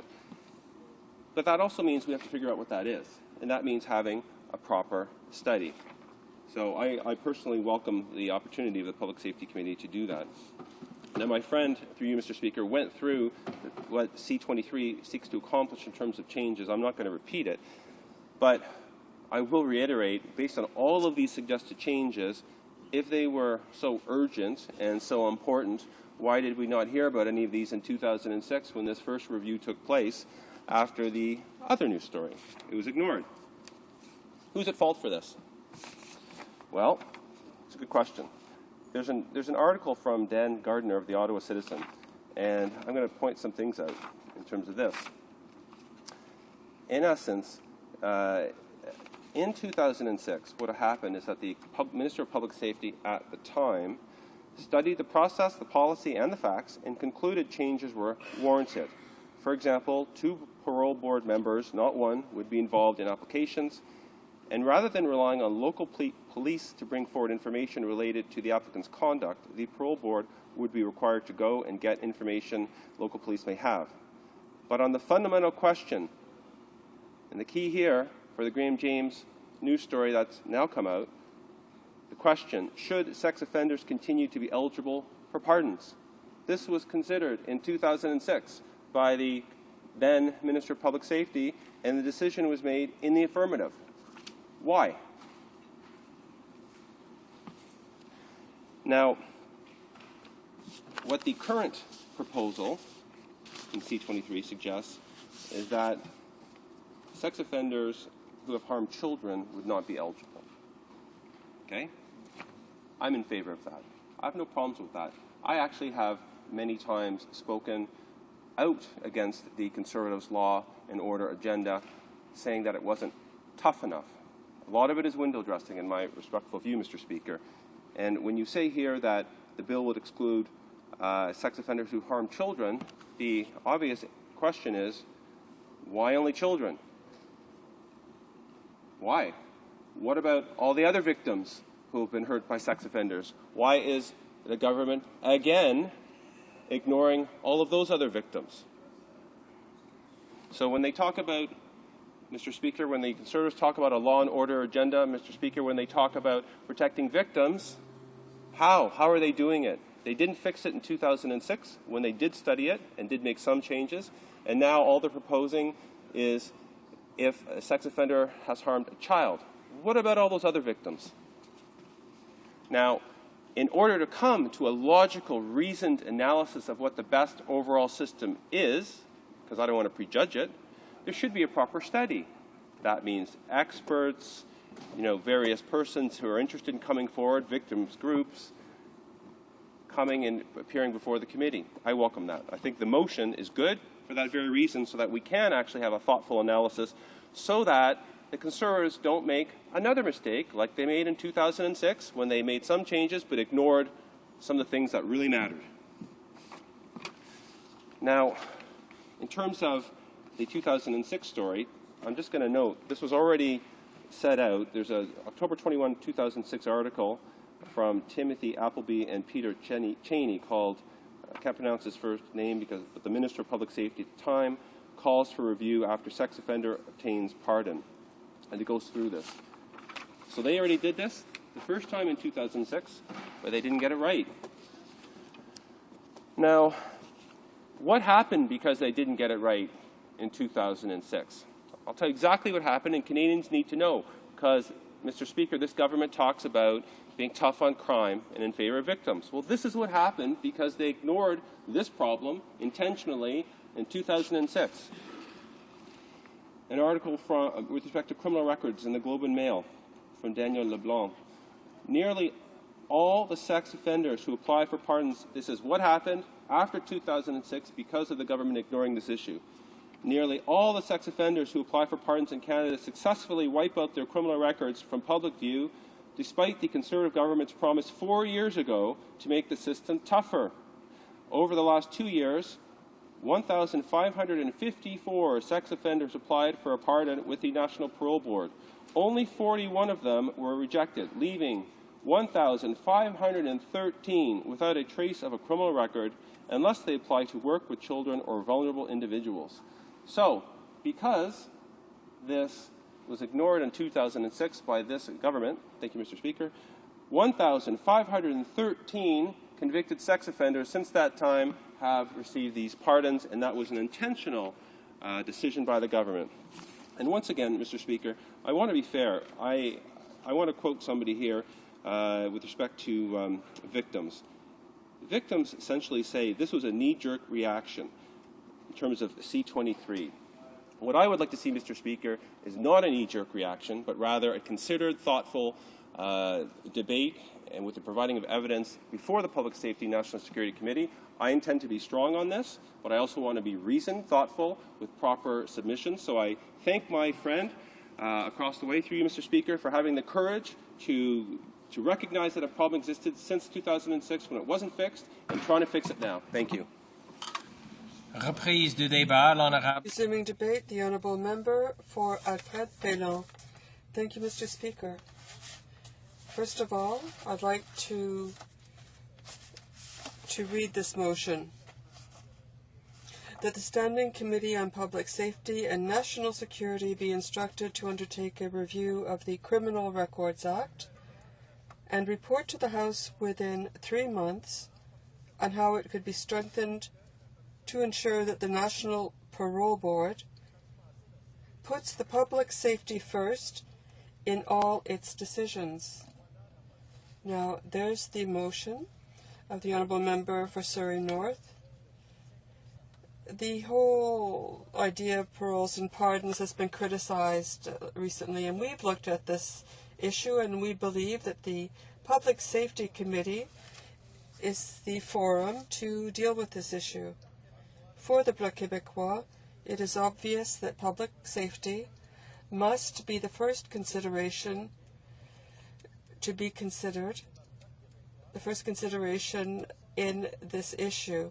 And for the Bloc, the best way of ensuring the public safety is to care about victims. And in order to do this, we want to make sure that there's the fewest victims possible. And that means we need sentences to imprisonment, but also to rehabilitating those offenders who can be rehabilitated. And Mr. Speaker, please allow me to question the objectives suggested by my colleague. Now, this would mean that there should be a review of the criminal records, and the government has tabled a bill to amend the criminal records, to amend the Criminal Records Act in order to replace rehabilitation with suspending the criminal record. And they would prolong the unacceptability of asking for a request for the criminal record. It would make certain offenses ineligible for having one's record suspended. And it would have the National Parole Board take into account additional criteria if it were to pardon or refuse suspending the record in a context where the government has made its choices relative to the amendments to be made to the Criminal Records Act. I have a hard time understanding how this approach, which is an interesting one, might be part of a study of public safety without duplicating a debate which has already been held. We have a 3-month period proposed within the motion, and it's quite possible that the House will have finished its study of C-23, and then it will go to the Public Safety Committee for study. Honourable Member for Elmwood Transcona. Well, thank you, Mr. Speaker. I'm very pleased to rise today to speak to this this motion put forward by the Honourable Member for Surrey North. And I want to say at the outset that I've certainly watched her career and that of her late husband for a number of years, and I've always been very sympathetic to his concerns and his goals in getting justice for victims in Canada.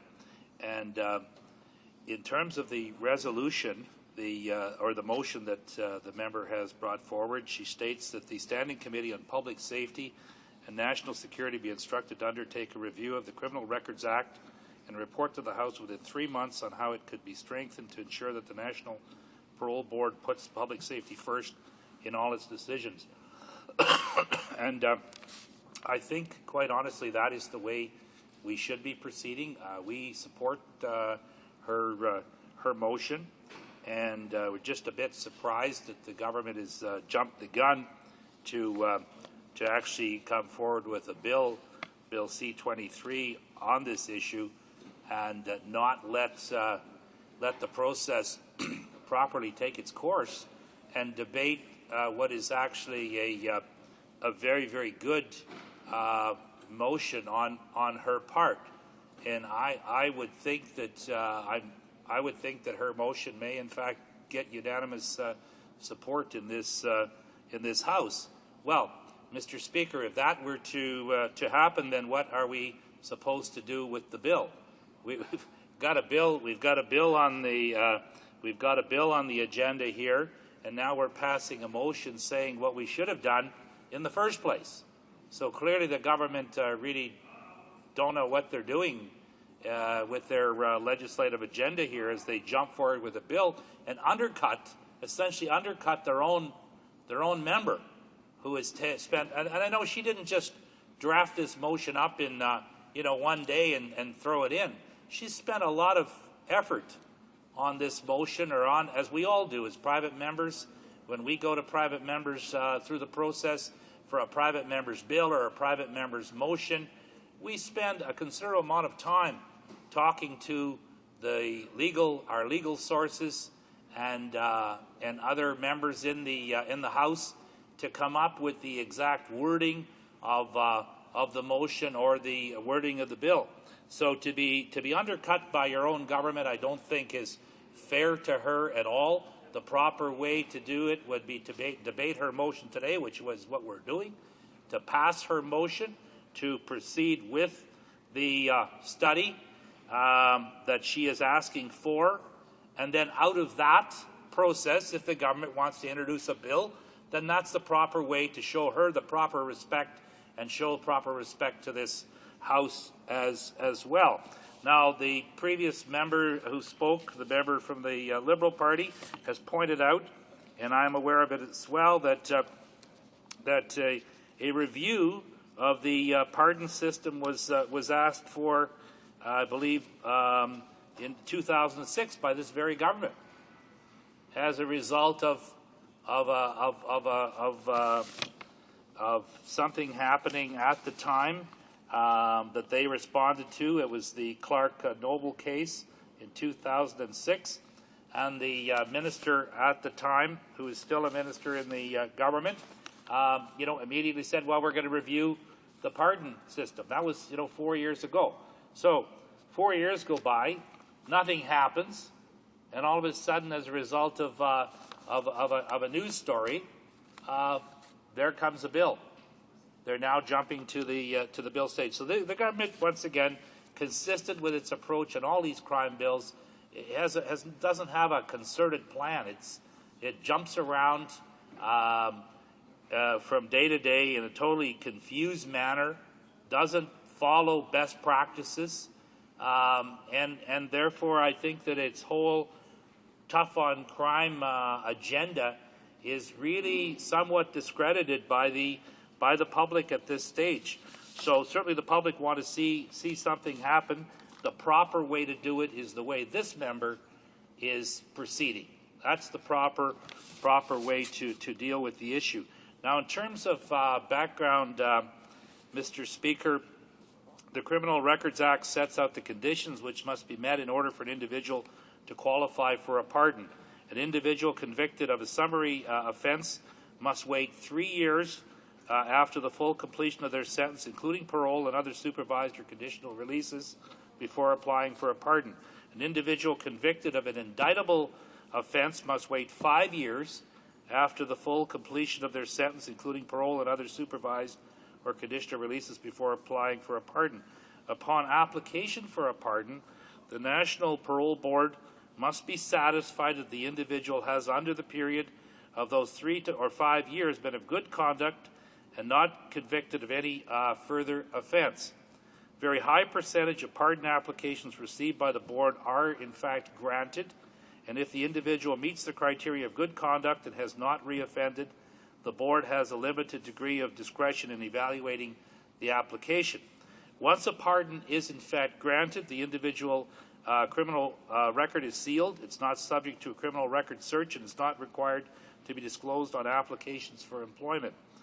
Individuals convicted of a prescribed list of sex offences are eligible for pardon under the same process as other offenders. However, if they seek paid or voluntary employment in a position that involves working with children or vulnerable persons, they can be asked to consent to a search of police records that would reveal a pardon conviction for an offence on this prescribed list. The board may revoke a pardon if an individual is subsequently convicted of a summary offence, if they find that the individual is of no longer of good conduct, or if the board finds out that the individual made knowingly false statements or concealed information in his or her pardon application. A pardon is automatically revoked if an individual is subsequently convicted of an indictable offence, or if the board finds out that the individual was not eligible for a pardon at the time it was granted. The pardon system, as I indicated, was reviewed in 2006 by the National Parole Board on the instructions of the then public safety minister, and I might say in response to media coverage of the pardon of a former sex offender. There were some minor changes, Mr. Speaker, to the process, but substantially it's remained the same for the last 4 years.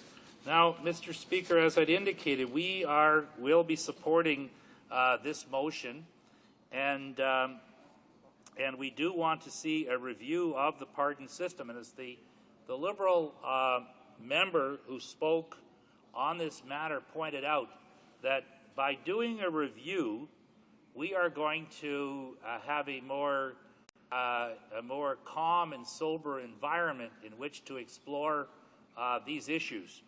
And by doing the review, the government, the system has the ability to hear from experts in the area.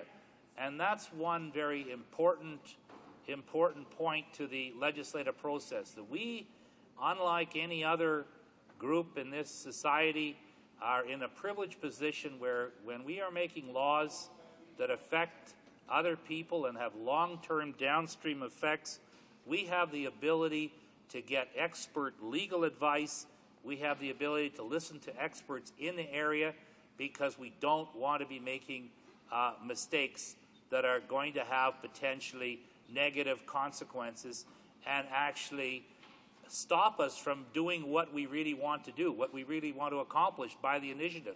The last thing we want to do is embark on an initiative that ends up in producing some result that we weren't trying to get in the first place. We want a system that is fair to victims in this system, and we do support a review of the pardon system. We support the possibility, Mr. Speaker, of lengthening the time period for certain crimes.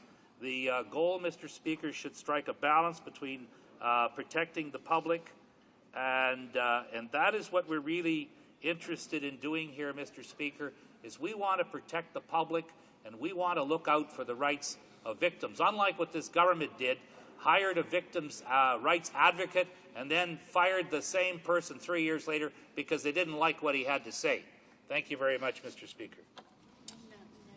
Resuming debate, the Honourable Member for Northumberland, Quinte West. Well, thank you, Mr. Speaker, and it's a great pleasure to rise today in support of the motion from the Honourable Member from Surrey North, who I know for many years has been a strong advocate for victims' rights and has been deeply committed to strengthening the justice system while helping young people who are at risk of becoming involved with gangs or the criminal justice system in order to lead better lives.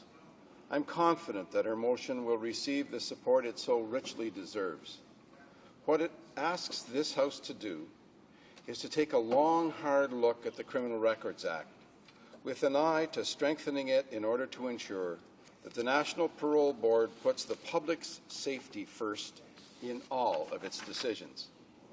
None of us need to be reminded as to why this is so important.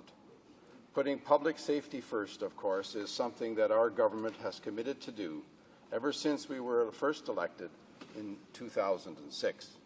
We have done it in a number of ways. We've given police and law enforcement officials the tools and resources they need to do their jobs. We've done it by getting tough with crime and offenders. We've passed legislation to stiffen sentences for people convicted of drive-by shootings and murders connected to organized crime. We've passed the Tackling Violent Crime Act, better protect 14 to 16-year-olds for the first time from sexual predators. We've recently introduced measures to further protect our children and to help victims by strengthening the National Sex Offender Registry and the National DNA Databank. We will also be pressing onward over the coming months with other important initiatives, including ending house arrest for serious crimes and repealing the Faint Hope Clause to spare victims from having to relive their terrible experiences time and time again. We have also introduced legislation to keep violent and repeat young offenders off the streets while they are awaiting trial to ensure the courts consider appropriate sentences for youth convicted of the most serious and violent crimes.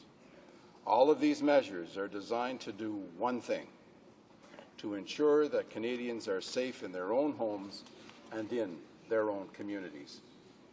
As our recent speech from the throne notes, and I quote, "For many Canadians, there can be no greater accomplishment than to provide for their children, to contribute to the local community, and to live in a safe and secure country," unquote.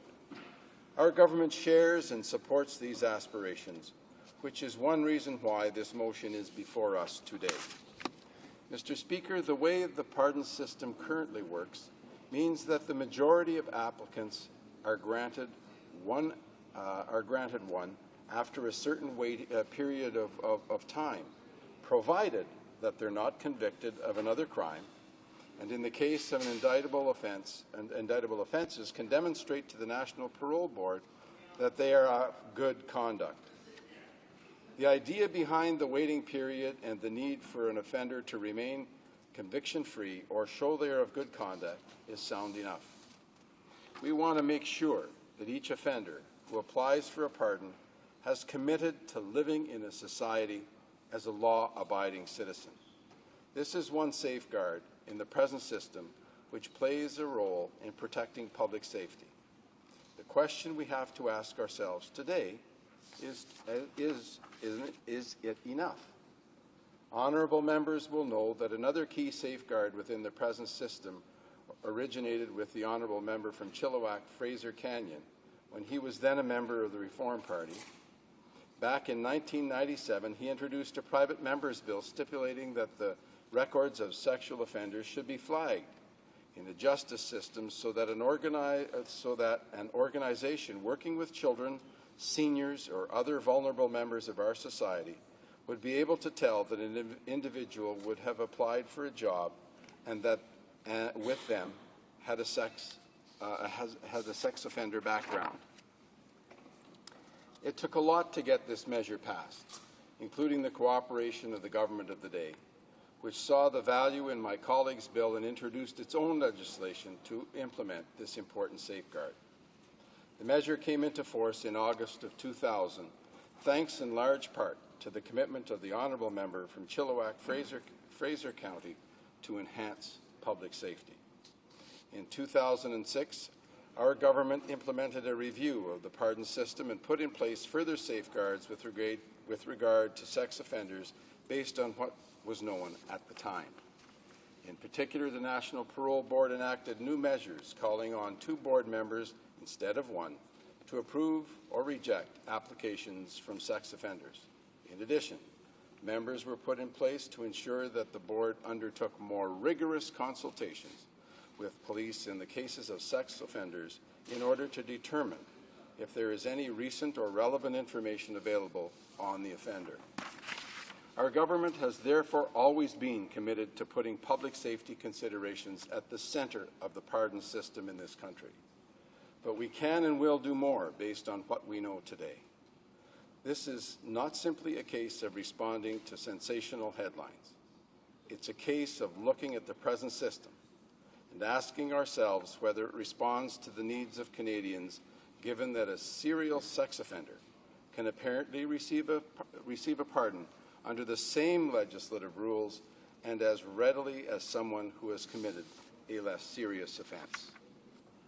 All of us need to ask ourselves, what more can we do to ensure that public safety considerations are front and centre in decisions made by the National Parole Board? And that is how it should be for all aspects of our criminal justice system. The way the current system is set up means that we can and do differentiate in a limited way.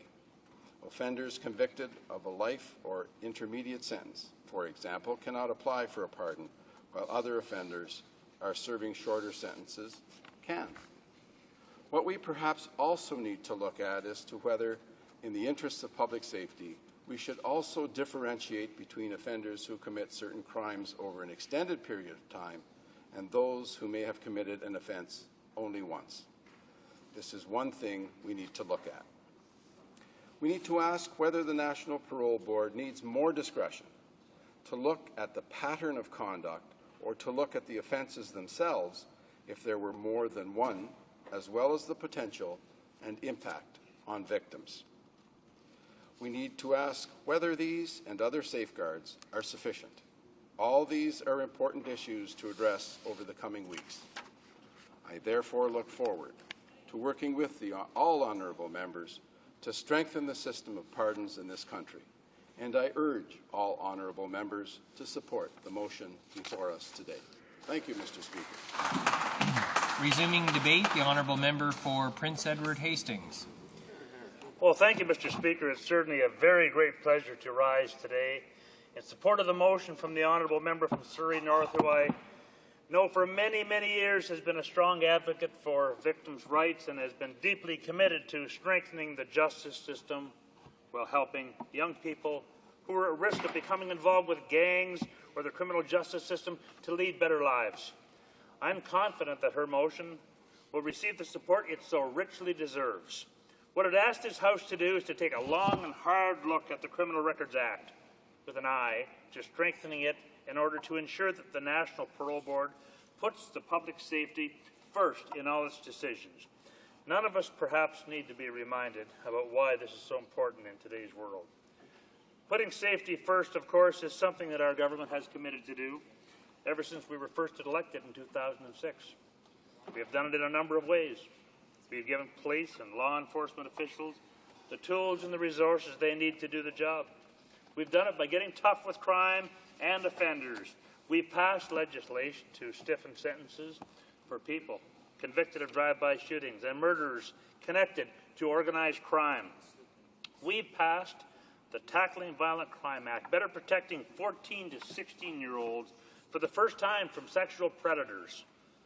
We recently introduced measures to further protect our children and help victims by strengthening the National Sex Offender Registry and the National DNA Data Bank.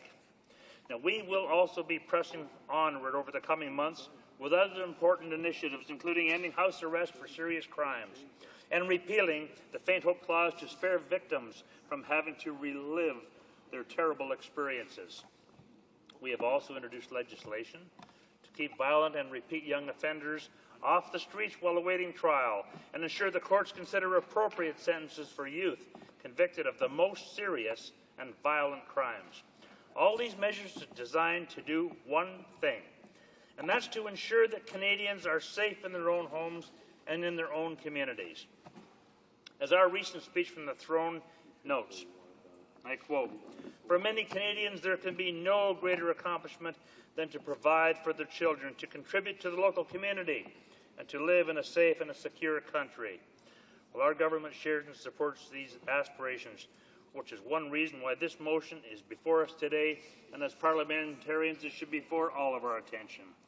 Well, Mr. Speaker, the way the pardon system currently works means that the majority of applicants are granted one after a certain waiting period, provided they are not convicted of another crime, and in the cases of indictable offences or serious offences, can demonstrate to the National Parole Board that they are of good conduct.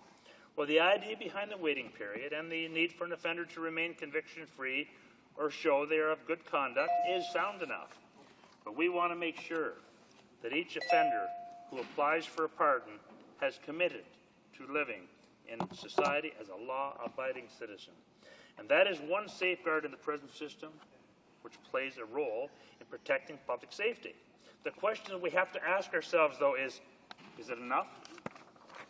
Well, honourable members will know that another key safeguard within the present system originated with the honourable member from Chilliwack-Fraser Canyon.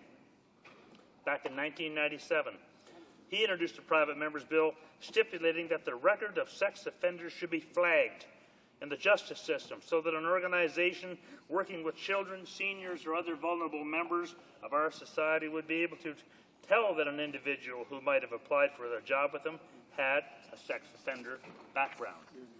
Well, it took a lot to get this measure passed, including the cooperation of the government of the day, which saw the value in my colleague's bill and introduced its own legislation to implement this important safeguard. This measure came into force in August 2000, thanks in large part to the commitment of the honourable member from Chilliwack-Fraser County to enhancing public safety. Well, in 2006, Mr. Speaker, our government implemented a review of the pardon system and put in place further safeguards with regard to sex offenders based on what was known at that time. In particular, the National Parole Board enacted new measures, calling on 2 board members instead of 1 to approve or reject applications from sex offenders. In addition, measures were put in place to ensure that the board undertook more rigorous consultations with police in the cases of sex offenders in order to determine if there is any recent and relevant information available on the offender.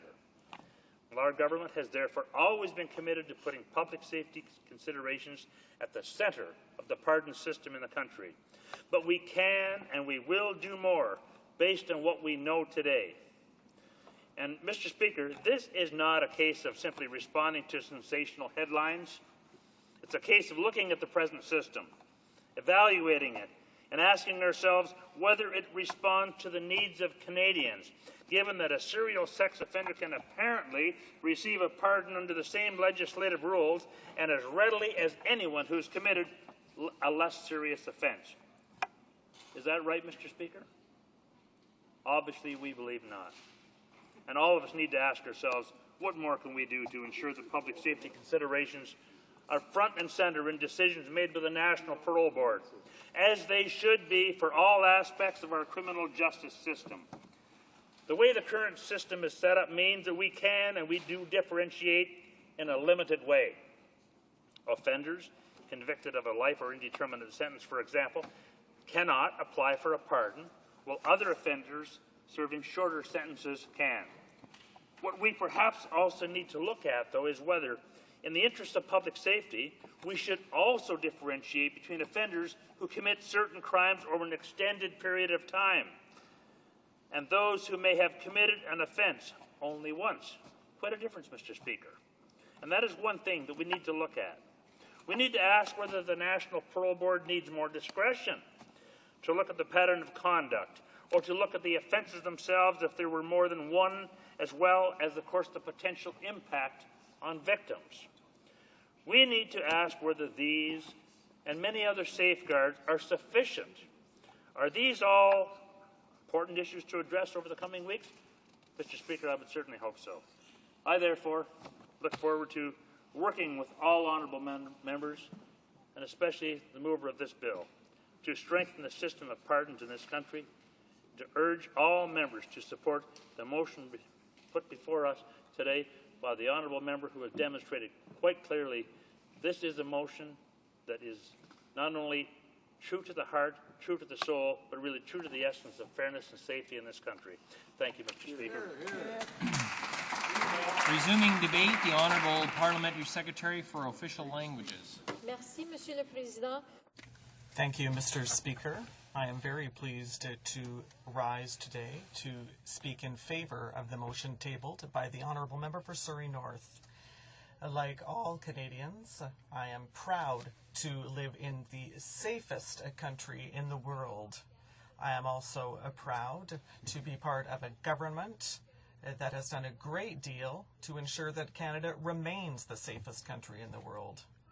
A country where we can walk safely in our community streets, a country where parents can send their children to school with entire peace of mind, knowing that they will come back home very safely. A country where we hear in our parks and playgrounds the happy cries and laughs of children and parents who play in total peace of mind. We know that this motion grants importance to these characteristics of our country. They are at the very heart of our freedom and what defines Canada in the eyes of the rest of the world, who can only envy us. We also know, Mr. Speaker, that this freedom comes at a price of perpetual vigilance. As soon as we start taking our freedom for granted, it is threatened. And that is why public safety is, and always will be, the major priority of this government. The Canadian public expects nothing less from us. That is where the entire significance of this motion lies. It's all a question of vigilance, Mr. Speaker. We must always seek ways of increasing public safety and protecting the rights of all citizens, the accused, victims, the people who have been charged, and especially the public. Our justice system must ensure this, and it must prove that it is ensuring this.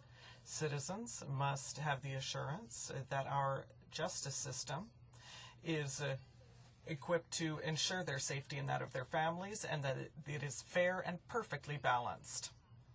All the members know that the trust of the population was shaken by recent events.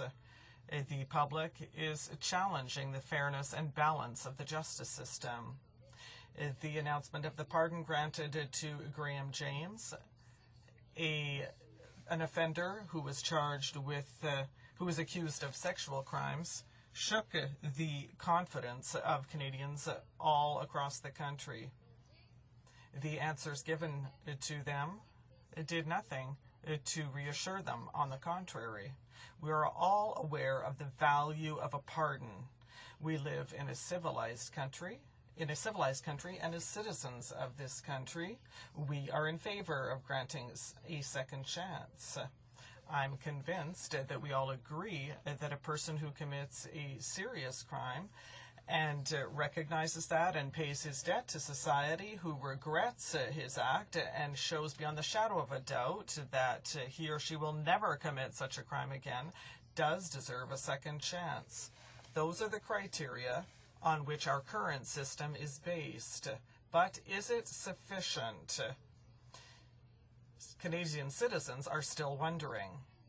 Here is the very legitimate and important question raised by the motion introduced by the Honourable Member for Surrey North. Can we do more to ensure that the National Parole Board puts the public's safety first in all of its decisions? Mr. Speaker, someone who has been recognized as having committed an indictable offense can present an application for pardon after having served only 3 years of his sentence. A pardon is granted if during that time the person has not been found guilty of any other offense. That is only one point that is taken into account. The National Parole Board has no discretionary power in this regard.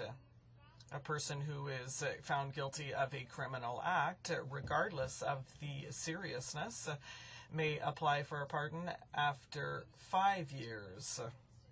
The National Parole Board, once again, has a discretionary power that is very limited. If the individual is not found guilty of another offense during the 5-year waiting period, and if that person shows good conduct under the Criminal Records Act, well, that person is considered to have been rehabilitated. The pardon granted to Mr. James raises very reasonable questions among the Canadian public. Is our legislation too permissive? That is a question. That is certainly being echoed in my riding, that is St. Boniface. Is it appropriate to grant almost systematically a pardon in all cases? The decision-making powers conferred upon the National Parole Board, do these powers reassure us that the NPB takes all these criteria into account?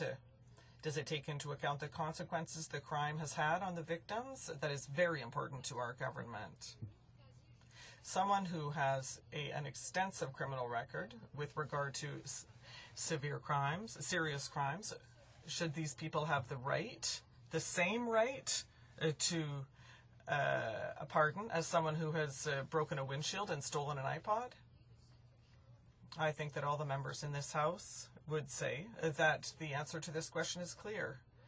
That is why the Honourable Minister of Public Safety introduced a bill seeking to make the amendments required to the Criminal Records Act. The First Amendment consists in changing the name of the process. Therefore, the record suspension is a much more accurate and appropriate expression. It makes offenders, it helps them understand clearly, and it helps victims understand clearly that we have not forgotten the actions they committed and the harm caused. There is also the waiting period before an offender can apply for a record suspension. This period would be lengthened to 5 years in the case of an offense indictable by summary conviction, and to 10 years for indictable offenses. This amendment would make sure that the offender would have to prove that he deserves a pardon, and make sure that the justice system takes the seriousness of this conviction into account. This will entrust the National Parole Board with more investigation powers, and these powers will allow the board to make truly informed decisions, particularly when it must rule on cases of serious offenses. As concerns the most serious offenses, crimes that all of society finds particularly heinous, including sexual offenses against children, the amendments must seek to increase the waiting period and even removing the investigating child abuse, including sexual abuse against children, and it is high time that this Parliament consider this kind of a modification, because those children suffer a lifetime. But what's forgotten is the suffering of the parents as well, because no parent can forget ever the consequences of sexual abuse on their children. And I am so proud today to be able to support what our minister has put forward and what our honourable member from Surrey North has put forward, because I have seen this, I have lived this, and it is far too long gone unchecked, and I am very, very pleased to stand here and speak on behalf of this fine member.